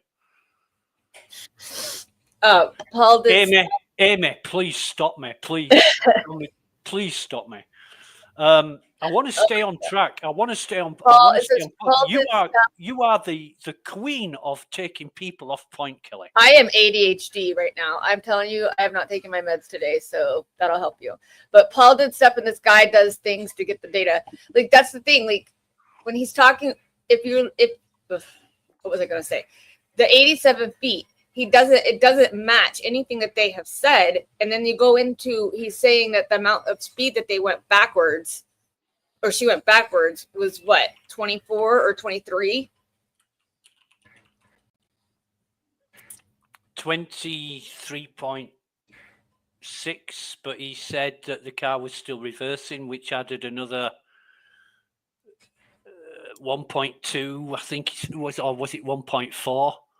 So tell me, she did this on a curve with a mailbox in the snow and a Jeep. Yeah, Kelly. I am not going to get into that. I know Turtle Boy's done his own testing and all that, and no, I'm just thinking like how a woman would think about it, like of her driving. That's how I would think. You think technical. I think of like, really, how did that happen? No, it's all down to competence, right? Because there are some people who are really good at driving cars, and there are some people that shouldn't even be on the road. So I'm not a backer. You can't say because Karen's a university professor that she can't drive a car. She may be one of the best drivers on the road. I don't know. But happy birthday to you, happy birthday to you. Right, that's that over and done with. But shut up, sing happy birthday. Where did that come from? I promised Blue Eyes I'd sing happy birthday to her on her birthday. It was her birthday yesterday, and she was yesterday 21. Was her birthday? 21 years old, yeah. Blue Eyes, happy birthday. Sorry. Okay, go ahead. So I've got problems with this, and I was watching Broken Baker yesterday. So hope you don't mind me mentioning that, Amy. But we love Broken Baker. Yeah, he touched upon the taillight fragments. Now, I've always said that the way the CW or the Commonwealth, I'm going to stop saying CW because Amy just laughs at me, but it makes me think of the TV station. That's right. Does it give you little butterflies in your stomach when I say that, Kelly? You think of Vampire Diaries and all those fun shows. Sorry. Oh God, yeah. Anyway, the way that the Commonwealth say Karen reversed, even on that curve, right? I'm gonna pretend it's a straight road, because having that slight curve in it makes it even more unbelievable. You're reversing a car down a road, and you hit something and smash the tail light, and by some Trooper Paul set of physics, the tail light goes sideways. Now, this is a side swipe, right? The saying that she sideswiped John. Even on a curve of a road, the debris doesn't, it has an opposite effect. You know, we're talking Newton's third law. Right. Every action has an equal and opposite reaction. Right. So Karen slams into John, and you know, we're talking hypothetically here, but Karen slams into John, and for some reason the tail light goes the same way as John's body, but it goes further than him because, you know, Newton's second law, as Welcher said, is acceleration, mass versus acceleration versus volume, or whatever it was.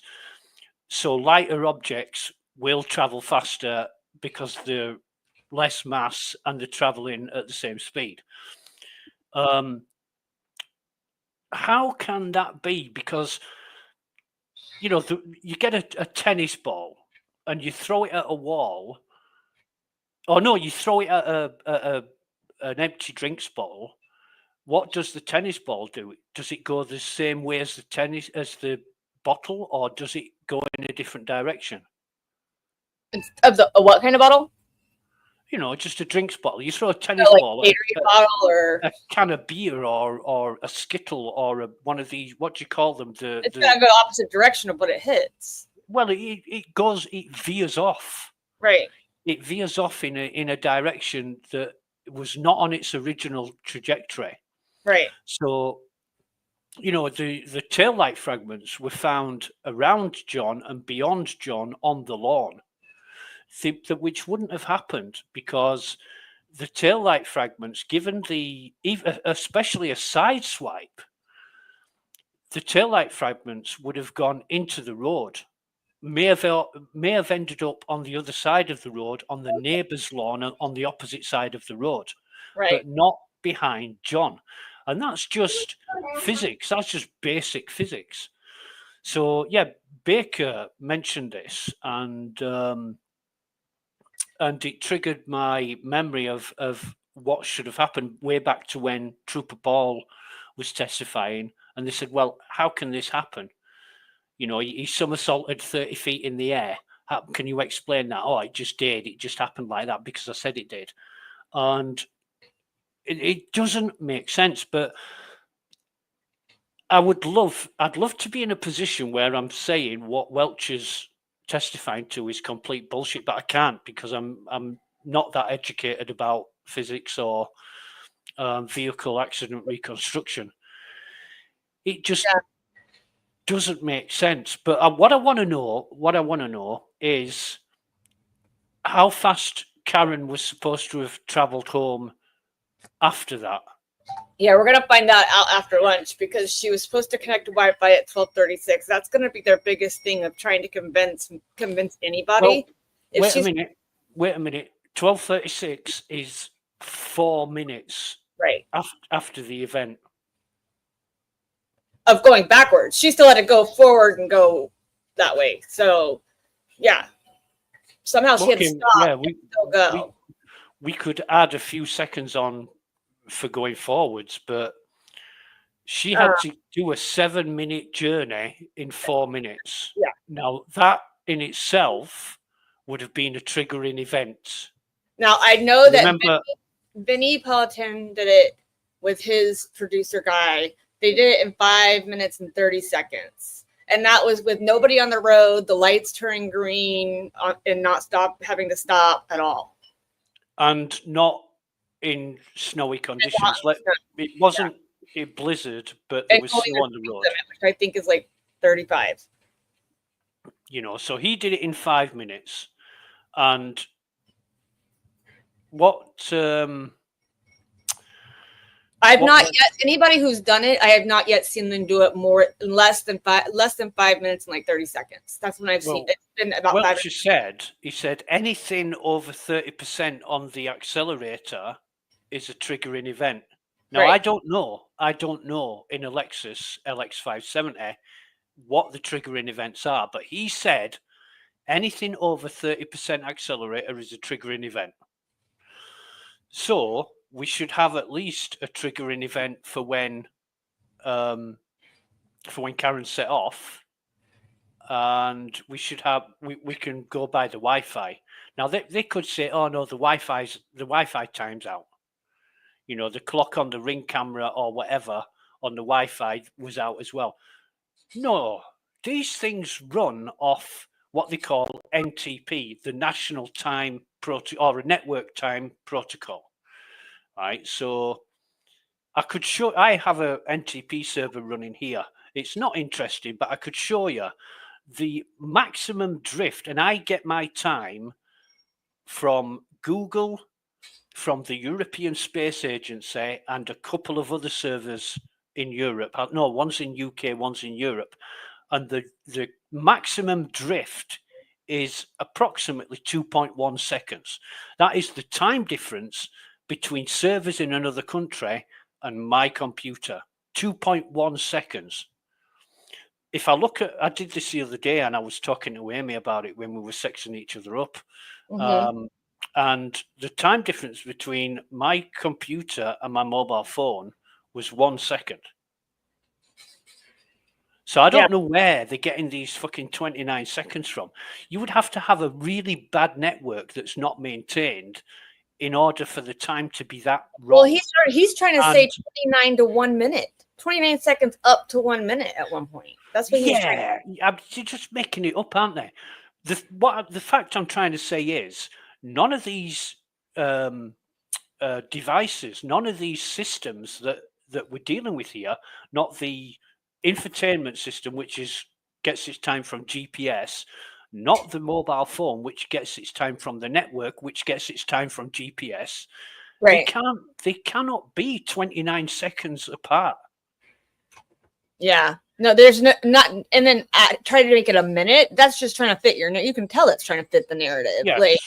Exactly. Like, the first thing he said is talking about, like, as soon as he came out swinging from the gate by himself, talking without any prompting, talking about sideswiping.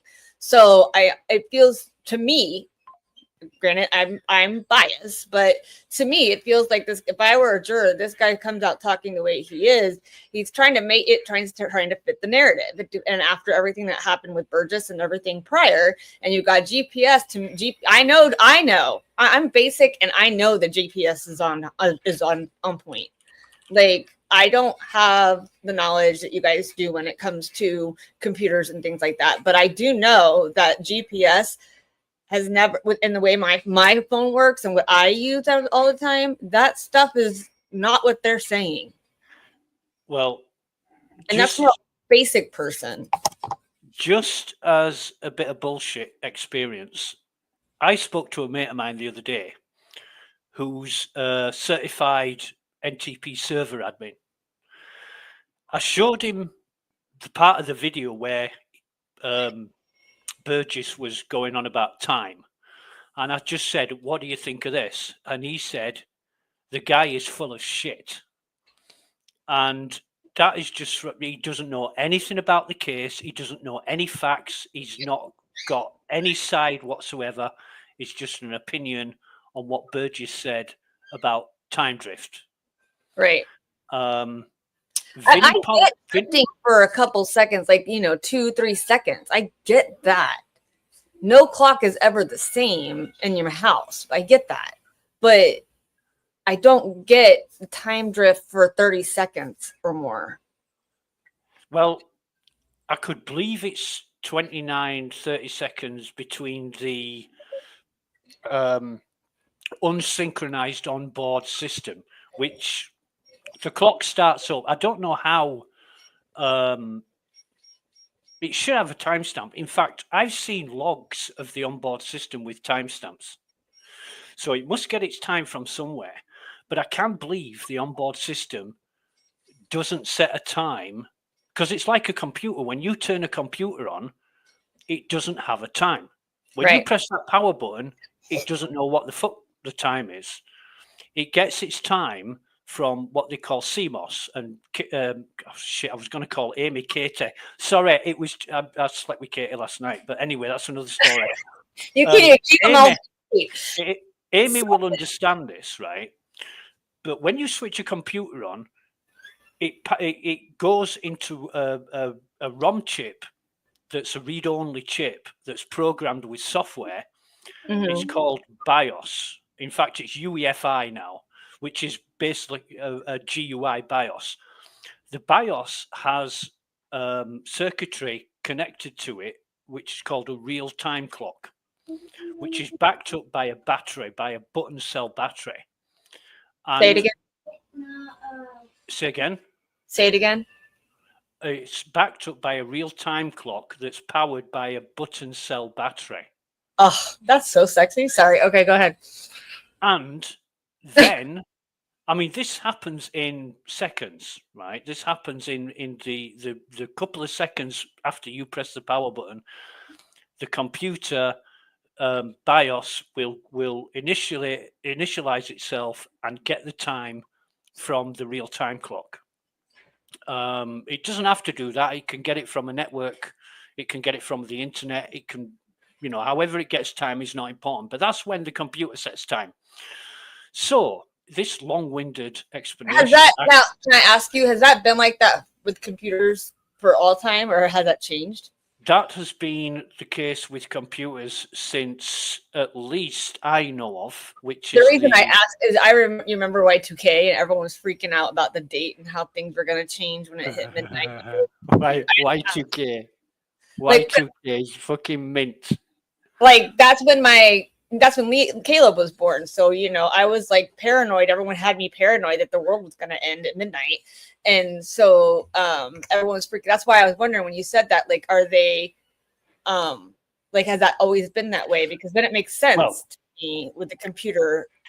Not I know computers as we know them, desktop PCs, have had onboard BIOS and time clocks since the 286 days, which is the early 90s.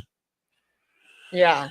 And some have had them before. I mean, obviously mainframes will have had them since day one. But I know the PC started with the onboard clocks in, I think it was the 286SX, which was about 1991, that kind of time. Amy had a quote. Beat me, Amy. But yeah, that's how I can believe that an onboard system doesn't get its time until it's given its time by another system. And if it has to connect to the infotainment system, when that fires up, it'll just get its time from GPS, which is satellite, and satellites run off stratum 1, which is one step away from the atomic clock. Atomic clock is stratum 0, and satellites run off stratum 1, and it goes up and up and up. Any clock that you have in your computer, I'm going to get really fucking geeky with you now, Kelly. No, you're fine.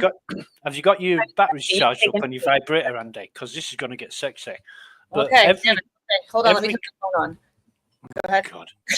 I want to record it so I can listen to it later. No, you should have been ready. But every clock on your computer is a stratum 16. And that is so far removed from stratum 1. And it's tiered like this. It's stepped like that so that it can all work as it's supposed to. And I don't know how vehicle systems work, but it will be a similar system. It will be a similar way of working. And I think it's like you said earlier. I think this 29 seconds comes about because it suits them to say that. Yeah, if it's the narrative. What I'd really love Defense to do is to have tested this themselves. Got somebody with an LX570 hooked it up to, you saw the Bosch computer that Welcher said he plugged into to Karen's Lexus. Right. That's how they get the information from the vehicle. If Defense did that and could have this information to present in court, they would possibly debunk all this bollocks about 29 seconds drift. Even if they can't pull it out like on cross, they have ARCA, and ARCA has done more testing. Yeah, but it depends what they've tested. But they tested it based off of what they had prior to May 8th, not what they received after May 8th.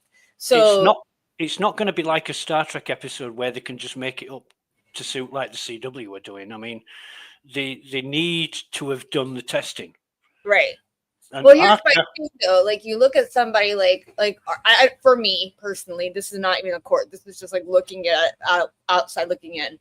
I look at ARCA and who they work for. They work for NASA. They work for they work for doing NHL. How many other the FBI did all the DOJ contracts they had. They worked on the Challenger space shuttle. They worked on all of that stuff, right? And then you have Aperture, who's worked on theme park rides. yes, but what has Aperture done that Arca hasn't? Made This up is- their qualifications. No.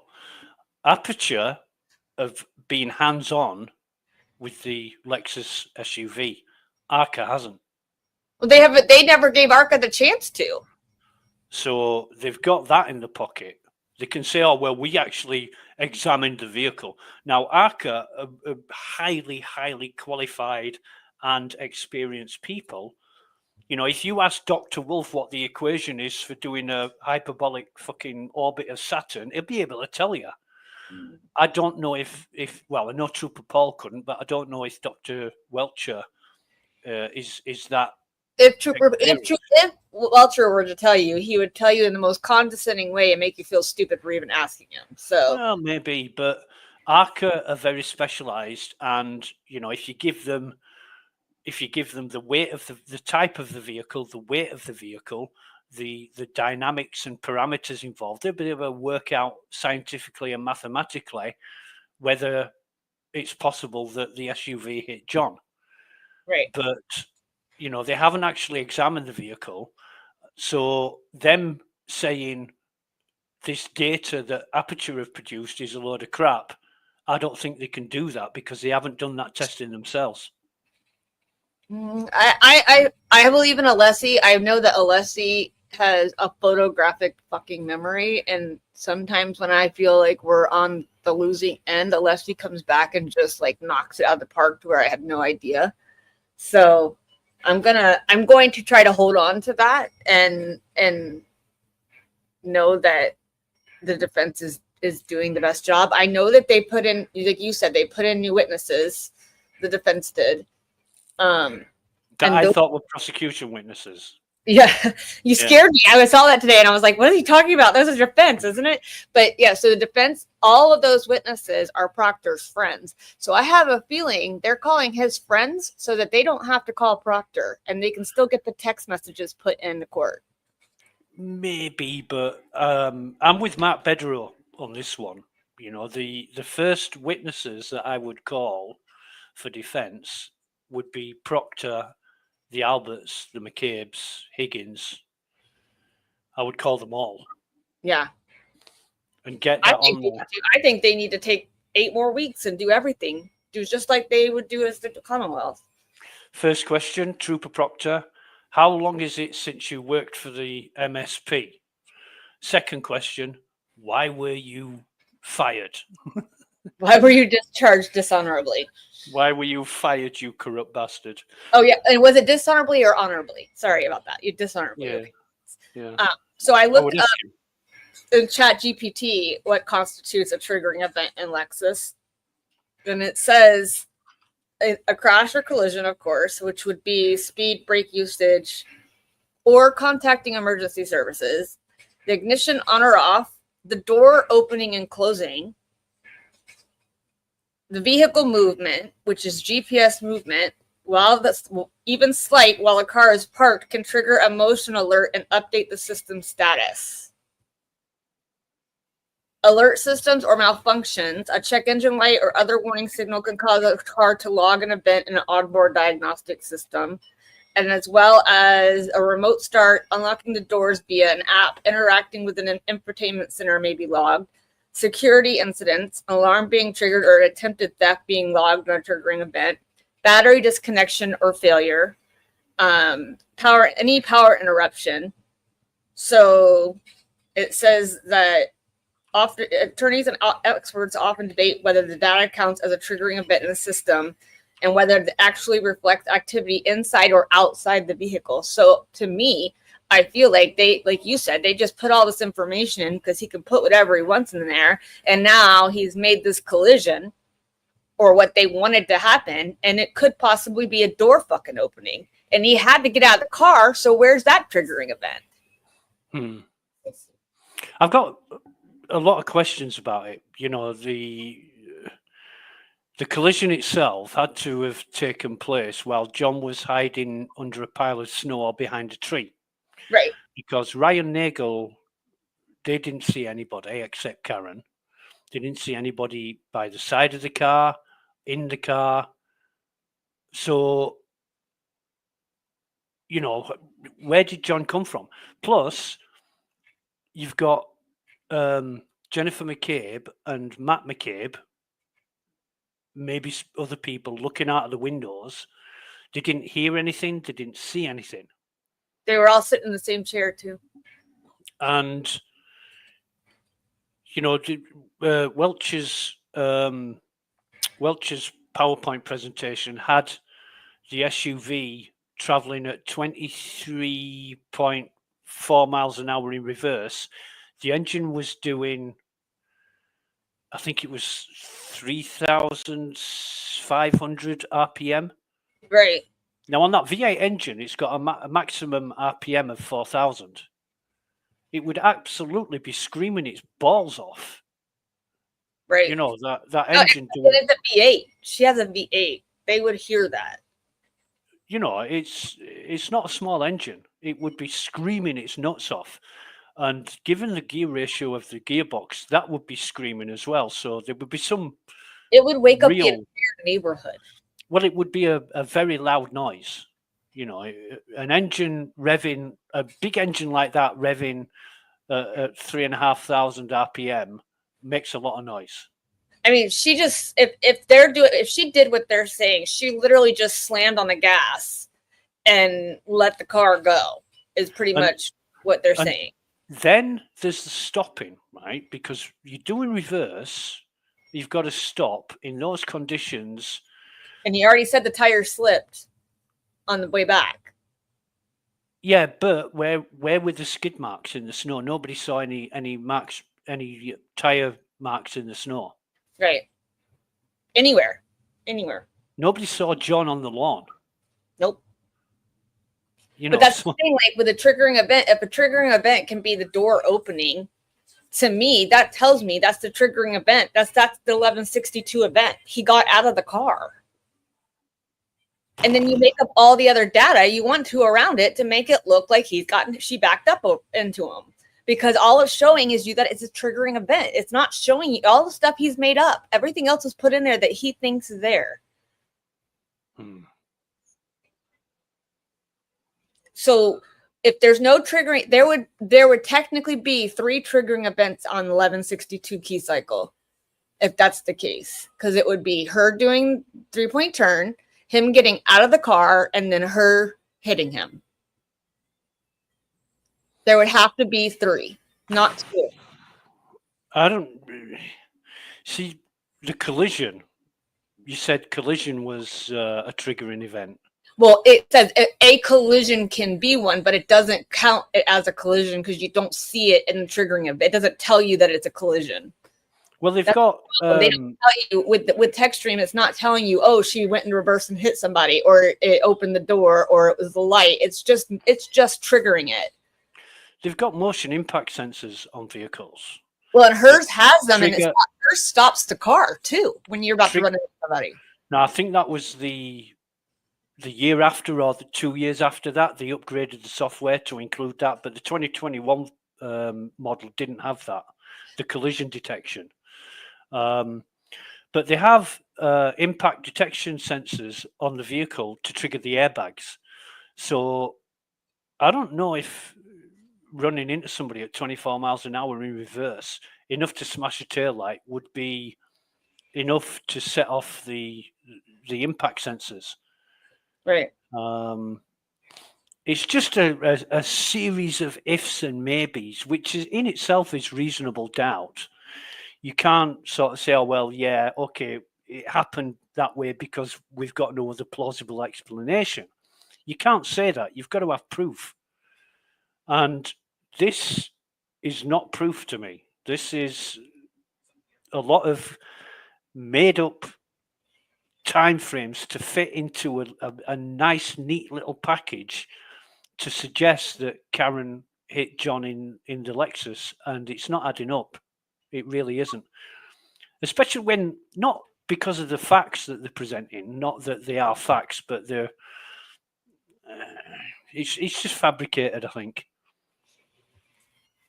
Yeah, I'd like to be able to compare.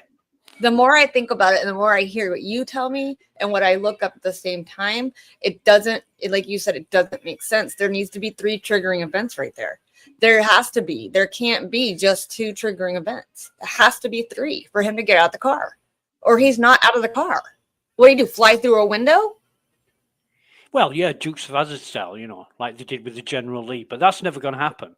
But Ryan Nagel didn't see it, so I mean, it doesn't make sense. Really weird because the way Karen approached Fairview on Cedar Crest, and Ryan Nagel, I forget the name of the guy that was driving the car, but Ricky Gitano or something. Yeah, his brother is actually Free Karen Reid and attends standouts. Yeah, they flashed Karen with the headlights to let her go into Fairview before they did. Right. So she pulls up, lets John out, and then pulls forward, knowing there's another car coming. But she didn't know that they were going to stop at 34 Fairview. Right. So in between her doing that and and Ricky's car pulling up, John got out, ran to the house. Nobody saw him, not even Karen. You had, because you had Jen McCabe's big old Yukon, whatever she has in the driveway right there by the mailbox. That might have blocked the view, but that's what's blocked. That's what I've always thought. Is if she dropped him off right there behind Higgins, because he said the back end of his Jeep was at the mailbox. So if she pulled up just enough for him to jump out and he was quick enough to run up to the house, that's enough steps to get into the house. And then you have, they wouldn't see him because he's hidden behind they're shielded behind those cars. You can't, it's a Yukon. They would never see him take out off of the car. It's a black car. If they're not paying attention, the door opens and he jumps out. Just like you said, it's going to shield him from running up there. But so they stopped at the end of the drive and they never saw John go in the house. But if she pulled up first and she just slowed down to a quick stop and he jumped out and then she took off around the Jeep, they wouldn't see him. Do you see what I'm saying? Because when you're right there, it's so dark in that corner with all those black vehicles as well. You're not going to see somebody walking with it. We're not in disagreement about that. Not in any way. What I'm saying is, Ryan, and what I'm trying to say, Ryan Nagel then pulls up to the end of the drive where he has a clear view of the house. He testified that he could see both the front door and the side door. Right. And he didn't see John. But if John's already in the house or went in the side of the garage door, he wouldn't see him. I don't know. Because they have there. You could grab him and say, hey, come in the garage door. We're in here. But where did John go? Because then for 2 or 3 minutes, Julie Nagel was talking to Ryan. And, they said, okay, we're going. You stay. Bye-bye. They drove off. Karen was sat with her hands at 10 to 2 in the driver's seat of the SUV. No sign of John. Getting pissed. And, yeah, I mean, this is what I find strange as well. If you're repeatedly texting somebody, you don't then put your phone down and put your hands on the wheel at 10 to 2. You carry on handing, you've got your phone in your hand. Right. So they said she was sat in the car with her hands at 10 to 2. And I'm thinking, well, if Karen sat in the car with her hands at 10 to 2, when was she texting him? Well, I think she only, and you guys can tell me if we're wrong, I think she only texted him a couple of times when she was in the driveway waiting out front. It wasn't until she left that she started blowing up his phone, because that's when the voicemail started and her screaming. And you can like she said in that one clip, you can hear her when she pulls up to John's driveway in his garage, when she's in his garage. And here's the thing: if they said she got that call was at 12:41, so even if she hooked to John's Wi-Fi at 12:36, if she's pissed off and she's anything like me or most females I know, they're gonna get pissed. They're gonna stay in the car pissed off, but they're gonna keep trying to call, or they're going to be crying trying to call, or they're trying to compose themselves to go inside knowing that there's other people in that house. So that gives her the time from 12:36 to 12:41 to go in, because you can hear her heels on the floor. You can hear the beep, beep, beep, beep sound in the car. So you can hear all of that when she's going around. And when she goes, you can hear the garage door to the house beep when she comes in and she walks in the kitchen. You hear all of that in the background of that voicemail. So, and then what female who's that pissed off, who just hit somebody, is still going to continue to call them and tell them that they're a pervert and they're all this, that, and the other? It's just, none of it makes sense. None of it, you put it together, and as a normal human being, none of it makes sense. Yeah, but where did John come from? And he's Spider-Man. You didn't know that? I don't know. I'm trying to figure out a scenario of how John could somehow invisibly exist going into the house, nobody seeing him. Then he comes out of the house, and from 87 feet up the street, Cameron reverses into him. There's somehow the taillight fragments defy the laws of physics and fly all over the Albert's lawn when they should have been in the street. And then Karen manages to drive home in a time that's.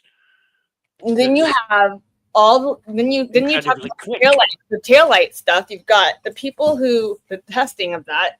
You've got that whole diagram that he put up with the glass on the taillight of the bumper that stayed on miraculously all the way through a storm from Fairview to Jen McCabe, back to Fairview to Dighton to up the tow truck to down the tow truck into the Sallyport. That in the magical hair that stayed there. You've got those that don't match. You've got all that taillight. There's 47 pieces of taillight. If there's 47 pieces of taillight, only 23 created the entire taillight to put it back together. And you forgot the glass.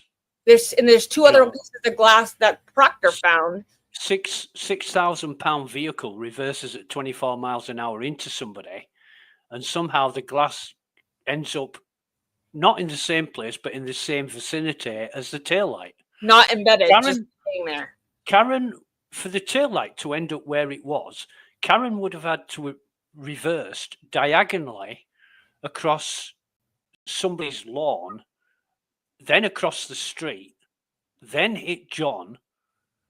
You look at the map of 34 Fairview, it's not possible. The debris field. I watch a lot of air disasters. Amy, there you go. He said it again for you.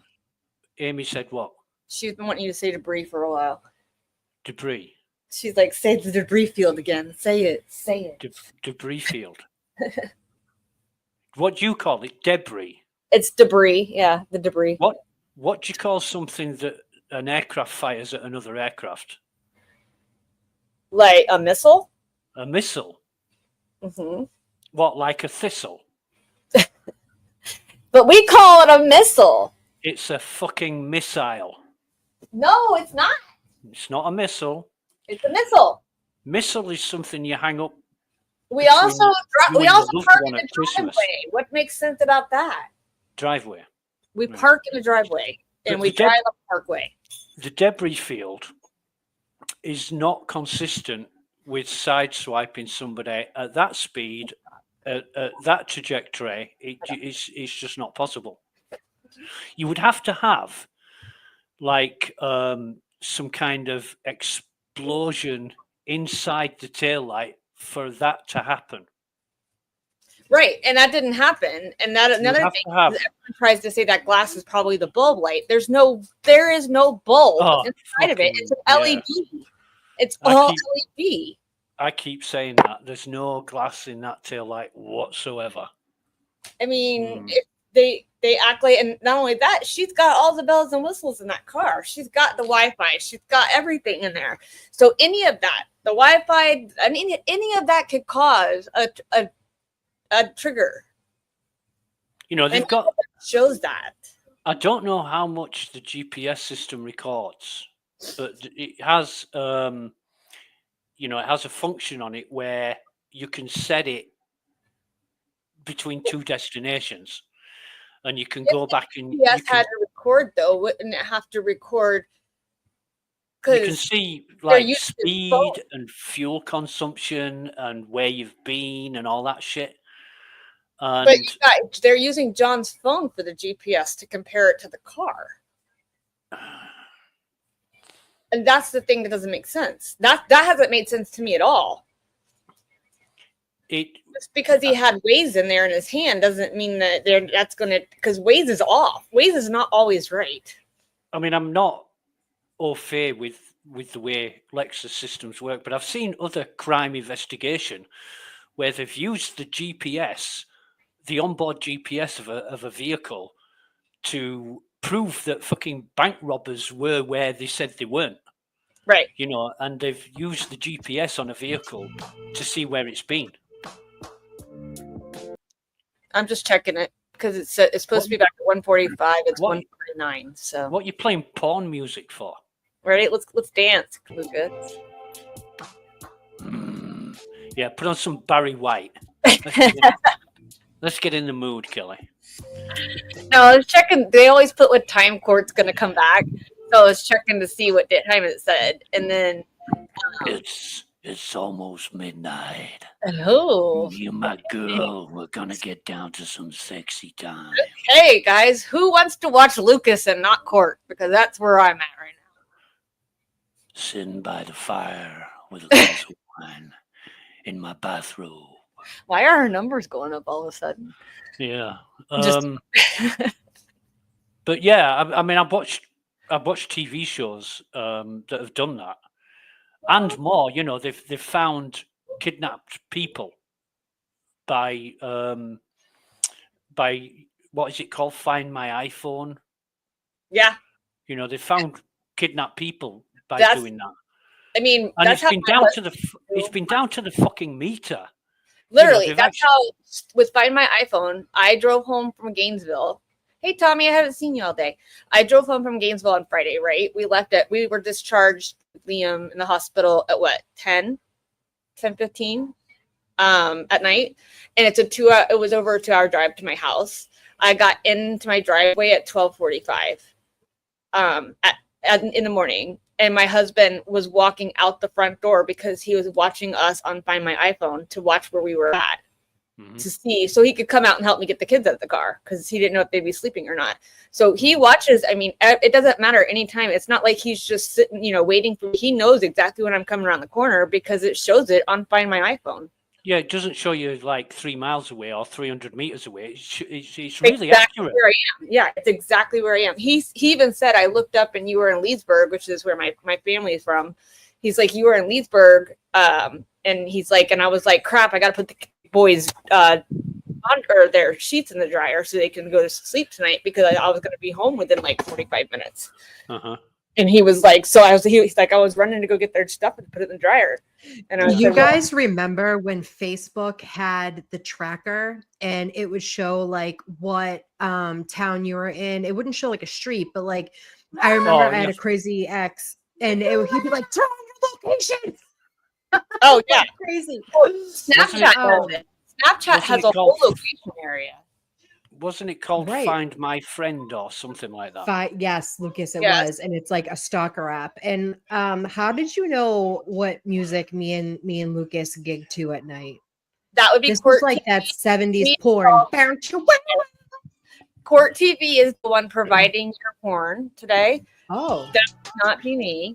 That is through Court TV. Oh yeah, Kelly, you just reminded me. You mentioned Vinnie Politan. Mhm. Did you see Vinnie Politan's show when he was explaining clock drift? No. Oh, it was so funny. And I'm not gonna lie. This whole I'll tell you when after Thursday or Wednesday court, like I watched stuff Wednesday night. Then Thursday when Liam got hurt or had to go to the hospital, I was checked out all weekend. well, clock drift is when, and I'm laughing even before I explained it. Clock drift is when you take one series of events and drift them into another series of events, and that is clock drift.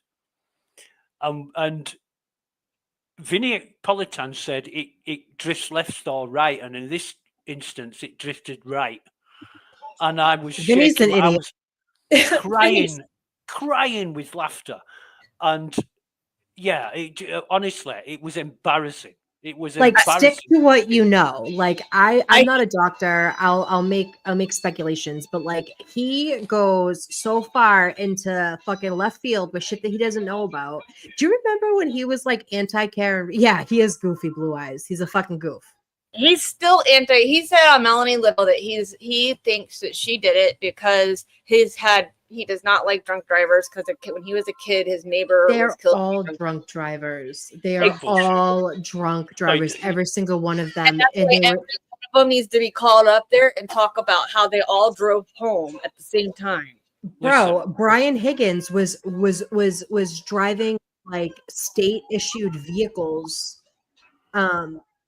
Was driving state issued vehicles like drunk as fuck, and he never left that house. Like he never left the he never went home to West Roxbury, and West Roxbury from Canton's like 20 minutes, like, and in the snow. Like I don't know what he was doing. So but Brother Council just posted that. So one of the things that was set, the 87 feet was like the 32 and like, or 34 and 53 like added together, right? They were talking about how that added together to make the 87 feet. Hold that thought, Kelly. Hold that thought. Okay. Amy and Kelly, right? Yeah. It doesn't matter if you've been struck by lightning 12 times and ran over by every fucking ice cream van in the neighborhood when you were a kid. It's got nothing to do with the facts of this case. No, so it doesn't. But he's talking about bias. He's talking about biases. Yeah, but somebody coming along and saying, I don't like drink drivers because my next door neighbour's best friend got ran over when, however long ago it was. My aunt was killed by a drunk driver, and I don't think Karen is guilty.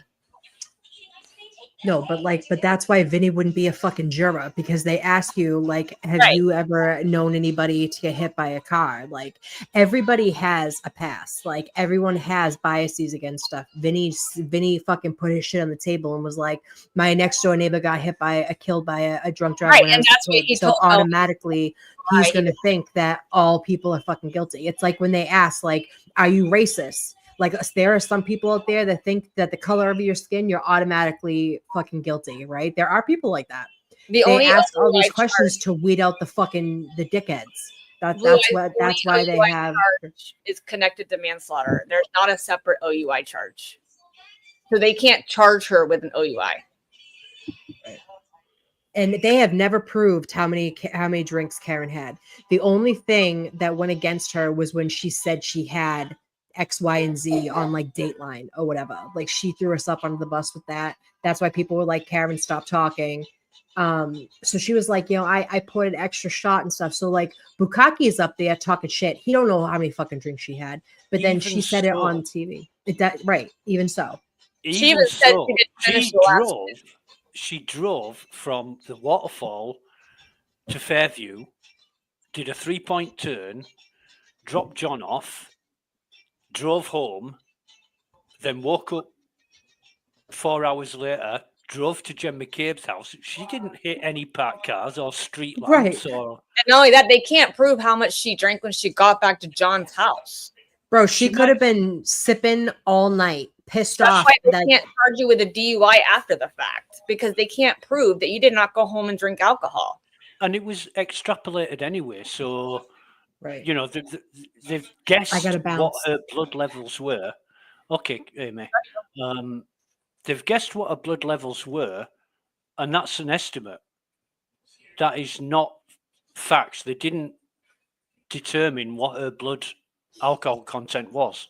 Because it was the water in her blood that they tested, not the whole blood, right? Is that what it was? They took a reading, what was it, 8 hours after? Yeah. And they backtracked and said, this is what it must have been at this time. They don't know if she had any more drinks when she got home. They don't know any of the facts. So it's a complete estimate. Right. Melanie's right. Let's face it. She lost her license the minute they took her car. But brother counsel said, Brendan said in opening that the Lexus drove at reverse. And I'm going to listen to him because he does take notes. He's very, very, very oriented with that. Because he goes over this every week with his brother. He said in opening that the Lexus drove in reverse at least 70 feet. Welcher just said that the data ends with the Lexus going 53 feet in reverse, which is added to that 30 feet going forward, because he said she went 30 feet forward and then back 53 feet. So it still does. 87 doesn't match and 60 doesn't match and then 70 doesn't match. So they've got all these numbers. And then it says, and then another mistake like that when he said the Lexus reached the flagpole at 12:34:33.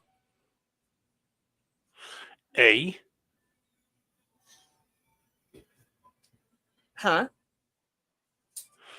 The Lexus reached the flagpole at 12:34:33. Mm-hmm. He said, is this another mistake when he said the Lexus reached the flag at 12:34:33, or did I miss something? This is just getting beyond a joke now. It says Welcher is so far over Brennan's head, he's just trying to hang on and encourage Welcher to keep on telling his story. The Lexus could not have been anywhere near that flagpole at 12:34:33 at all. And it says, and someone else said maybe he forgot to amend that part of his report. Mm-hmm. If she went 35 feet forward, or maybe they're still going off the original. Amy, she arrived home at 12:45. Amy, will you check and make sure it's not on mute on your end, because you have the screen up. It says 35 feet forward, 53 feet reverse. Who knows what actual numbers? How can a jury even keep track of it? They've said so many fucking numbers. Yep. We've gone from 60 feet, 70 feet to 87 feet to 53 feet to 35 feet. Thank you.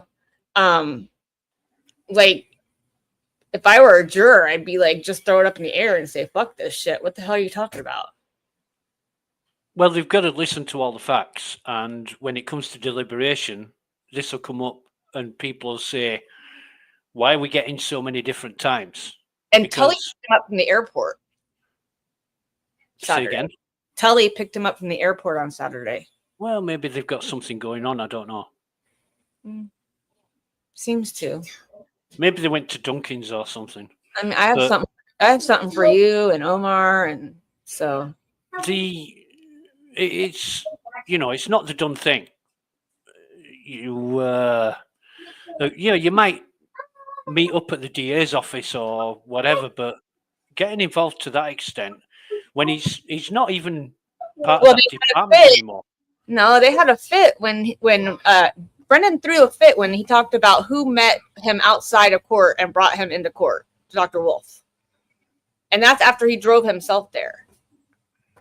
So if he's having a fit doing that, and then you've got them saying that Tully is picking him up from the airport, like, you know what I mean? It's just it's conflicting. That's all I can say. That's all I know. Yeah, you listen to the defense's story, and it all fits. And people say, "Oh, well, Karen's changed a tune lots of times." People do remember things that they hadn't initially mentioned previously, but if you look at Karen's, apart from the I saw John go into the house, I don't know what she was doing saying that, because she's always testified that she never did. And this is why you don't talk to reporters outside of the courthouse. But apart from that, the story's been much the same over the past sort of year or so. I haven't really seen. I mean, it's little details may have changed a little bit, but not much at all, if anything.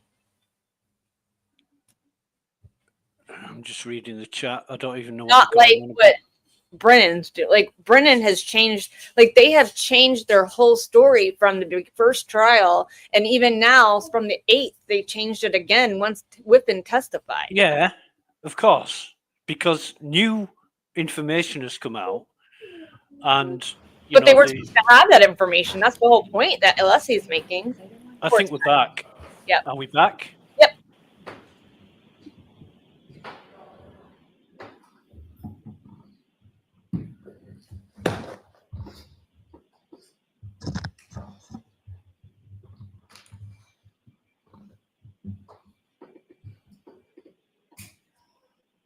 This court is in session. Please be seated.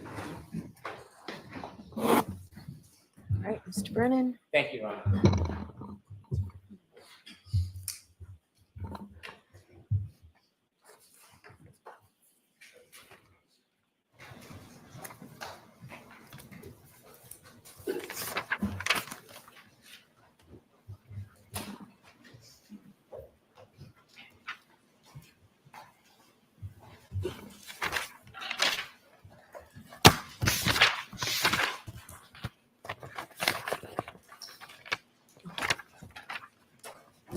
Dr. Welcher, when we left off, you had given us your opinion on this slide. Could we proceed to slide 35, please? Slide 35? I believe the next slide is 35. Correct. Okay. Now, when we look at this slide, I'm going to ask you to zoom in, and if we can start from left to right, and we can identify each category as you discuss it and explain to us the importance of the columns. So we already touched on this from left to right. The first column is the continuous running clock. Second column is where I converted it to minute and seconds. You can see we're on trigger 1162.2. This is the second trigger. The particular boxes that are highlighted are where there's change. For example, in the upper right, when you're transitioning from drive to neutral to reverse. And then I already discussed this a little bit, but where the wheel's slipping, you can see you have high acceleration pedal application, increase in the RPMs. But when you look at the effects on the vehicle, you can see that it's accelerating less. So that's indicative of slippage of the wheels. And then I simply show at the bottom the math I use to derive all that. So again, we touched on most of this. It's the same slide you saw before, just to show how corrected for the speed. If you could zoom in for a second, I want to ask you a question about the RPM column. RPM column, go ahead. If you could zoom in. Oops. You see in the last line, the last piece of data captured, the RPMs changed from 3,200 to 3,300. Correct. And the accelerators is fair to say, is that depressed? What's the way you characterize that? Sustained. How would you characterize 74? What does that mean? I mean, it's 3/4 of full throttle. It's 74% of full throttle. If above it's 74.5, it drops to 73.5 and then back to 74. Why is the RPM higher than above? So there's, again, this data is referred to as being asynchronous. You're reporting it at particular times, but the computer's scanning the network for the data. So it's not all on exactly the same time step. Not only that, but there's frequently, oh, sorry, I'm sorry. Sorry. There frequently is a delay from when you step on the accelerator pedal to when that translates to increased RPM at the engine. It takes a little time to build it up or take it down. Okay, thank you. You're welcome. So similar to what we did on the first one, basically what we did is we took all the text stream data that we had, which includes the shifting, the forward, the reverse, and the steering. Again, there was a tiny bit of leftward steer. and put that into a simulation program where we're simulating what the Lexus will do. So we've taken into account the mechanical characteristics, the steering response of the Lexus. So this is to show what it represents on the left-hand side. So each one of these little hash marks, different color, represents 10 feet. The red lines show the extent of motion. Remember what I said, it initially pulled forward, then backed up, past its initial spot, and then went backwards further distance. So what this shows is where we simulated this in a program called HVE. So that's the vehicle, the Lexus pulling forward. And then it accelerated in reverse, past its initial starting position, and came to rest right there. Doctor, when you say it came to rest there, do you I'm have sorry. data that the defendant's Lexus stopped there? No, it did not come to rest. I misspoke. That's where the tech stream data ends. As you can see here, it's still going.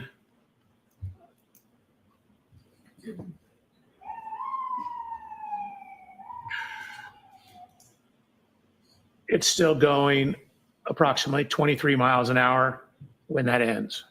You'll have to zoom in on that so the jury can see what you're referring to. Please. So again, as I mentioned, the tech stream's taking a window of data. It doesn't take anything outside the window. You can see that when we account for the wheel slippage, that the vehicle at the time of the last data point, again, is at 74% throttle, 3,300 revolutions per minute, and is going backwards approximately 23.9 miles per hour. And you can see it's traveled a total distance backwards of 53 feet back from where it initially started. Or if you consider where it pulled forward 34 feet and then backed up 53 feet, add those two together from the point it pulled all the way forward.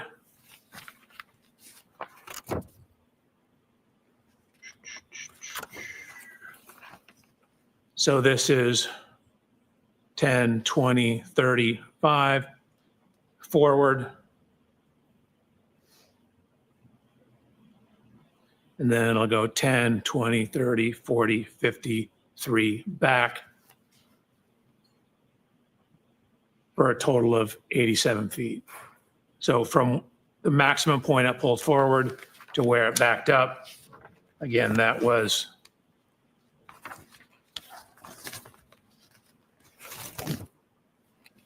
34 feet forward, then a total of 53 back, total travel distance of 87 feet. So went all the way forward where it stopped, it then backed up 87 feet. And when the tech stream data stopped, it's still moving. It's still moving about 23 miles an hour, and you're still at 74% throttle and 3,300 revolutions per minute on the tachometer, RPM gauge. We could turn the light on for a moment. Dr. Welcher, in your analysis of the data and the information you acquired and the evidence that you relied upon, did you come to some conclusions and opinions regarding the defendant's Lexus that evening? I did. As part of that opinion, you mentioned that you considered mileage to map distances as one way of mapping the location of the vehicle. Do you remember that? I do. If you could provide us with slide.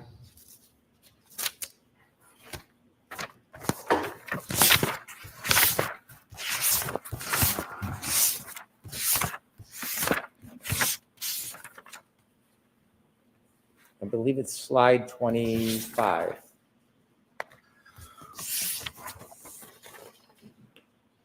And could you widen the left-hand box a little bit? And you mentioned you measured or you ran information about distances between different routes? Correct. Specifically regarding Fairview to Meadows, the first box. Do you see that? I do. There are 3 different mileage numbers. Yes. And then there's streets to the left. Can you explain what's set out in that box? Sure. That's basically 3 different routes you can go. Sherman Street, Pleasant Street, Washington, and Sherman Street. When you considered the shortest route, 2.3 miles on Sherman Street, did you attempt to determine how long it would take to travel 2.3 miles, how fast the car would have to be moving or how slowly it would have to be moving to travel 2.3 miles in 4 minutes and 15 seconds? Yes. And what did you determine? So to go 2.3 miles in 4 minutes and 15 seconds, you would need an average speed of 32.47 miles an hour. What if you took the longest route, 2.8 miles, and you considered 2.8 miles in 4 minutes and 15 seconds? Did you make a determination? I did. Could you share that with the jury? It's 39.5 miles per hour. Is that what the average speed of the Lexus would need to be to travel that distance in that Correct. time?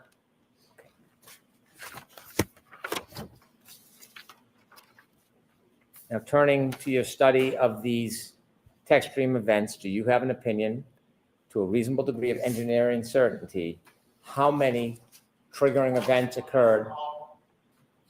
How many triggering events occurred in that ignition cycle 1162? Objection, Your Honor. I'm going to allow that. In 1162, the tech stream recorded 2 triggering events. And do you have an opinion as to the type of triggering event, the type of movement of the defendant's Lexus in those 2 triggering events? I do. Regarding the first triggering event, 1162-1, do you have an opinion, to a reasonable degree of engineering certainty, what type of event the first triggering event was? Objection, Your Honor. I'm going to allow that. The actual trigger was excessive rearward acceleration. The event was during the course of a 3-point turn. And do you have an opinion, to a reasonable degree of engineering certainty, the time between triggering event 1 and triggering event 2 in that cycle 1162? Yes. And could you share with the jury your opinion, to a reasonable degree of engineering certainty, the time between those 2 triggering events? Approximately 8 minutes and 5 seconds. Do you have an opinion, to a reasonable degree of engineering certainty, as to the type and triggering event of the second event, 1162-2? I do. And could you share with the jury your opinion, to a reasonable degree of engineering certainty, the type of event to that second triggering event? Objection, Your Honor. I'm going to allow it. It's, again, the trigger event itself was a transition into reverse and then high throttle application. It's a forward motion followed by a lengthy high-speed rear impact or rear motion. Your Honor, I'm going to move to strike that portion of the answer. Yes, I'm not going to highlight it. I So appreciate that. get the answer again. Would you like me to ask the question again, Your Honor? Yes, Mr. Lessie, yes, right? I'll strike the previous answer. Go ahead and ask the question again. Okay. Do you have an opinion, to a reasonable degree of engineering certainty, as to the nature of the second triggering event, 1162-2? Just for the record, Your Honor. Yep. Yes. Could you share your opinion with the jury? The triggering event was high throttle opening in a transition to reverse. It's a forward motion followed by a higher speed rear motion. And at the end of the trigger event, you're still at 74% throttle. Do you have an opinion, to a reasonable degree of engineering certainty, the entire distance captured in that 10-second window during the back maneuver, or 1162-2? Do I have an opinion about it? Do you have an opinion, to a reasonable degree of engineering certainty, about Yes. the entire distance that is captured in that 10-second window of the second triggering event, 1162-2? So it obviously only captures what's going on during the trigger. It doesn't capture before or after the trigger. Understood. Do you have an opinion as to just what is captured as far as the distance? Yes, And what is your opinion? that it's 87 feet. So again, the initial forward motion is 34 feet, followed by it backing, crossing the initial point, and then backing up an additional 53 feet. And finally, regarding this part of your analysis, do you have an opinion to a reasonable degree of engineering certainty as to whether the defendant's Lexus was decelerating, accelerating, or remaining the same at the end of that data captured at the triggering event 1162-2? It was accelerating at 74% throttle.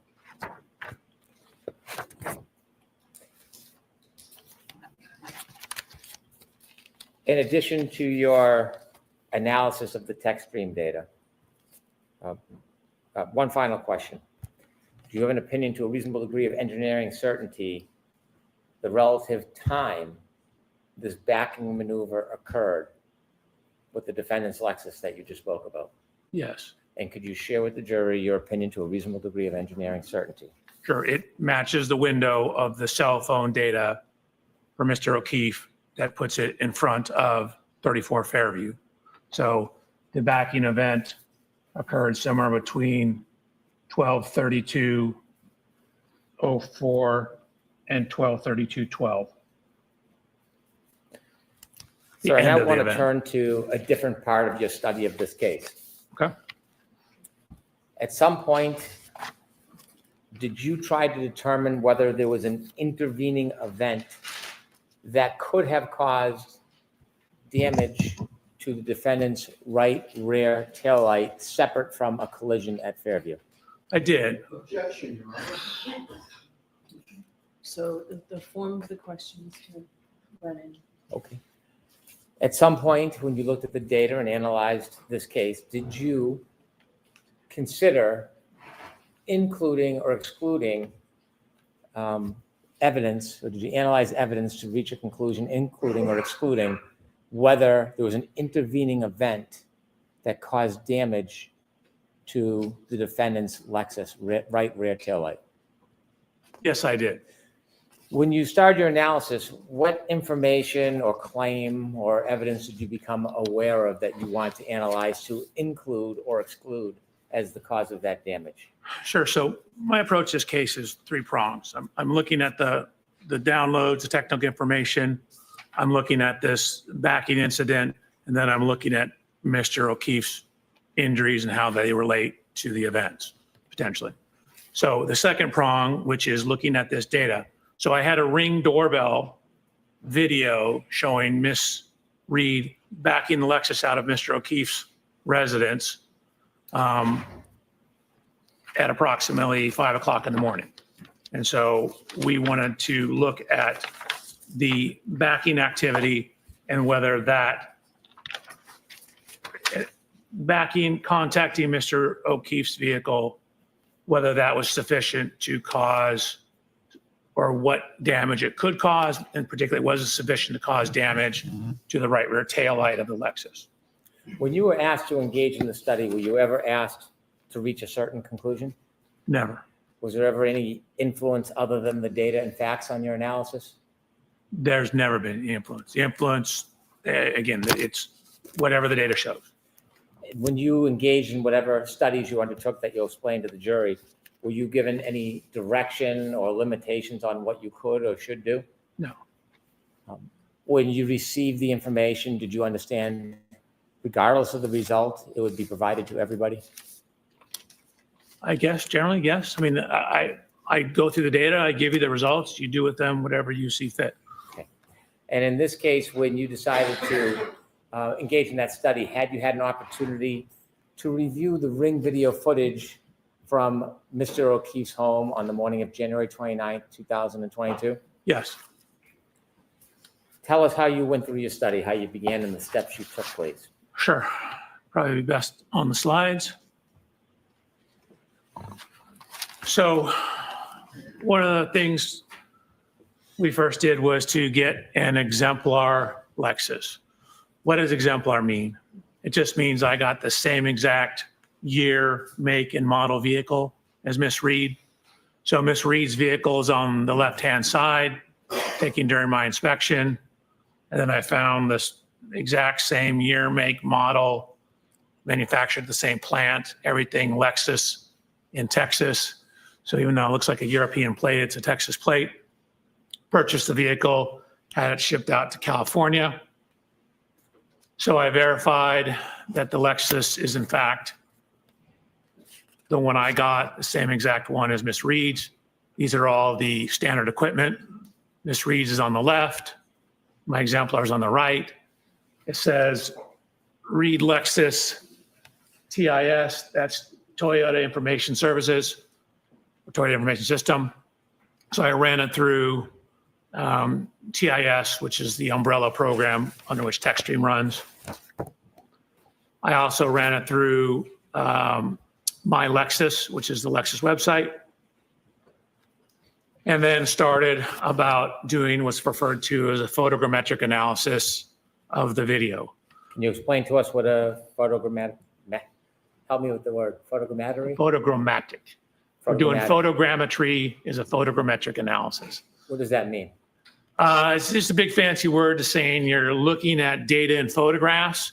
And what we're trying to do is take two-dimensional images, say you get from video or photographs, and knowing some information about the photographs and some of the dimensions of things in the image, get or convert it to a three-dimensional space. In other words, be able to get exact three-dimensional measurements out of that two-dimensional image. So I had the video, just to show the provided video that I was given.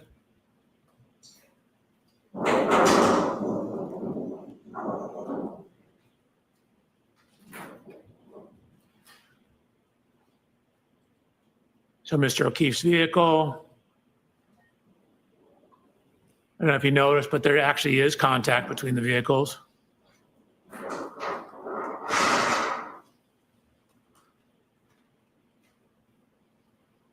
So one of the first things we wanted to do is determine the frame rate, which is how many video frames are played per second. Your normal kind of video camera has about 30 frames per second. Your standard movie is 25 frames a second. You know, a modern IMAX is like 60 frames a second.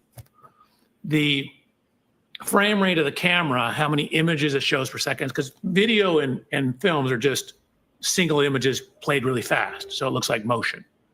And so determining the time between each frame tells you how much time occurred. So if we know the time between each frame, and then we can figure out how far the vehicle moved, distance divided by time is speed. So we put it through a couple different programs. This is called AMP5. We got 19 frames a second. This is a specific forensic program called Axon Investigate, 19.8 frames a second. This is a publicly available program called FFMS. Same thing, 19.8 frames a second. Another program, Media Info, 19.8 frames a second. Anyways, 5 different sources, we're getting 19.8 frames a second. So then what we've done is add information now. So now that we know how many seconds each frame represents, we now put a clock back in to tie that into time. So it's the same exact video, except we have a frame counter now, and we have a time.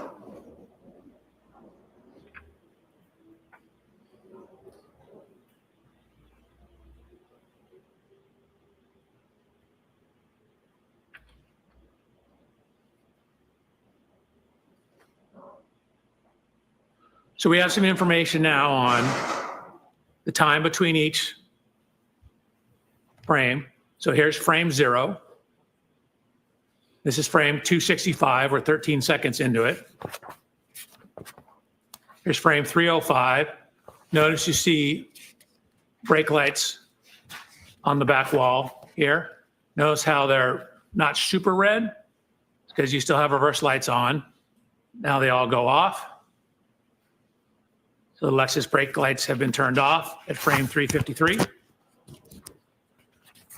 356. Lexus brake lights begin to come on. 357, they're back on. Lexus comes to a complete stop at frame 369.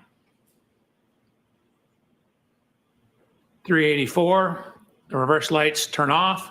So now look how red this is because we no longer have the white reverse lights in it. And you can see the Lexus starts to drive forward. So frame 825, this is after the Lexus has left the scene. But notice the tracks in the snow. So we have very definitive locations for the wheels of the Lexus. We lay over a grid on the various frames.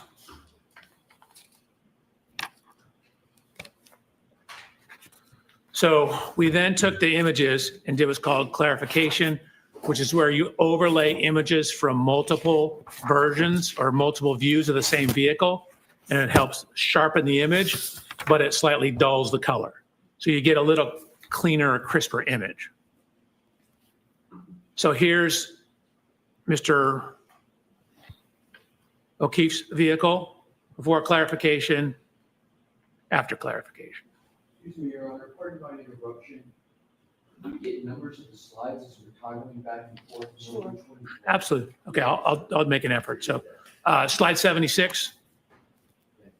You're welcome. Going to slide 77.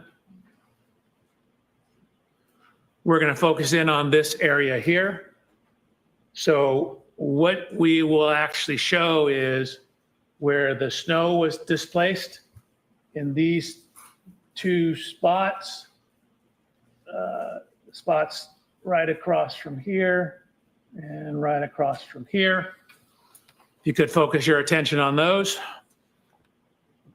Slide 77. So slide 78. To bring us all together, we went out to Mr. O'Keefe's residence and took a scan, a laser scan. So you see the laser scanner over here.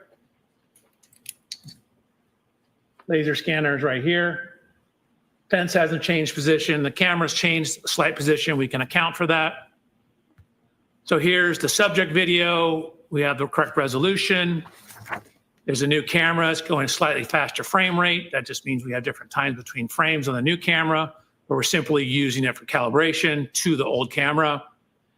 It's the same container for the MP4, and it's using the same video codec. A video codec is how the computer encodes the video. Slide number, please. Oh, yes, thank you, Your Honor. Slide 79. Slide 79, part 2. So really, we care most about is the resolution. So slide 80, you can see these are what are called control points. So from the laser scan, we locate these various points. So the 3D scanner knows the exact position of all these points on slide 80 in the image. And so what we can do is use this information in conjunction with the video to create a scaled version of the video. So when we have three-dimensional images or three-dimensional measurements, we can then use that to give us some three-dimensional information from our 2D video. So there's the points on slide 81. Slide 82, excuse me, slide 81, second part, we're basically just fading in. So what you see now, if I go back to the beginning of slide 81, this is the picture from the video camera. And then what you see here is, which is barely any difference, and that's because what we've done is we've now overlaid the points from the laser scan. So now each one of these little speckly points, we know the exact 3D coordinates of those. So we can now know the exact position of all these fence posts, all the positions on the driveway, and we can use that to calibrate. Going to slide 82. So using that information, it's called solving for the camera. We verify that we have appropriate residuals, meaning we don't have too much error. Slide 83. Okay, subject video.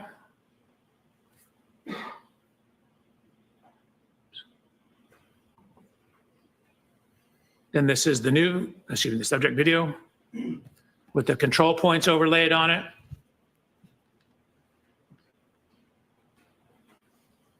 That's a subject video where we're phasing in the laser scans of the scene, 84.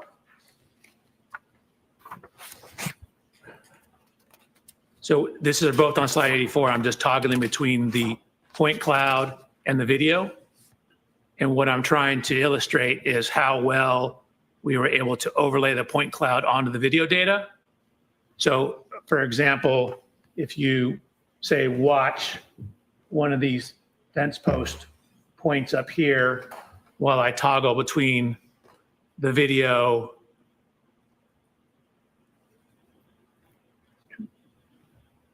there's a laser scan, there's the video. So we've done a good job. Again, the residuals show that we've done an adequate job of matching the data. Slide 85.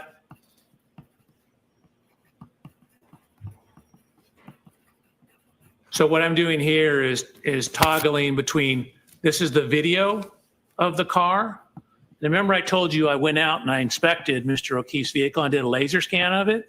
So we're now taking that laser scan of the video, or excuse me, of the vehicle, and overlaying it onto the car in the video. So this is the video image. That's the laser scan laid on top of it. So we know all the dimensions in the laser scan. We know all the dimensions in the scene of this.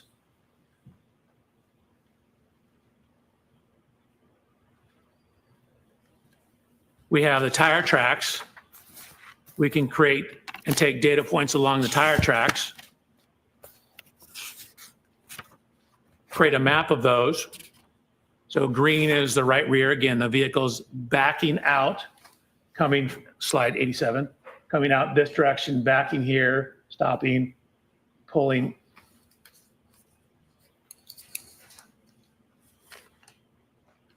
Pulling forward towards the bottom of the screen. Backing out here, pulling forward like here. Slide 88. So this is the Lexus lined up. This is when the Lexus has come to a complete stop. So this would be maximum engagement. Again, this is just toggling frame 88, showing that we have the time and the frame number. 369 on the same slide. We've now overlaid the Lexus laser scans on top of the image of the Lexus. So there's the video image, a still image that we took from the video. And here's where we overlay the laser scan of the Lexus. So we've overlaid the laser scan of the Lexus onto the Lexus. We've overlaid the laser scan of the Chevrolet onto the Chevrolet. And we've overlaid the laser scan of the scene onto the scene. So now what that allows us to do, we now know the position of everything in there. And we've also tracked the position of the tire tracks. So that's what it looks like if you overlay the computer model of Ms. Reed's vehicle onto the tire tracks. Slide number, please. Oh, my apologies, Your Honor. Slide 89. And then I'm just toggling slide 89 where I turn the vehicle off so you can see how the tire positions match up. Another toggle of slide 89.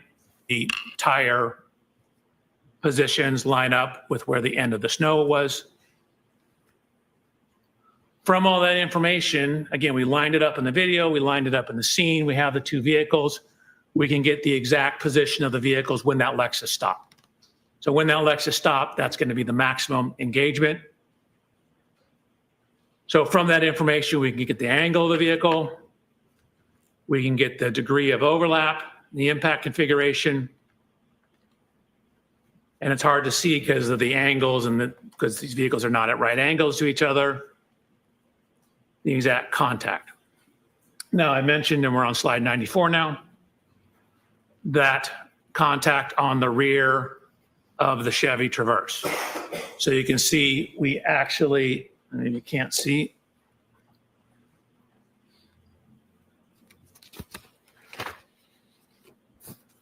So we took a whole bunch of data points within those two areas where the snow got dislodged. And we're looking at where that is. So if you look at that on the vehicle, so this is where it is on the rear of Mr. O'Keefe's Chevrolet.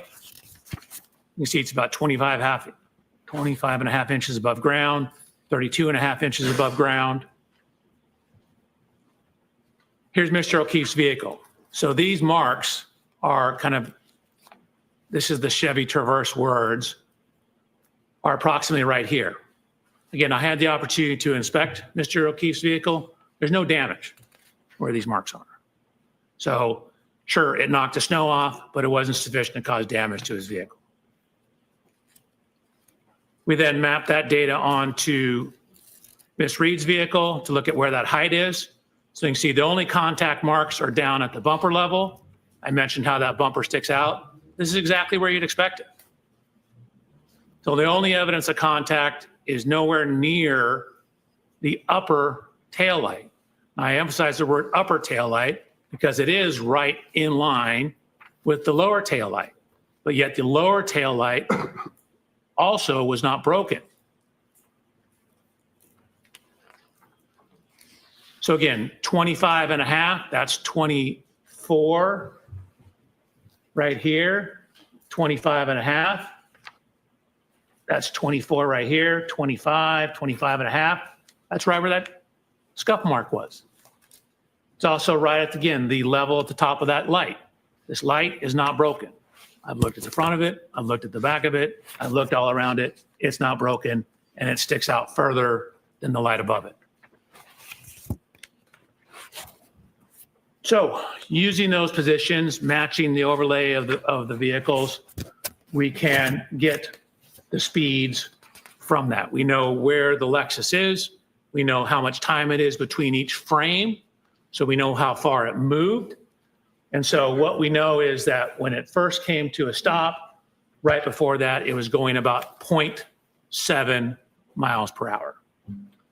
So realistically, somewhere between a half to 1 mile an hour, just to account for some variations, but definitely going 1 mile an hour or less at impact. Slide over, please. Oh, thank you, Your Honor. Slide 99. That's the dimensions. Slide 102. Similar to what I said, no damage to that light, no damage to Mr. O'Keefe's Traverse in that area. And then if I could, I would like to go back because I realized I skipped over something.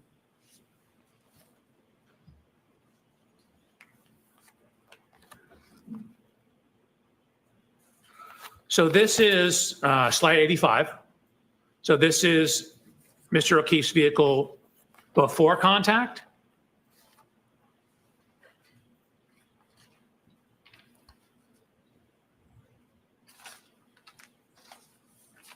Huh.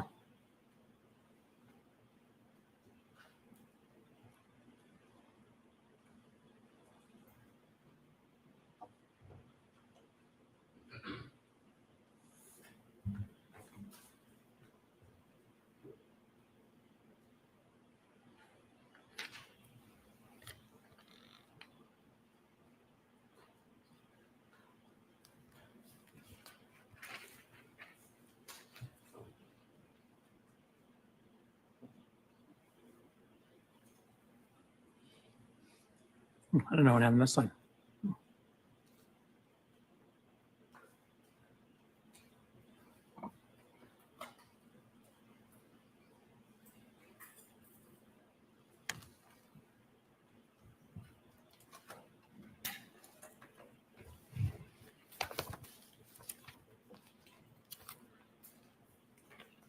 The slide shows that there was snow here, now there's no snow there. Dr. Welcher, did you look on the driveway after the touching between the two cars to see if you could see anything on the snow at the back of Mr. O'Keefe's vehicle?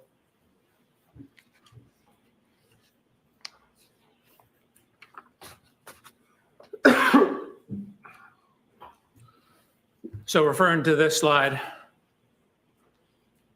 this is after the Lexus has pulled away. Looking in the snow, I see nothing in the snow. Were you looking for anything in particular? Of course I was. I was looking for taillight fragments.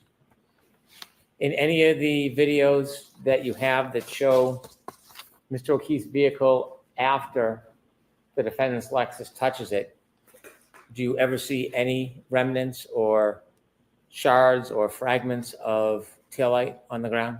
I do not.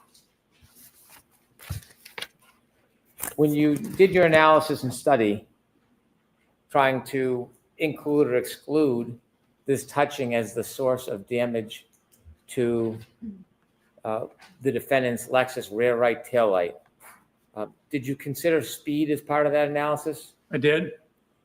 I considered speed, and then again, knowing we have the positions of the vehicle, we looked at the degree of overlap, and there's only about 2 to 3 millimeters of overlap between the vehicles, which is insufficient to cause the tail light that's recessed in from the edge on the right rear of the Lexus to contact the rear of the Chevrolet.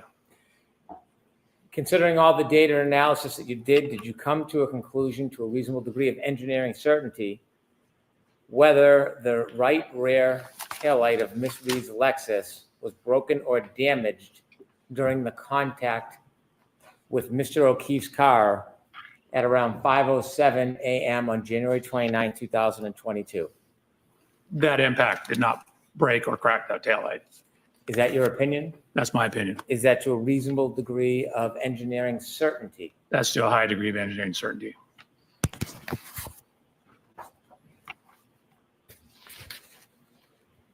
You mentioned there were 3 areas of study, and we've been through 2. Correct. Could you tell us what you focused on your 3rd area of study regarding this case? So the 3rd area of study, I'm now focusing in on the injuries, the at-scene physical evidence, taillight fragments, broken glass, things of that nature. Okay, and when you conducted your studies and reached conclusions, did you, in your PowerPoint, provide slides to help explain your process and inevitably your conclusions? Yes, sir. If you can take us through the 3rd section of your efforts regarding this case, specifically your efforts to identify the different pieces of evidence and your conclusions about a collision in this case. Absolutely. Slide 104. Please. So this is a... Is this 105, Dr. Welcher? I'm sorry, 105, yes, sorry. Slide 105. This is a picture of Mr. O'Keefe's right arm, forearm, hand, and wrist. In anatomy, your arm is defined from your shoulder to your elbow, and then from your elbow to your wrist is your forearm, and then this is your hand. So technically, when you say arm, it really means from your elbow to your shoulder. Most people call this whole thing arm. It's actually the upper extremity. Arm is from shoulder to elbow, elbow to wrist is forearm and hand. So you can see I wrote arm and forearm. So arm, elbow to shoulder, elbow to wrist is forearm. So looking at the injuries to Mr. O'Keefe's arm, forearm, as well as his hand. So this is me. I'm actually 6 feet, half an inch tall. What you see in the upper right is the coroner's examination report for Mr. O'Keefe. He's 73 inches tall. That's 6 feet, 1 inch tall. At this time, I was 220 pounds. Mr. O'Keefe, at the time of this incident, was 216 pounds. So I took measurements of myself. I'm actually wearing the same make and size shoes as Mr. O'Keefe, the same brand of jeans as Mr. O'Keefe, the same brand and size shirt of Mr. O'Keefe. You see the Lexus in the background. We have matched the height to the Lexus. What I'm showing here is both my height, and then keep in mind where the height of this wing is relative to my right eye. So now I'm wearing, in addition to the same shirt and shoes, same type of sweatshirt, and actually the same kind of baseball hat. We tried to determine the exact glass from the waterfall grill. Found out they were getting different ones at different times, but I ordered my glass from the same distributor that Waterfall Grill ordered their glasses from. So you can see in my right hand here, I have a glass. Here's a glass. It looks similar. It's from the same location. And then in the lower right photograph, what I've done is I've rolled up my sleeve, taken the sweatshirt off, and I'm going to look at how this contact pattern lines up. So the first set of slides, I'm simply standing next to the Lexus. We know we have a broken taillight. We know how scratches on Mr. O'Keefe's arm. I'm seeing how those may or may not relate to the height and position of the taillight. Dr. Welcher, if you could back up one slide, I have a question for you. In the middle photograph, at the top of the Lexus, there's like a rim. What do you call that? I call it a wind wing. I mean, it could be a wing. Okay, thank you.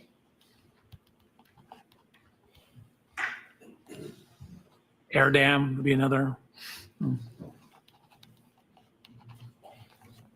Okay, so I then set about to do a little bit of testing with the Lexus. The first test you're going to see is me just walking backwards or actually sideways into the Lexus. What I've done is I've painted the Lexus right rear tail light with what's called grease paint. Kind of sort of like paint, but it doesn't dry.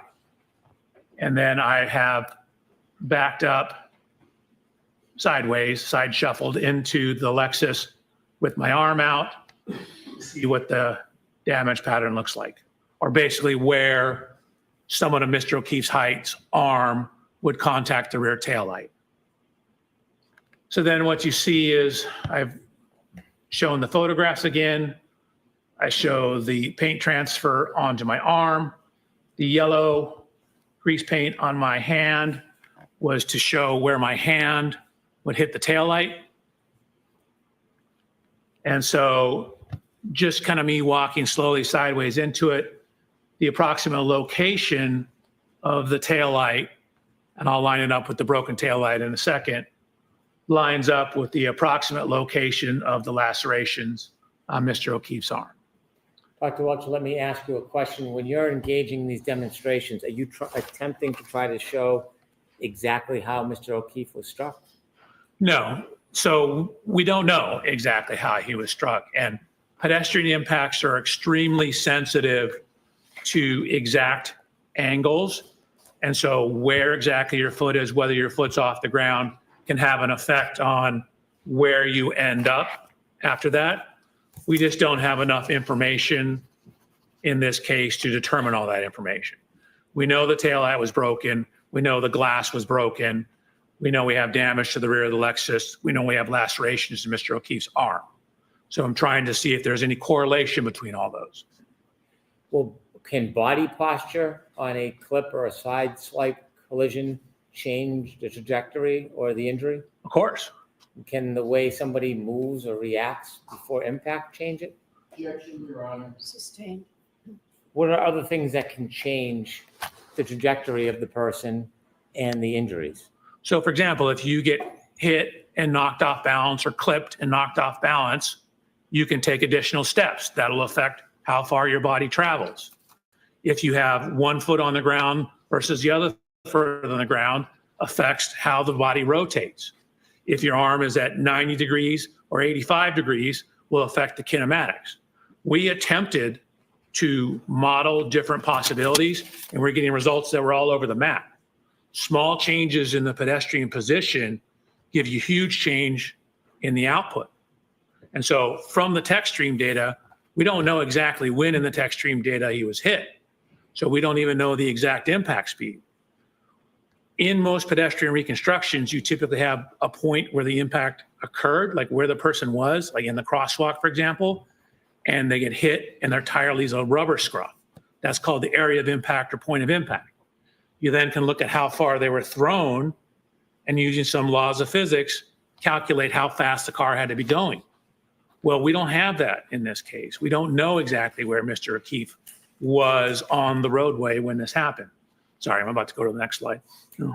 Without having an exact point of impact or an exact speed or an exact body position, are you able to specifically replicate the actual collision and the way Mr. O'Keefe's body would move? Exactly replicate? No. And again, in terms of how he would move, again, we don't know where exactly on the roadway he started. So in terms of how he moved, that's a function of where he started. We don't know if when he was clipped, he took an additional step before falling backwards. So that will change how far you are off the roadway. So the impact, which you'll see in a second, even at 2 miles an hour, will induce rotation of the body. So depending on the speed, the higher the speed, the more rotation. So if I may, so slide 111, this is simply showing where I walk sideways, how this lines up with the location of the lacerations on Mr. O'Keefe's arm. Here's the post-contact scuffing on the taillight. Here's a picture of Miss Reed's vehicle on the right-hand side. So now I said, okay, that was me walking into the car. Let's have the car drive into me. I did this at very low speeds. And you'll see, and we'll throw this from 2 different angles. That's me showing I'm doing test 2.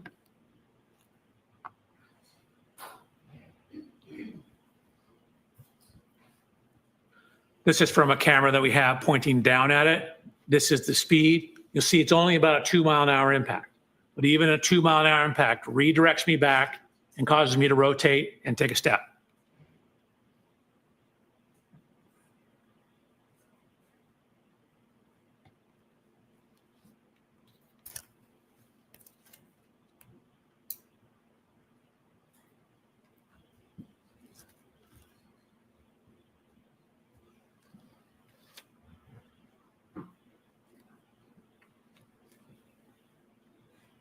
Rhonda, can we approach, please? Yes.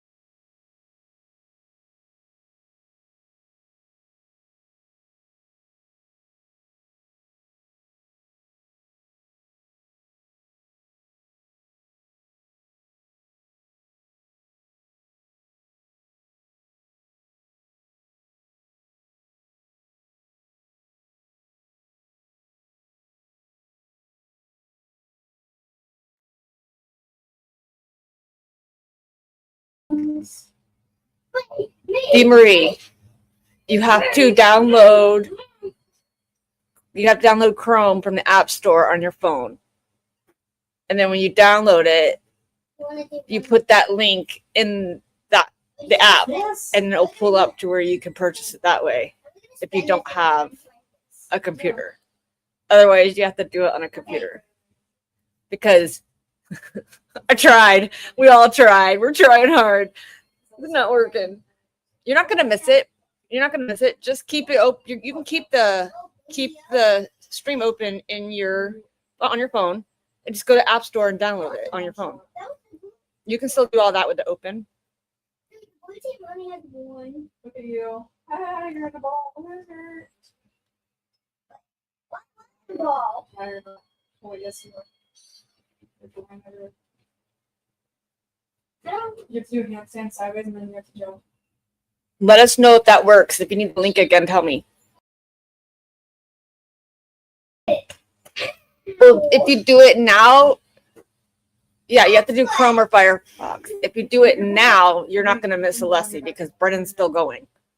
Yeah. Yay, everyone. No, we didn't. That's not even fair, y'all. You have players. Go download it.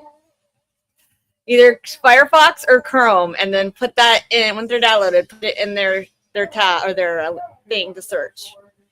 I'll let you know. I will holler for you if I have to. I'll find you on X and start calling your phone. If you have iPad works too. But you have to do it through Chrome. Deary. Mark said, Deary, iPad works too.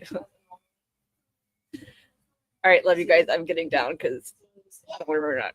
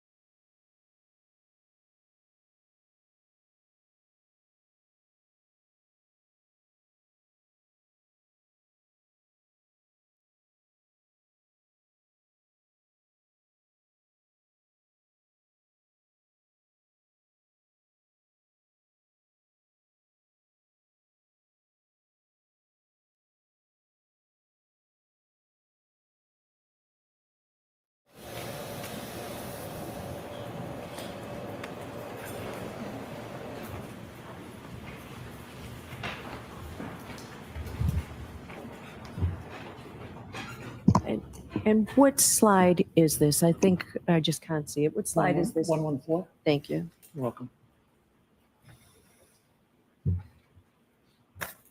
One moment, Dr. Welcher. When you were showing us this video, you walked to the side of the passenger side of the car, didn't you? I did. And why did you do that? I was discussing with them what to do. You were discussing with who what to do? The driver. In no way were you trying to imitate or give a demonstration of what you believed Mr. O'Keefe's movements to be? Oh, no. This speed's just 2 miles an hour. I was having a discussion with the driver about what we needed to do to conduct the test. So when you walked up to the passenger side, it wasn't to replicate a study or a movement or give an opinion? No, that walking simply- had nothing to do with this case except for me instructing the driver what to do. Thank you for that clarification. Sorry about that. No apology necessary. Could you go back to the beginning when you were explaining this so we can go through it? So this is the dynamic test 2.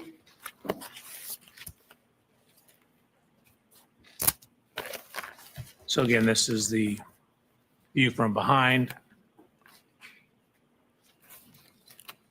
Just to avoid the confusion, I will start it here.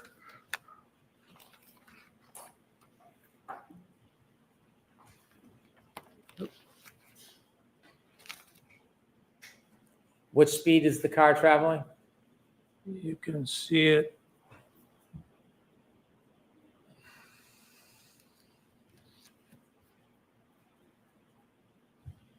About 2 miles an hour. Excuse me, Your Honor, that is the objection that we spoke about. Oh, and that I- okay. All right, so that's noted, Mr. Larson.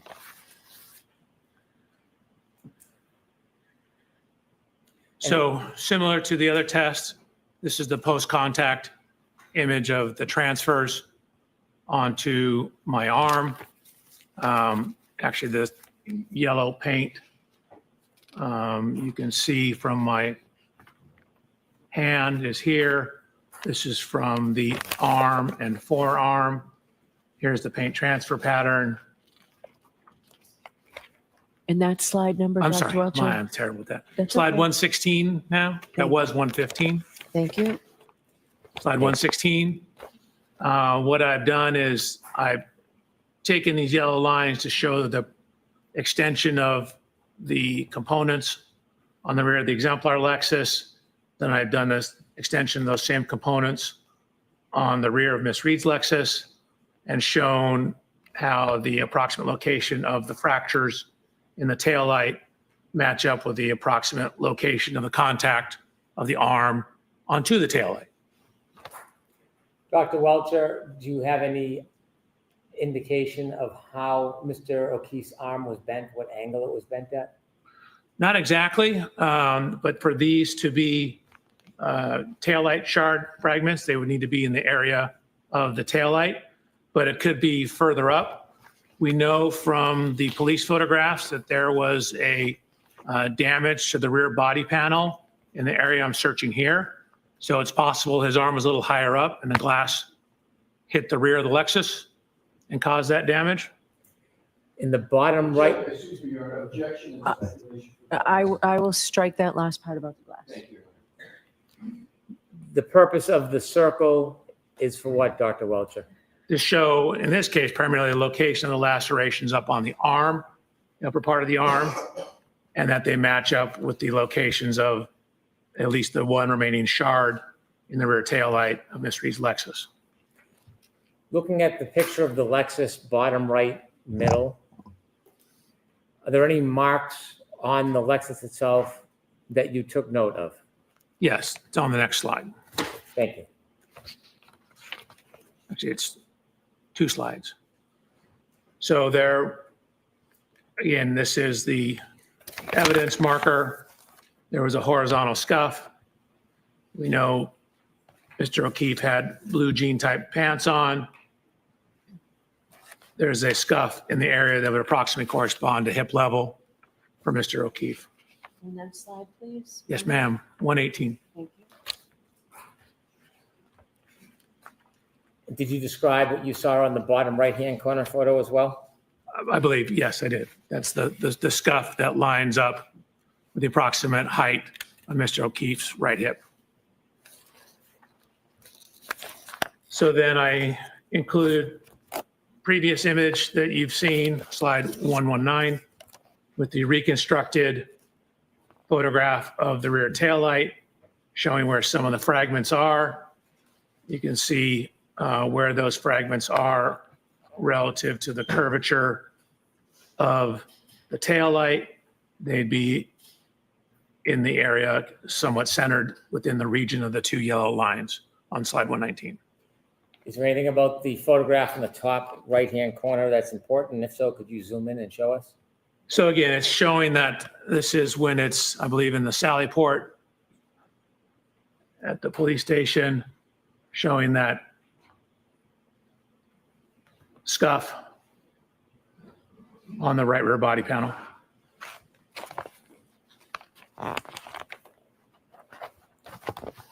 Did you see any similar scuffs in the middle back of the car? Objection, Your Honor.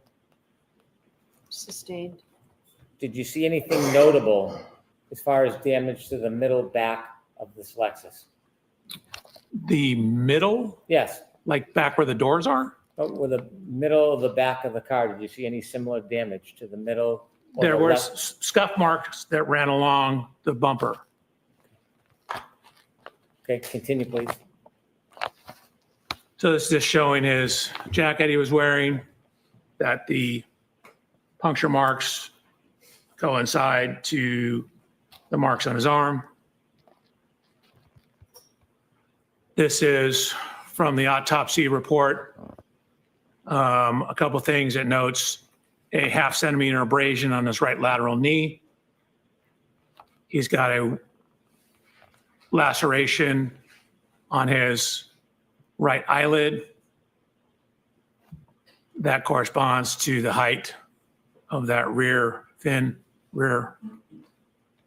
wind wing on the back of the Lexus. No, I'm going to object. Sustain. Thank you. How tall was Mr. O'Keefe? 73 inches tall, 6'1". And how high was that wing from the ground on the back of the Lexus? It was about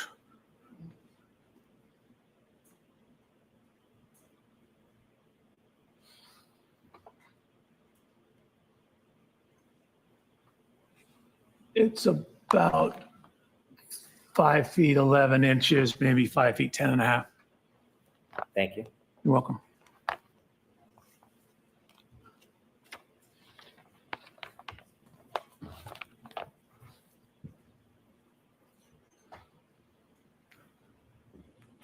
Did you notice anything about Mr. O'Keefe's right knee?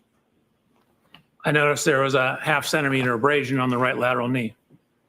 Did you note how high from his foot that bruise was on his knee? We don't know the exact length of his knee. The abrasion appears to be right here at knee level. If you go back and look at where my knee is, that would be at the proximal level of the bumper. Could you focus in on the bumper to show it relative to the height of your knee? Sure. Oops.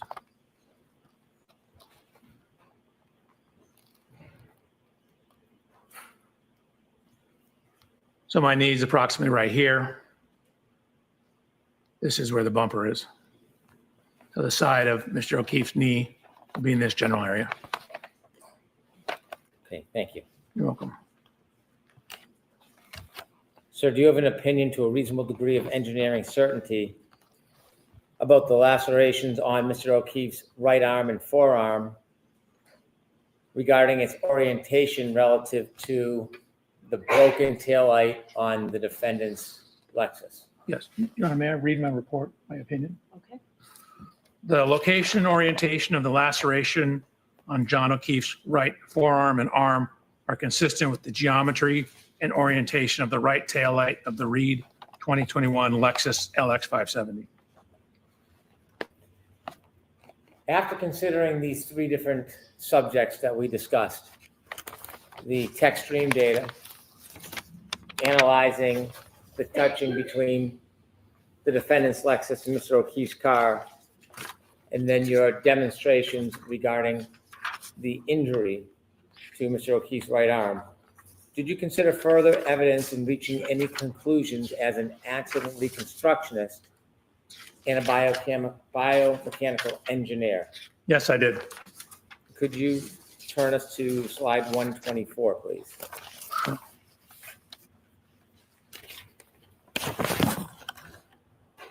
So this is some of the location of the physical evidence.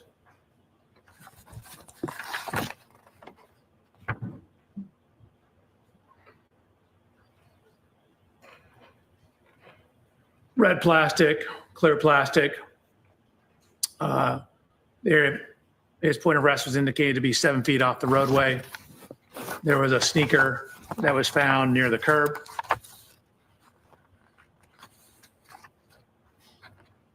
There were various fragments of taillight found in the snow on the morning of the incident, as to the afternoon of the incident. Could you zoom in on those photos so that we can see the dates? The date? Yes. Oh, sure. January 29th at 5:46 p.m. This one's at 5:52. One's at 5:50, 5:59.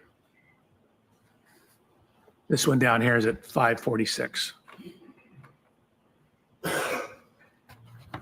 So there were various fragments of the taillight that were ultimately pieced back together and determined to be from Miss Reed's right rear taillight.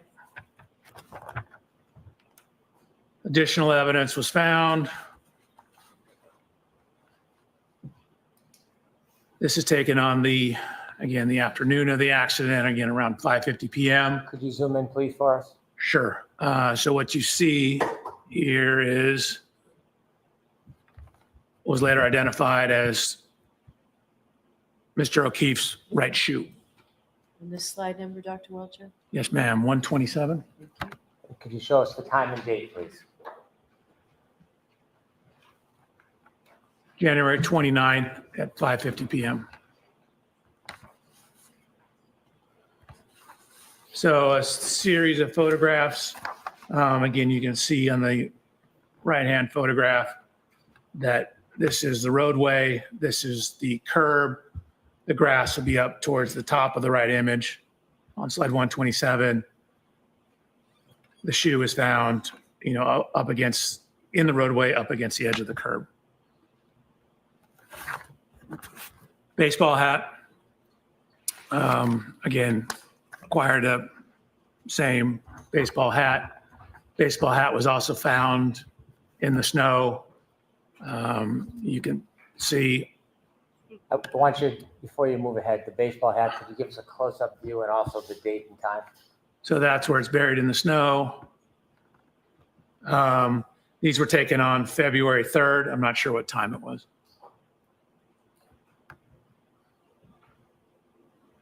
There was also red liquid identified, I believe they indicated to be blood, in the snow as well. And could you give it? So I'm going to sustain that objection and strike the last part of it. I understand. So we don't need to come to side part, right? Just describe the color of what you saw rather than what it was. There was red coloration in the snow. And could you give us that date if it's different than February 3rd? I thought that was February 3rd as well. Is there a date on the photograph to the left?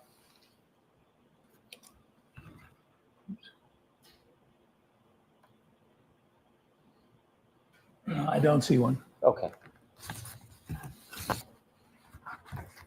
Do you know if those photos were taken by the Canton Police Department? System. Do you know when exactly those photos were taken? I don't, except I have them dated as February 3rd. But I think that may just be the baseball hat photos. Okay, can you continue? Then we have photos of a broken glass.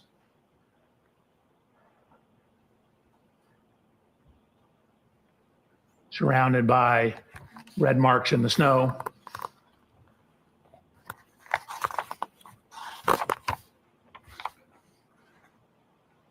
Continue, please. This, by the way, is the flagpole. And that slide number, please, Dr. Yes, ma'am, 129. Thank you. Slide 130. Can you enlarge that and explain to us what that is? Sure. So at the bottom, it indicates where it's from. So this was from a presentation I gave looking at pedestrian injury biomechanics back in 2005. And what it's showing is where what are the most common injuries in pedestrian impacts. So what it shows is head injuries are the most common injury in pedestrian impacts. So on the right-hand side, it's all injuries. You can see of all the individual study, the highest prevalence or highest or most common injury was head injuries. In those that sustained severe life-threatening injuries, again, the highest was also head injuries. So head injuries are very commonly associated with pedestrian impacts. This is anatomical drawings just to help you understand the anatomy. The middle section here is from Mr. O'Keefe's autopsy report. the lower right diagram, the green line represents the fracture lines, predominantly here, at least in the base of the skull. So in the biomechanical and forensics just means the legal related scientific industry, there's something called hat brim line or hat line analysis. And what it is it's looking at where the hat line you can imagine is where the brim of a hat would be. And what it is, it's literature that's looking at where head injuries from falls commonly occur. I'll strike, I'm going to strike. Strike.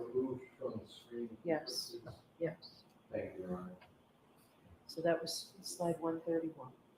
No, that was 132. I Oh, moved it sorry. because you said to take it off the screen. Your Honor, one more request. Did not take that into consideration. So jurors, when I strike something, that means don't pay any attention. Thank you, Your Honor. Continue, Dr. Welcher. So, Your Honor, I need to go past that slide. Okay, go ahead, go ahead. Slip. This is the next slide. Okay, if you can continue. Sure. So I provided peer-reviewed scientific literature that looked at a metric where they were publishing research trying to delineate falls versus blows or assaults. And so this metric is in that scientific literature. They looked at a total of 400 different events, 235 falls, 165 assaults. And so you can see where it says mandible. So mandible is your lower jaw. Can you enlarge that a little bit, please? Your Honor, pardon the interruption. I'm moving to strike. Yeah, let's take that slide down and I'm going to see you inside. Please.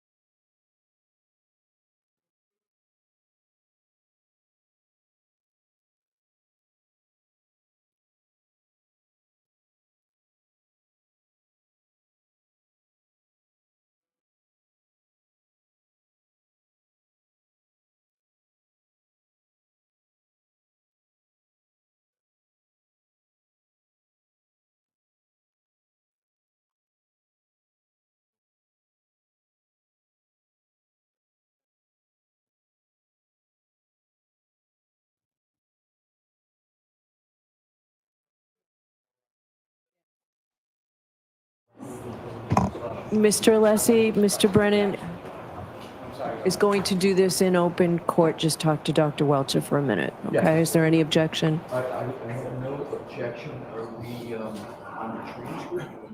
Yes. Right. Yes. Okay, wait a minute.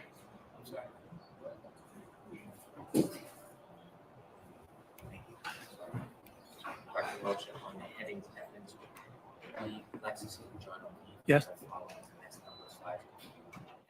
Absolutely. And they're going to be removed. No talking, court's still in session. And we're going to remove the heading on each one of the slides. I don't want to repeat what it says, but on each one of them. Thank you. Anything else? That's all.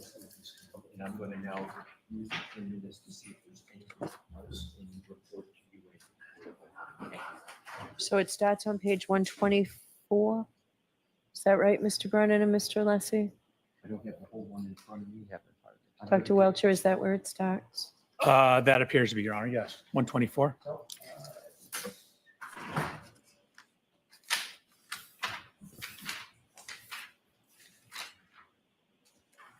Start now 123. I have to start. I actually have 122 is already redacted, but I have it at 123 as well. All right, I don't have it on 123. 123 was a blank slide. May I approach, Your Honor? Yes. I have 123 as a blank slide. Okay. So So from 124. Triple M, you do not have that. For 120. That it is. Thank you. Yep.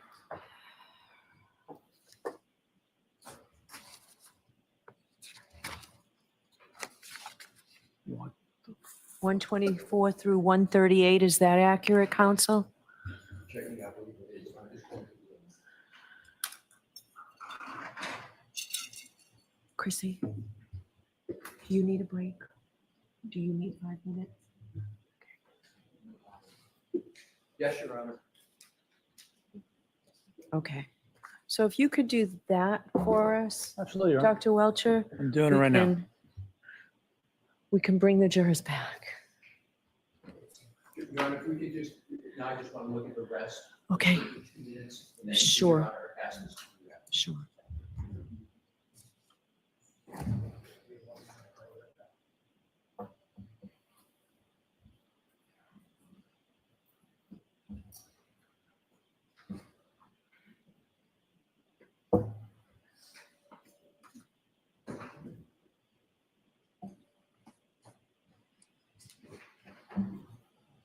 Yeah, confer with Mr. Brennan at 1 point.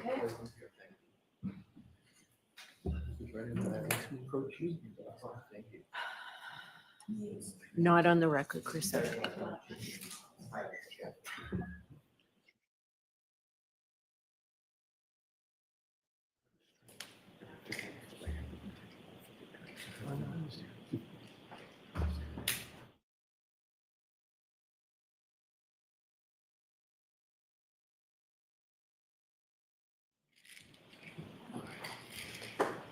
Excuse me, Mr. Brennan. 1 point is this right here. That's fine. That's cool. Yeah. Your Honor, Mr. Brennan is giving me permission to confer with Dr. Welker about. Sure, and it won't be on the record, right? Yes. You want it on the record? Do we need it on the record? No, thank you. Okay. Dr. Welcher, Yes, sir. please turn to slide 137.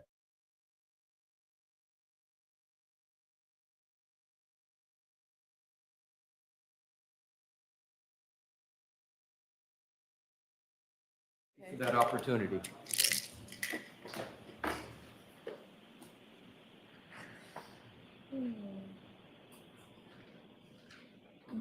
Yawn, you struck one slide. I'm sorry. I didn't strike we struck it subject to going back once the heading's gone, right? Correct. There may be, depending upon what's in the video, there may be more. That's why. Right, but the ones, all right, so. we So I can go back and show them. Yes. I don't want to offend the court. Okay.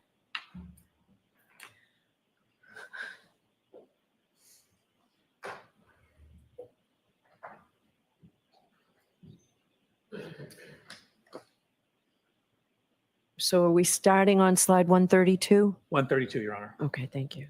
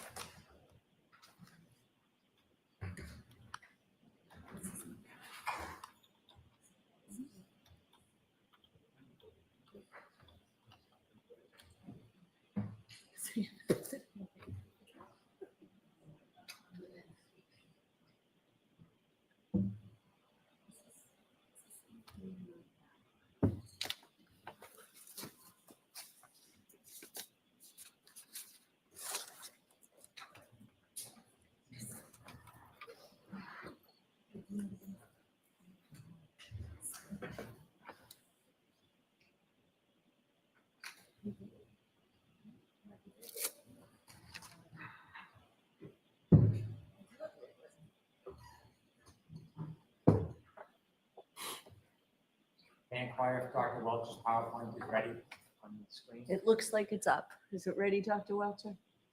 You got me scared when you asked me that. I need to double check.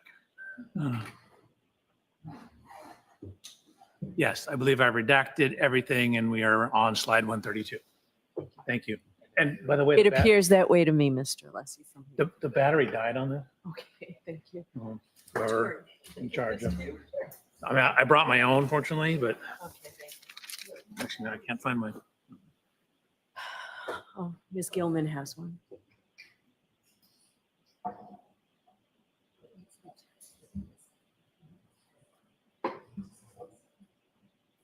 Oh, backup. All right. Troy. Equally bad. These laser pointers do not work on those monitors. Yeah, we've had that together.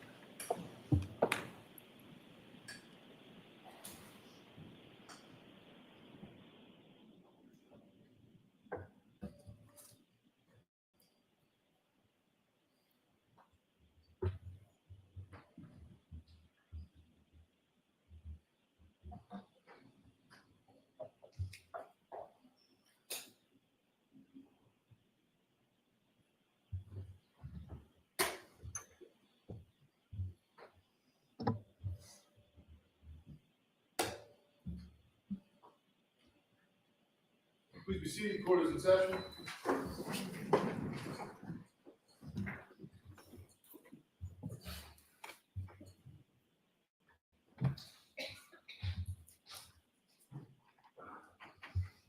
Dr. Welcher, if you could return to slide 132. Actually, 133, Dr. Welcher.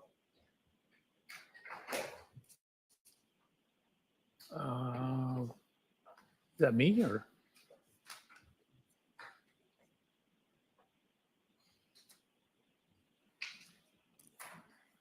$132 or $133? 133, please. The next one after that.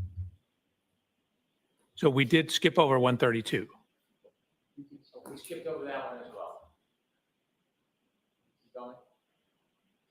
There we go. If you could enlarge that just a little bit for us. Sure. Now, you mentioned that there was studies that talked about guiding the difference between potential injuries. Correct. Okay, explain that. Sure. So I gave 3 papers and someone's dissertation on this issue. They are creating a analysis methodology to differentiate whether the nature and pattern of injuries are more consistent with a fall or more consistent with an assault, or they're calling it blows. Okay, could you walk us through what this chart means? Sure. So this is their flow chart in terms of their assessment. So it starts at the very top. You can see they analyze a total of 400 events, 235 falls, 165 blows or assaults. So what you do is you ask yourself on the first set of arrows, you look at the mandible, the jaw. And M or S, as you can see at the bottom down here, refers to a simple fracture or multiple fractures. A is no fracture. Mr. O'Keefe has no mandible fracture. So that means we go down this row. It then looks at all facial fractures. So these are the bones that constitute the face. So if you have a facial fracture, you go to your left. If you have no facial fracture, you go to the right.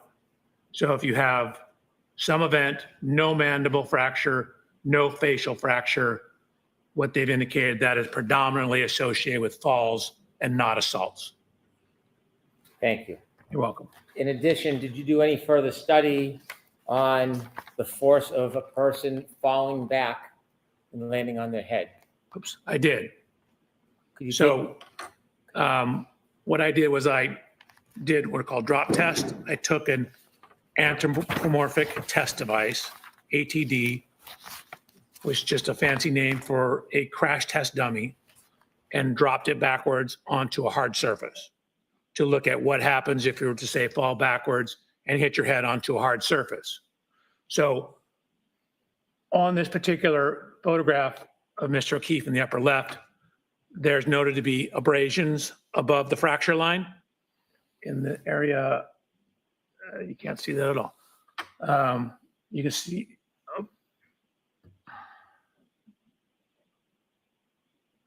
noted to be abrasions right here.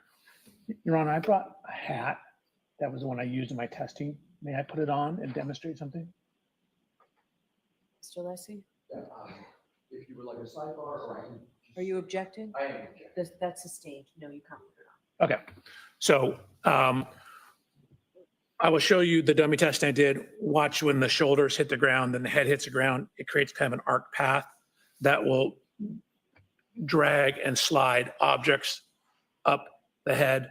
So if you have something such as a baseball hat, it'll cause it to drag across the scalp, dragging it up to a similar location to where these abrasions are.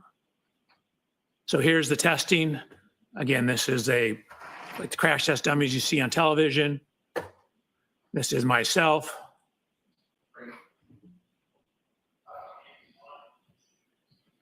Me giving me similar instructions, telling them what we're going to do. I said, and watch. Shoulders come in and the head contacts the ground. What you see is if you fall backwards and land on a very hard surface or hard surface, you will get extremely high loads on the head. If you compare that to data in the science. I'm sorry to interrupt. Yeah. Prior to that, please explain what the chart is before you explain. Oh, sure. This chart up here? Nope, on the next page. Right. You can enlarge it, tell us what it is before you get into the details. Absolutely. So this is actually kind of a famous study that was published, one of the first studies looking at head fracture or skull fracture tolerances. So what you see, the portion at the back of your skull is called the occiput bone. So that bone, if you put your hand on the back of your head, is your occiput. So we're looking at occiput impacts. And what you can see is that when they took cadaver skulls and dropped them from as low as 40 inches onto a hard surface, they were getting linear fractures. And you can see even at 40 inches, there is called a stellate fracture. Stellate means star-like. You get a fracture that goes out like a star. So even at a 40-inch drop height, you have sufficient force when landing on a hard surface to cause skull fracture and a level 3 type skull fracture. So Mr. O'Keefe, again, is 73 inches tall. His occiput is about 4.6 inches down from the top of his skull. That means it would fall a total of about 73 minus 5 would be 68. So just under 6 feet. So 72, 4 inches under, so 5 foot, 8 inches is the fall height. What is data showing that even at a fall height as low as 40 inches onto hard surface, you can get fairly severe skull fractures. Thank you. Dr. Welcher, regarding your third part of your analysis, did you come to a conclusion to a reasonable degree of engineering certainty whether or not the defendant's Lexus collided with Mr. John O'Keefe on the evening of January 29, 2022, around 12:32 a.m.? Yes. Before you give me your opinion, I'd like you to share with the jury what that opinion is based on. Sure. So it's based on the 130 slides you've seen, based on my personal inspection of the Lexus, the correlation of the text stream data with the infotainment data, as well as Mr. O'Keefe's cell phone data. It's looking at, I guess, where the taillight wasn't broken. It's looking at the physical evidence at the scene in terms of taillight fragments, glass fragments, red color in the snow. We have the cell phone data, the location and position of the arm lacerations, the air temperature at the time indicative of sufficient to freeze, the location of the fracture on the back of his head relative to the scientific literature, my testing of forces available falling onto a hard surface, published science on the fracture forces associated with falls. And, I'm sorry, I'm reading from my report. I'm reading from my report. Can you answer without reading from your report? Probably it's more complete if I read my report. Any objection, Mr. Leslie? I do on this question, Your Honor, reading from a report to this question. So I'm here to present some data. So, I have to read, don't read from your report. Okay, doke. Okay, Dr. Welcher, let me ask you again. Based on your analysis, data available, reviews, study, based on the fact that you are an accident reconstructionist and a biomedical engineer, have you reached an opinion to a reasonable degree of engineering certainty whether the defendant's Lexus struck Mr. John O'Keefe on January 29, 2022, around 12:32 a.m.? Yes. And could you share the bases of your opinion before I ask you your ultimate opinion? Sure. So again, you've seen my slide presentation. I've inspected the Lexus. I've looked at where it wasn't damaged. I've inspected the taillight. I got an exemplar Lexus. I ran lower speed contacts to verify that the injury pattern and location on the arm is consistent with the height and orientation of the taillight. I have looked at fracture tolerance data for falling backwards onto hard surfaces. I've looked at the metrics of where his injuries were and what injuries he didn't sustain. I've looked at the cell phone data, and then I've looked at Miss Reed's interviews as well. Based on all the evidence you considered, could you share with the jury what your opinion is to a reasonable degree of engineering certainty about whether the defendant's Lexus struck Mr. O'Keefe on January 29, 2022, around 12:32 a.m.? Objection, Your Honor. Go to another. I can answer. Yes, based on the totality of the evidence, DNA, everything I've talked about, that is consistent with that happening with a reasonable degree of scientific certainty. that is what happened. Objection, move to strike, Your Honor. So I'm gonna strike that. I want to see counsel's have just.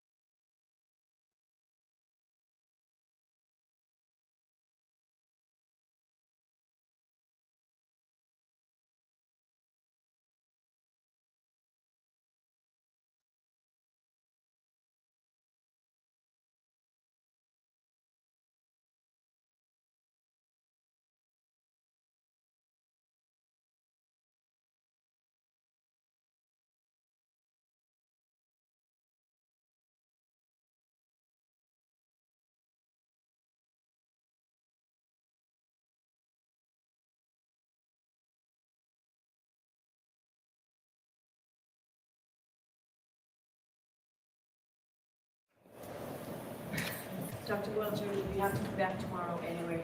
Jurors, I don't want to steal time anymore.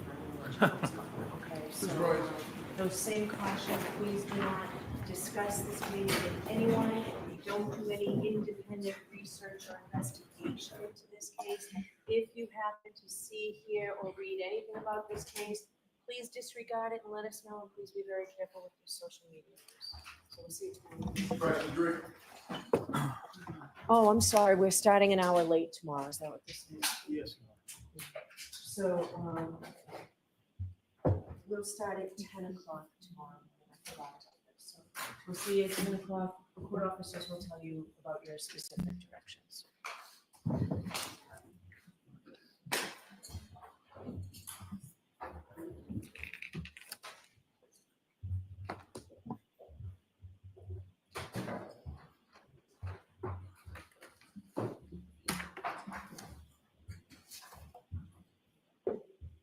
Do I need to pack all this up? It's okay. I mean, I can come in early. I came in early this morning and set up. Welcome. I mean, we don't really.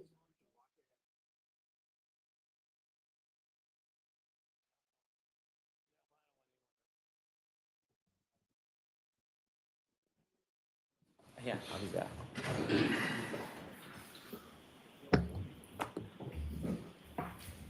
All right. Did Dr. Welcher leave? Dr. Welcher can step down. I know he has to come back and have his So equipment. just leave everything here. And then you'll come back in 5 minutes. Roger. All right. Yes, please. All right, so Mr. Alessi, I will hear you as to your objection.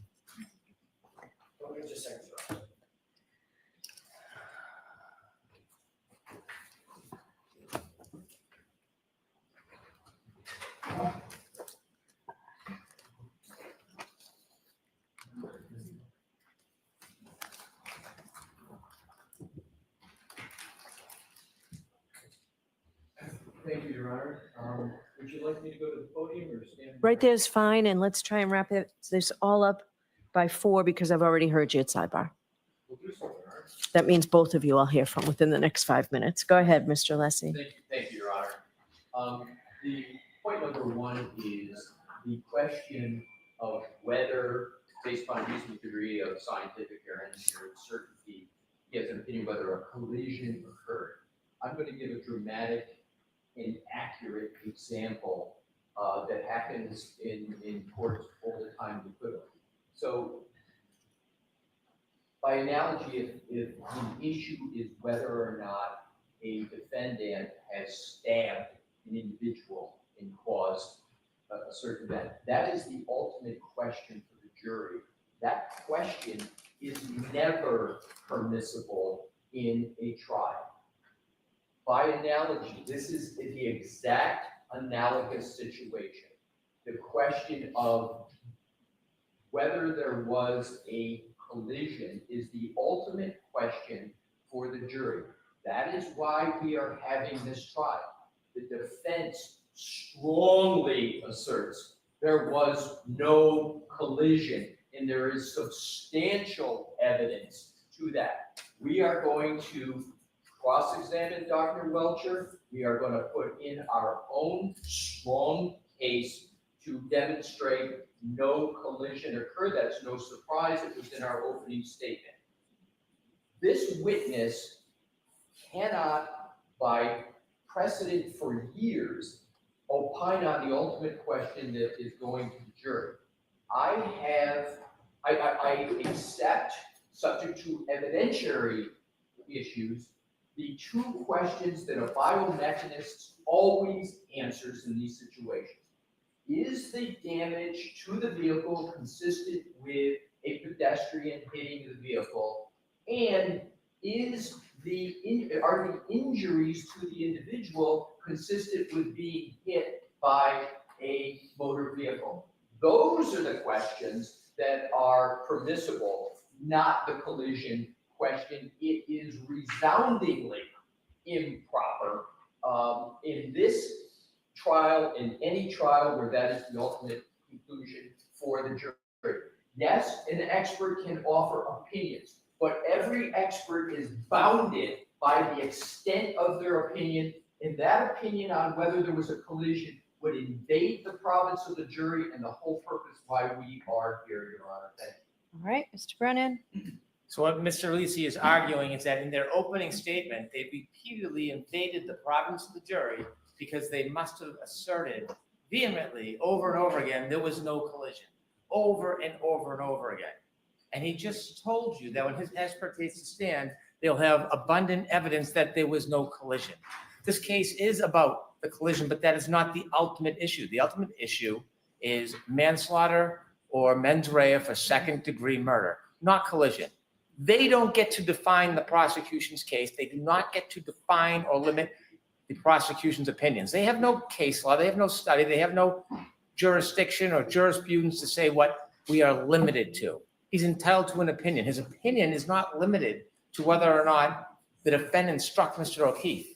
That evidence is obvious. It's not whether or not there's damage to the car or Lexus. That evidence is obvious. He also, as an enormous part of a biomedical engineer and an accident reconstructionist, he studied the tech stream data. They didn't, he did.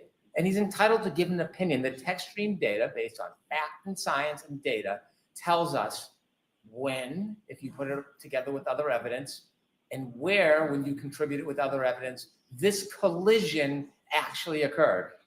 We don't have to play peekaboo and close our eyes to the reality of the fact that the evidence supports the conclusion to a reasonable degree of engineering certainty that the defendant struck Mr. O'Keefe with her Lexus in front of Fairview Road. I am not interjecting the defendant. I always refer to her car, so it is sanitized, her Lexus. I've been careful about that. I don't have to, but I'm very careful about it. He is relying on the tech stream data, the physical evidence, his independent studies. He is allowed to offer an opinion about whether the injuries are consistent with the damage to the car, whether the damage to the car is consistent with the injury to Mr. O'Keefe. And he's also allowed to answer, in his opinion, the issue of a collision, putting aside the fact that that was emphasized and repeated in the opening statement, and it's going to happen again when other people testify. It's not our fault that ARCA didn't testify or look into the tech stream data, or they don't have an expert for it. It doesn't belittle or limit that evidence. We expect to ask Dr. Welcher, does he have an opinion to a reasonable degree of engineering certainty whether the defendant's Lexus collided with Mr. O'Keefe on January 29, 2022, around 12:32 a.m. That is one of the opinions we're going to ask him. Nothing to do with the ultimate opinion of guilt or innocence, or whether it's manslaughter or there's mens rea for second-degree murder. And what was your second? You said that's one of the opinions you're going to ask him. What else are you I looking will at? also ask him about the consistent with, whether the injuries are consistent with. With what? I'm going to ask him after this part about the difference between a clip or a side swipe as opposed to a full-on injury, pedestrian collision from a front or back of a bumper. And there are further slides to emphasize that point. And so there'll be an opinion regarding that as well. And you, Consistency with a side swipe or a clip. okay, so this is not the end of Dr. Welch's testimony. He's just moving on to another area. It's close, but it's not the end. Okay. Go ahead. Yeah. Your Honor, here's a case. Attorney Brennan said, the case, well, here it is. Commonwealth v. Coleman, 366 Mass 705. And it stands for the proposition exactly that I articulated. I won't repeat it. Secondly, Your Honor, we practice what we preach. I have the ARCA report right in front of me. And I have the report of— Is that a new one or is that a— This is the new one. Okay. It's also, the old one is the same. So I can, either one is the same. They do not, Mr. Brennan incorrectly said what our experts are going to do.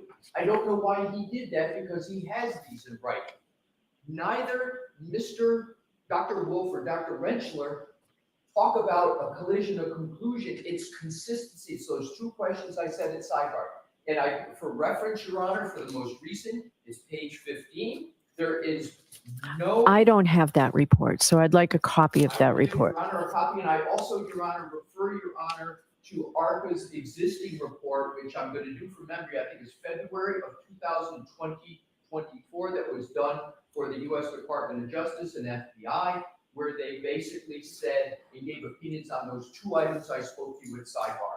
So Attorney Brennan is incorrect when he says what our experts are going to say or not. We've already committed in writing to what they're going to say. We're consistent. We practice what we preach.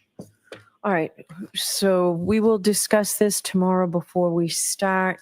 I'll tell you my ruling tomorrow before we start. I need to go back and see what exactly came in to evidence today.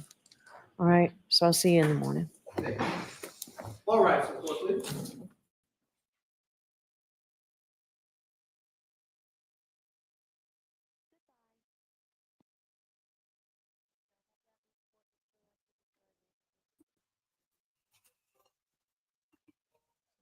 Hello?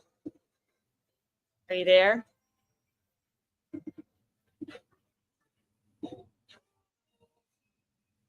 All right, guys, we are going to go ahead and go. I want you to know that I will not be on tomorrow. I'll be in and out through chat, but I have to drive Liam for 2.5 hours to his dental appointment, and then we have to come back 2.5 hours this way.